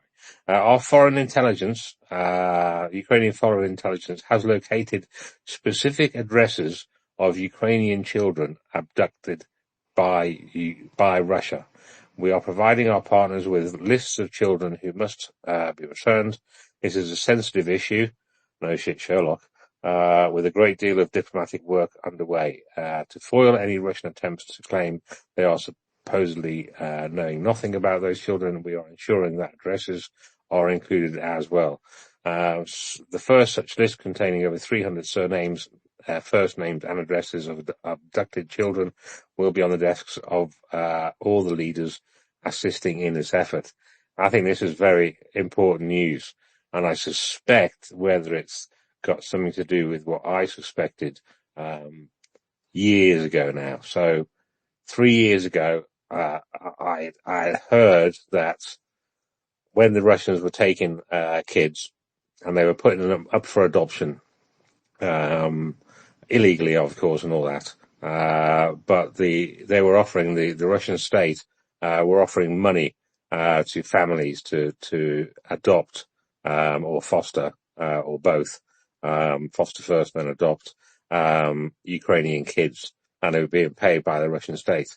Now that indicated to me there's going to be a paper trail. So I turned the emotion switch off, and I just tried to think of ways, how can that information be important? And if there's a paper trail, because, well, you got to make the paper, you got to pay somebody, and you got to know who they are to be able to pay them, this monthly stipend or whatever they want to call it, kidnapping fee. Then there's going to be records of names and addresses. So wouldn't it be handy, or wouldn't it be a target for Ukrainian hackers to try and get into those systems, which has those lists, which, list the payment details of the families, who have, basically kind of accepted these, kidnapped Ukrainian kids, in exchange for money. So I wonder if this is kind of maybe what's happened, if the Ukrainian foreign intelligence services has managed to get into the Russian systems, snaffle, that data, which has then enabled them to come up with a list to be able to give to, Western, leaders. Interesting. But that was my thought on that. Anybody got any thoughts on this subject? Laura. Yeah, that sounds extremely positive. And I mean, just the volume, that 300 is small for the volume of how many children may be involved. I think that's excellent. I do like, I think about this on and off pretty regularly too, that I understand the messages like all Russians are responsible, and I absolutely understand why people would say that too. But I still like have this hope that Russians within Russia or outside as well they see what's happening. And, we fully understand in the United States, government's lying to you. And there's the reason you want to be loyal to your government and to your country. but seeing really clearly what's happening, that they're stealing children, that they're killing more than 1 million Russians in for what? Just, I think, like, if we have any Russian listeners, just, and any who are of that belief, just keep questioning what's happening. Can you help the Ukrainian effort? Because it helps the world. Is this really viable? All of this. But I do keep hoping the Russians out there, whether it's providing addresses like these and doing things within Russia to disrupt what's happening. But that's wonderful, though, that they have found more addresses for the children, because that's just the stuff of nightmares, right? And I try to remember that every day. Thank you so much for sharing that. All right, yeah, thanks very much. I just happened to come across that today when I was just going through my timeline a little bit, and it did make me think of my idea years ago now, basically, on how to try and uh, how to try and locate these Ukrainian kids who've been kidnapped. I don't know. I mean, it was a couple of years, probably more than a couple of years ago now. It was probably literally at the end of 2022, maybe at the beginning of 2023. At the latest, when I was reading, and I was kind of on down a bit of a rabbit hole, in hyperfocus, trying to find out details about this. I don't know. I do know that kind of any disabled Ukrainian kids who were adopted, those Russian families who kind of adopted those got paid more than the non-disabled kids and stuff like that. That's one piece of information I remember from back in the day. I don't know if those payments are still ongoing or whether they were like for a year or for 2 years or whatever. And I would guess that due to budget constraints in Russia at the moment, maybe some of those payments have stopped, because obviously the Russians don't want to pay for anything, the Russian government, if they can cut back on something. If those payments would have stopped, then maybe there's, well, maybe the link to those families is slowly being disappeared if those families then move on from their address that they were used when they were originally being paid. I don't know. Let's think happy thoughts. Let's hope that Russia did have a kind of a central list of all these for payments, and that Ukrainian hackers snaffled the list, as it were, and they know where they all are, or at least a large number of them are, because that's one of the most important things, as well as obviously ending the Russian aggression in Ukrainian territory. It's returning the POWs, and the kids, and the other civilians as well, the adults as well, which have been kidnapped or forced to move into the Russian Federation from occupied Ukraine. That's got to be part of the end of the war. There's going to be the military end of the war, but then there's a whole other parts of the war, the reparations, return the kids, on all this kind of stuff that needs to happen as well. Which is one of the reasons why I kind of want Russia to be completely and utterly defeated, rather than sign some peace agreement. Because if you sign some peace agreement, then I don't think any of that stuff, the reparations, the returning every single Ukrainian soul, alive or dead, back to Ukraine is going to happen. They need to absolutely be crushed, and that's what I'm focused on. Trying to help with. Ultimately, it's up to Ukraine, but I hope that happens sooner rather than later. So, any kind of other things you want to talk about, Laura, while we're here? I think I got a message through saying that when was that? I think we got about 10 minutes before before David D is going to be starting his space. I'm thinking about 5 or 10 minutes. So we got about that length of time left. We've been going on now for nearly 4 hours, so not a bad medium-sized space. Anybody got anything else they want to talk about?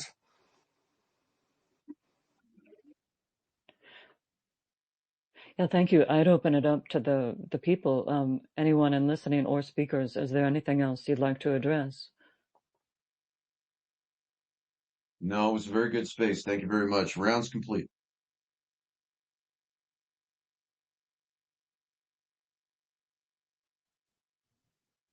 Thank you, Brad. Thank you so much for coming. I see a request here. I'm going to check, see if we have another person who might like to speak. Yeah, I just brought PFI up. Thank you, PFI. I think I just rescued. I think I have. I see him requested now. But sometimes it takes a couple of seconds, or maybe I've got to do something else. Um, oh, there. There's PFI. I see him. Yeah.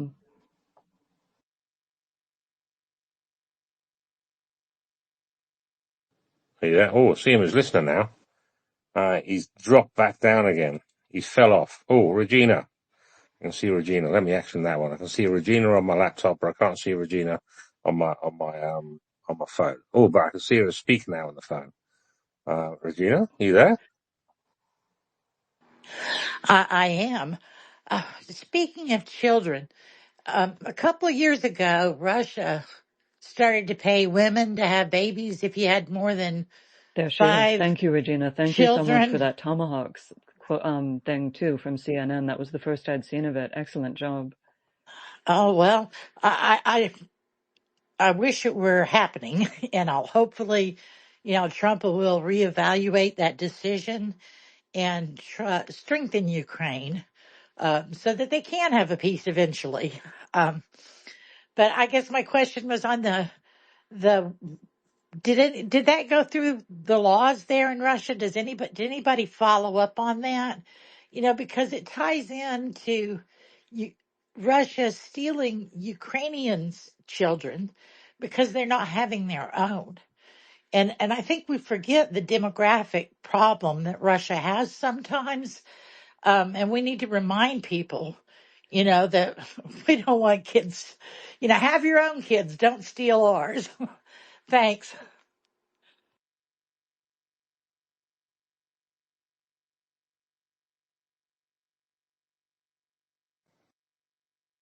Do you want to carry on with that talk, Laura? You've gone quiet. Thank you so much. No, and you may know too. I'm having massive delays. If anyone else is, it's like slow motion on Twitter. I'm so sorry for the delays and delayed emojis. I think Regina's question is really important about what sort of laws would any civilized country have about stealing children, if that's what you were asking. I'm showing that they are still offering financial incentives, including past payments to Russian families who adopt or foster abducted Ukrainian children. This practice is part of a systematic program to forcibly transfer and assimilate Ukrainian children into Russian society and is ongoing. That doesn't necessarily answer, is it ongoing to the families who've already adopted, or is it a one-time payment? I'll still try to find that. Yeah, that's going into that more. But Regina, was that your question, or were you asking like what sort of laws are dictating this absurd, horrific practice? Well, I think just pointing out that the demographic problem in Russia too, which incentivizes them to steal another nation's children. At one point, if a woman in Russia they were doing the pay to have babies program.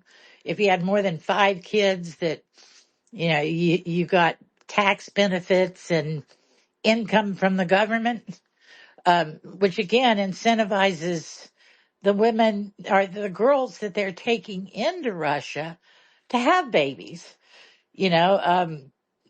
That's concerning to me is, what's happening to these kids? Are they using them to increase the population of Russia? Just questions that went through my head. Thanks.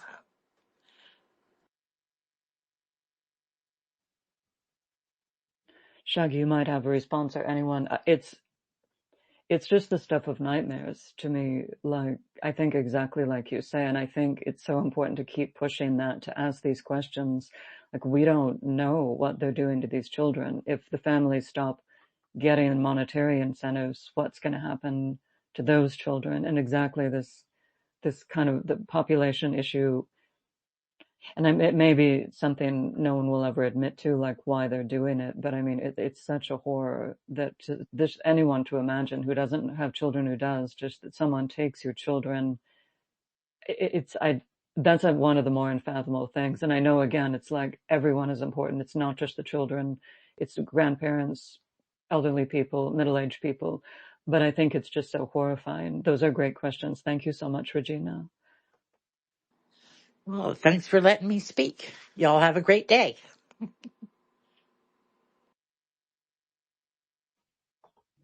Cheers, PFI. Hi. Did you guys speak about Pokrovsk area of operations at all? I missed a large portion of this session. Not specifically, no. Why? What's happened today? Well, nothing that I wanted to mention specifically about today. I just think it's important to point out that, it's largely ruins and they've been trying to take it for so long. It's part of the attrition-based territorial defense strategy that I think Ukraine is taking, and I'm interested about if anyone wanted to talk about that, particularly maybe TCAG and anyone else that's involved in like tactics and stuff, because it's just a lot of people seem to maybe don't understand that the strategy, and I'm curious about it as well. But it seems to be that Ukraine is taking a very effective defensive approach, and we're sort of fixating the enemy in a certain area, and that's beneficial to our task. What do you guys think about that? Yeah, sorry, I was only half listening to that, but I was doing some research on the payment to kids thing. From what I understand from Pokrovsk is, the Russians are saying that it's encircled. Ukrainians are saying it's not. Well, actually, some Russians are saying it's encircled. Some Russians are saying it's not. Some Ukrainians are worried it's encircled, and some Ukrainians are saying it's not. And when I say Ukrainians, I mean Ukrainians and Ukrainian supporters. It's all a bit of a fog of war area at the moment. It's definitely a difficult. I mean, they come out with these phrases. I don't know the difference between a difficult situation and a critical situation, because they use these kind of words and difficult or critical or whatever. My impression is that there's some Russians inside have made it inside the center of Pokrovsk. A lot of them died getting there, but a few of them, I wouldn't say a few, a couple of hundred of them made it into the center. And then the Ukrainians sent in some of Budanov's special forces from his area to go in and try and clear them out, and they had some success doing that, and that's what I heard up until around about yesterday. I was hoping David would shed some light on what's happened today. Obviously, you got kind of Russians like Aiden saying that basically it's falling imminently, but he has been saying that for about a year. All we can do is kind of try and, as usual, try and pressure our representatives to send more stuff to Ukraine. Trust in the armed forces of Ukraine, know what they're doing in that area as well as all the other areas in Ukraine. And while I do have a little bit of worry on these things, well, I'm not on the ground. I've never been in the military. I just got to hope for the best and keep doing what I'm doing. So I look at the maps a little bit. Different people have different maps out. I don't really know which map is accurate, if any of them are accurate. I kind of look at maybe 3 or 4 maps and kind of try and guess and whatever. But ultimately, it doesn't do me any good doing that because, well, I don't know. I've kind of realised that near the start of the war, that any information coming out of the Ukraine side is going to be about 2, 3, maybe even 4 days delayed for operational security reasons. The Russians seem to have bigger blabbermouths than the Ukrainians do when it comes to Telegram and stuff like that. So some of the information they come out with may be a little bit newer, but doesn't mean to say it's more accurate. It's just information they're trying to get out and portray as a bit newer. So all I know is it's a difficult situation, as in both sides are fighting tooth and nail. The Russians have a manpower advantage there. I'd say the Ukrainians have a manpower disadvantage there in terms of numbers. But they have what's it called? Is it called a qualitative advantage? I think they have better troops. I.e., they don't have meat wave troops in there, which the Russians do. Or it seems to me, they have decent troops in there, who are still being supplied. It's very difficult to supply them now with obviously drones everywhere from the Russians and the Ukrainians. So it's difficult for either side to get kind of trucks and shit like that in there with truckloads of munitions and ammunition and all that kind of stuff. So a lot of it is coming in by drone, and what you can carry on the way in. Trying to get in and out of that pocket is difficult, for Ukrainians as well as the Russians as well, because of all the drones there. Rain swept through that area, quite a bit over the last week or so. So that's going to complicate things as well. Everything will be muddy and fucking just horrible to get through. Not that I've been in mud lately, but I do have memories of going through some thick treacle shit up in England, and that was horrible. And that was only a half a day. Never mind days, weeks, and months in that kind of stuff. So all we can do is basically just kind of hope the Ukrainians just keep supporting Ukraine as we are. Hope that and have faith that the armed forces of Ukraine know what they're doing, and are still kind of in Pokrovsk and defending Pokrovsk for a reason, rather than just because it's a place on a map. They're doing it for operational and tactical reasons, and maybe even strategic reasons. And those reasons, I would guess, being it's the what's that phrase I'm looking for? The juice. Predictability. No, the juice is worth the squeeze. There you go. So I can only hope that the Ukrainians feel as though the juice, i.e. attriting the Russian forces, is worth the squeeze, i.e. any losses which they take while they're doing that. So I've heard various numbers of 3-1 that they're coming the Russians at, all the way up to 10-1. I really hope it's the 10-1 end of things rather than the 3-1 end of things. Brad, your thoughts on this? Needed somebody military to step in. Yeah, we have to be extremely careful about these war bloggers, these maps, and all these kind of things. From information that I know from people that I contact, the Russians are operating these five-man DRGs, diversionary reconnaissance group guys, in multiple layers, probably about 50, 60 teams of DRGs. They're going in. They cause a lot of problems. If you've ever, played, paintball or like one guy in a position can cause a lot of damage. Yeah. I always try to put things into civilian perspective for people. In an urban combat situation, 4 or 5 guys getting into a building and shooting it out with you. I'm a former veteran of the Iraq War. I was in Fallujah in 2003 and 2004, and we dealt with this stuff for months straight. It causes significant problems. Very difficult to dislodge people from an urban combat position. But I would say this to a lot of the doomers and gloomers out there, because there is a big community of pro-Ukrainians that are kind of, just like David D says, they're kind of doomers and gloomers. You have to look at the whole situation as it is, and you have to see the big picture. There is going to have to be a time, I believe, that we're going to have to leave that city, just because of the Russians' numerical superiority. Not only by manpower, by air support, by artillery support, and all those kind of things, but right now we're tying up a significant amount of Russian forces down there, and not all is lost. Everything is under control, and there will be a time where we're going to have to pull back, like I said. But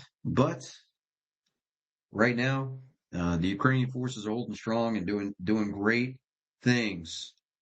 And it's about, from what I hear, it's about 8-1. So the Russians have 8 men for every one of ours, but they are not making significant progress. One thing about this that we stated earlier, it's a drone war here. The Ukrainians got some really good drone units down there. The Ukrainians have pushed in a lot of special forces units to open up the gap, to give the Ukrainians the ability, if necessary, to tactically withdraw from that area. So everything is normal. The situation is semi-critical, but it's not like everybody makes it out to be. It's not the end of the world. And the Ukrainians have been doing this stuff for 3 years. People said the same thing with Bakhmut. People said the same thing of Avdiivka. People said the same thing of all these other places. And it's just another day, another city, another phase of the war. Exactly. I mean, I've got my views on Bakhmut. I didn't think I thought it was attriting the Russians. I mean, I'm not military, so it's just what I thought. Obviously, if I was a person in a trench in Bakhmut, I'd probably have different feelings. But I wasn't. So I just kind of look at it from my non-military 50,000 foot view. And I think that over the years of prosecuting this defense, Ukraine has learned a lot from places like Bakhmut, from places like Avdiivka, and from other places along the front line as well. So I just have faith that they know what they're doing, even if even if lots of Russians don't, and even if some Ukrainians and Ukrainian supporters don't either. I'm like, well, okay, everyone's entitled to their view. Um, and yeah, so I kind of look at the different maps. I don't believe any one thing, Brad, any one person as being the oracle of what is exactly happening, because even I know that there is this thing called the fog of war. Nobody, not even the Ukrainian high command, are going to know everything that's going on. It's kind of impossible. But they're definitely going to have more of an idea than I have. Um, So I just hope that they know what they're doing. I can't do any more than that. All I can do is concentrate on my little wheelhouse, which is generally yakking away on here, trying to cheer people up a little bit, trying to bring news that's relevant, trying not to be over hypey, with trying to over egg the pudding and say Griffins are coming next week type of stuff, and all that kind of stuff, and not be over doomy either. Basically kind of don't overhype things, and don't doom on stuff either. I find that generally, one of the most underused answers in the world is I don't know. Most people will like to try and give an answer, which is if it's an opinion and it's stated as an opinion, that's fine. But it's when people kind of say this is going to happen, this is happening, blah blah blah blah blah, and they come out with statements rather than opinions, and portray facts. They portray their opinions as facts. It does my head in. And it makes them look stupid in the end. So opinions are fine. Balance of probability stuff, fine, as long as it's framed as that kind of stuff. And, like my idea is, or I think, blah, blah, blah, blah, rather than it is, and basically infinitives like that. Does my head in. So, I reckon we should wind up soonish. I can't see David's face on, at the moment, but I think he's a little bit overdue. Oh yeah. Oh, hang on. I just got a message in the background. Did I just get something in the background? I just did get something Yeah, in the background check there. your DMs. I just sent Shaggy a message. Yeah. UH-60 Black Hawk helicopters deployed a group of Ukrainian special forces behind the lines of Russian armed forces in a Pokrovsk direction, and they got it on video. So Ooh. if they can actually send rotary wing aircraft and helicopters into Pokrovsk, that tells you one thing right there: the Russians do not have full control of the situation. Wow. Yeah. Exactly. I'm just seeing that now. Did somebody else just send me that? Somebody else just sent me that link. I think it might have been PFI. I don't know. Anyway, I thought I recognised the handle on that one. Hang on, I've just gone and lost it again, Brad. Yeah. So, well, let me try and shove this. Let me shove this up in the nest so everyone else can have a little look as well. Control C. Go to my tab. Be with you in a second. Be with you in 10, 9, 8, 7.5. Oh, here we go. Let's get this up in the nest. I think I've got too many tabs open on my PC, on my laptop. It's getting there. Slowly. Yeah, Black Hawk helicopters, I haven't really seen them used that much. I wonder if they were the Budanov guys, Brad. I did This hear this is that, this is a this is a G it's a GUR unit right here. This is a special forces unit, like probably some of the best guys. And one thing you can tell here by the video, if you look at the video, you can see the way they dismount the helicopter and how they disperse. It's very, very professional. So these guys are not your standard run of the mill infantry guys. all right. For some reason, I have that user blocked. Don't know why. Military News UA. It's quite a big account, 331,000, but I have them blocked for some reason. Now I don't know why. I can't remember why I have them blocked. Maybe they're talking nonsense. Um, So yeah, that's kind of interesting. Let me have a little look at your thing again. Yeah. So anyway, the post itself. So yeah, yeah. The UH-60 Black Hawk helicopter is deploying a group of Ukrainian special forces behind the lines of the Russian armed forces in the Pokrovsk direction. According to the Economist correspondence, the aim of the operation is to regain control of key roads leading to the city.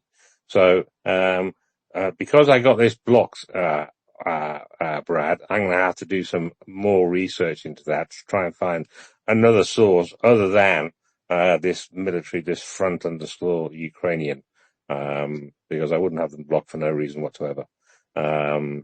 So yes, maybe they're talking rubbish. Hopefully they're not talking rubbish. And if it is true, yeah, that would make that would be very, very interesting. It would indicate there's those pilots and those men and their commanders weren't worried about air defense, even handheld air defense stuff, if they're going to be flying those slowish helicopters into that area. So yeah, I kind of wondered if it was to do with the Budanov guys, but if it was GUR, then that's not Budanov's guys, the GUR, is it? I think he's he's a different one. No. But these guys are special operations guys, and they're sending them in for a specific purpose and a mission.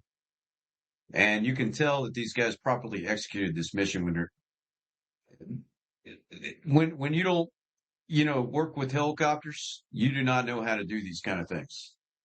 You have to spend a lot of times working with these kind of assets and working on dismount, mounting procedures, what you're going to do when you hit the landing zone, these kind of things. All this stuff matters. And when I look at these guys on the video, even though it's a short video, I can already see these guys are pretty much professionals. So, one thing I'd say to everybody about this Pokrovsk operation, I mean, eventually over time, um, it's going to be a very hard city to hold. But the Ukrainians do have some plans in action, I believe, that even if it goes in the worst case scenario, everybody's going to be all right. So basically, if worst came to worst, they'd be able to get the guys out. If they were like what they call it, a fighting retreat or something like that. But it hasn't come to that yet. Go, Brad? Yeah, they would make a maneuver corridor. Basically, the right and left flanks would be protected. And they could start strategically withdrawing the units, probably from the south first, and then just incrementally withdrawing them to a new defensive line to the north.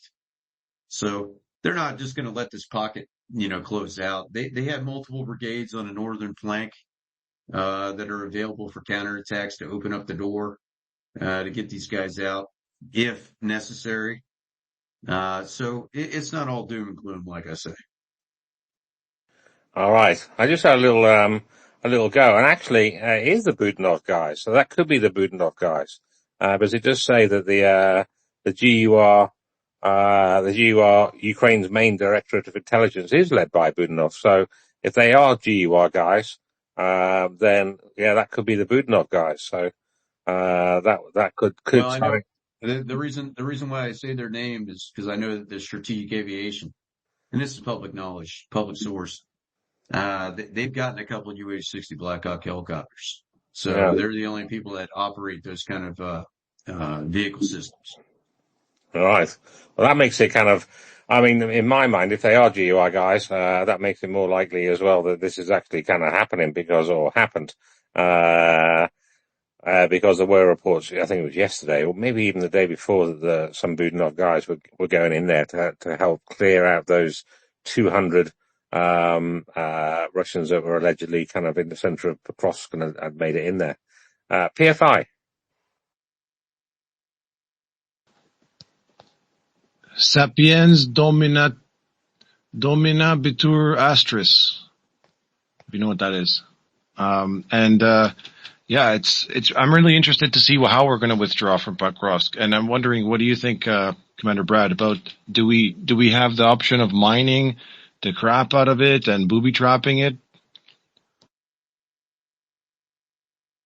I believe the Ukrainians would do some things like that, but I think for a strategic withdrawal, it would be a very quick and deliberate thing.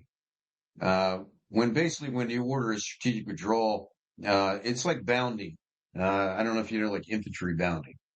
It's like you got Alpha team that covers, and then Bravo team that moves, and then Bravo team covers, Alpha team moves, and we just go till we get out of the line of contact. So if they would use that military maneuver, it would be a very quick and rapidly executed response, and the Ukrainians would have probably defensive lines already pre-registered for these units to go. So that would be my opinion on that.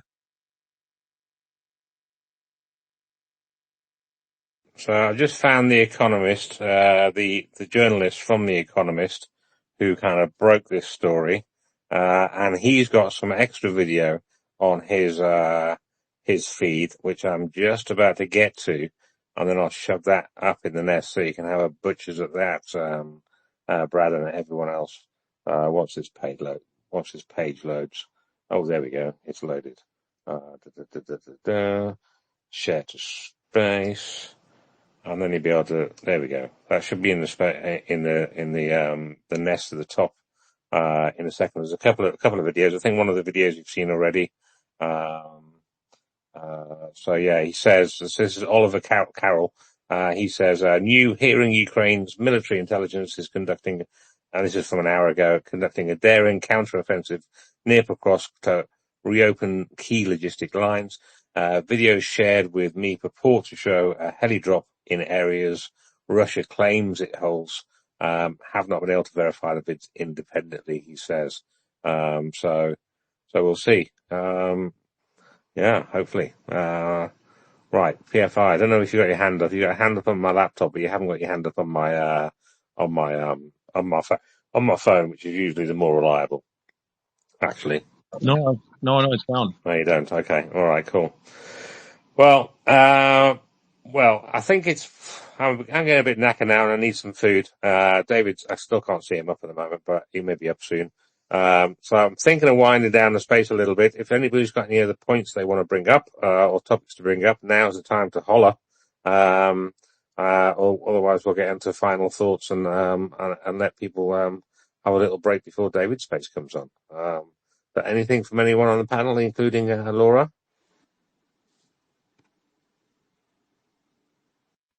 No, sir. Rounds complete. Thank Yeah, go Laura. Thank you so much, everyone, for contributing, for speaking, for listening. I really liked too it was Andrea and Regina and Tomahawks for Ukraine. I thought added great information in the comments that we hadn't seen. I love that format, just that particularly if all of us don't see everything, just keep adding to the information we're talking about, adding to ideas to talk about. That was terrific. You guys just blow me away with like the information, your backgrounds. Dryfly's story about 9/11 was so sad, but like so informative, just to get information from people who know these companies and units and Ukrainians. It's fantastic. I really am so grateful to all of you. Thank you so much for joining us. Yeah, thanks everyone for using that purple pill to put stuff in there. That's very handy. I'll try and put stuff in the nest, but for some people the nest doesn't work. So for the recordings, for instance, the Nest doesn't work for everybody, especially if you're on a laptop. However, the purple pill always works, as long as I start the space correctly and there is a purple pill. I have to start the space on my phone rather than start it on my laptop. Otherwise, there is no purple pill. So yeah, you shove information and stuff we're talking about in the purple pill. Might not get to it immediately. But it is very useful, especially when I'm hosting my own account, because then it appears in my notifications as well, which is very handy. Sometimes I forget to look in the purple pill, but I do tend to look at my notifications a little bit, just to see if Laura's requesting speaker or anything like that, which is quite handy. Well, thanks very much for everyone for coming. Not quite sure when the next space is. Maybe tomorrow. I don't know. I'll talk with Laura in the background. What day is it today? It's Friday all day today, isn't it? It's Fiver Friday. So yeah, if you can spare a fiver or multiple fivers, well, spare a fiver, to send to your Ukrainian fundraiser of choice, do that. Maybe stick a redacted, screenshot of your fiver, on Toonie Tuesday's, Fiver Friday pinned tweet, just so you can let everyone else know that you're giving a fiver, but more importantly, let them know kind of what fundraiser you gave that fiver to, and that may then make other people go, oh yes, that's a good fundraiser to give a fiver to, whether it's £5, $5, €5, five wherever's. That all helps, and now I get to a decent fundraiser, because you're going to do your own research, aren't you, listeners, lovely people, because that's what you have to do. And then hopefully that will wing its way, and buy stuff or go towards buying stuff for the Ukrainian defenders so they can fight off the Russian horde. So with that, I think I'll prepare myself now and get myself all sorted out, ready to close the space. So thanks very much, Laura, for co-hosting as usual. Thanks for Brad, PFI, Satanic. I can see Devnall there. I'm going to be seeing you later in, well, you should have come up, Devnall. I could have talked to you about poutine or something. I don't know. Yeah, thanks everyone for coming up. Thanks for everyone who's not, for Dryfly. I love listening to Dryfly and lots of other people as well. Katinka, thanks for bringing your question. That was important about the electric vehicles, being banned. I do think the Russians have maybe got wind of, or maybe got a false flag wind of, maybe some bomb, in an electric car, heading towards, the Crimean Bridge again, like they caught one in, what was it, August the 18th. So yes, I mean, disruption for the Russians, all good. If a bomb makes it through, even better. That'll be absolutely wonderful. So hopefully there's going to be booms, to report tomorrow, especially with that drone bomber map, which shows a lot of drones, or implies there's a shitload of drones. And with President Zelensky earlier today saying there was going to be an imminent mass attack on Russia, which I kind of took with a slight pinch of salt at the time when I read that, but having looked at drone bombers map that he released, I'm like thinking, interesting. Yeah, so check out my timeline later on. I will, if we decide to do a post, I normally have that as my pinned tweet. If not, I usually leave this space as the pinned tweet. So if you see a reminder to kind of to either play the space or to just you know what I mean. I'm losing my voice now, Laura. I definitely need food. I'm knackered. Yeah, so join us in the next space whenever that is. Maybe tomorrow, maybe Sunday. And before that, go and join another pro-Ukrainian space, David D's or Professor Bonks or whoever's. And keep on trying to support Ukraine and supporting each other. That's what these spaces are partly for, to raise funds for Ukraine, to lift Ukrainians' morale as well as our own, and to keep in touch with what news is going on, whether that news is good news or bad news. News is news. It's always good to keep informed, and thank you for everyone who comes up and contributes to the space, whether it's by retweeting the space out, or coming up to talk, or putting stuff in the purple pill, or whatever it is. Thank you very much. And with that, I'll say Slava Ukraini. Heroim Slava. Slava Nazi. Heroin Slava. Herom Slava. Slava Nazi. Smed Borogorum. Her- Yay! Scary Okay. Heron Slava. Cheers. Scary hippopotamus. Scary hippopotamus. Excellent. I do like saying that. Scary hippopotamus. Thank you. I do like saying that at the end as well. Thank you.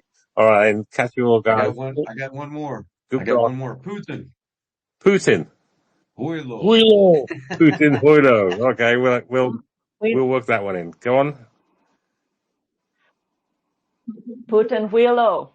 Putin Hoilo. Yeah. Oh, yeah, he is. I forgot what that word means now, but no, it's not very nice. So we can talk about that on the next space. All right then, everyone. I'll close the space now. Have a great afternoon, evening, or morning, wherever you are, and catch you next time.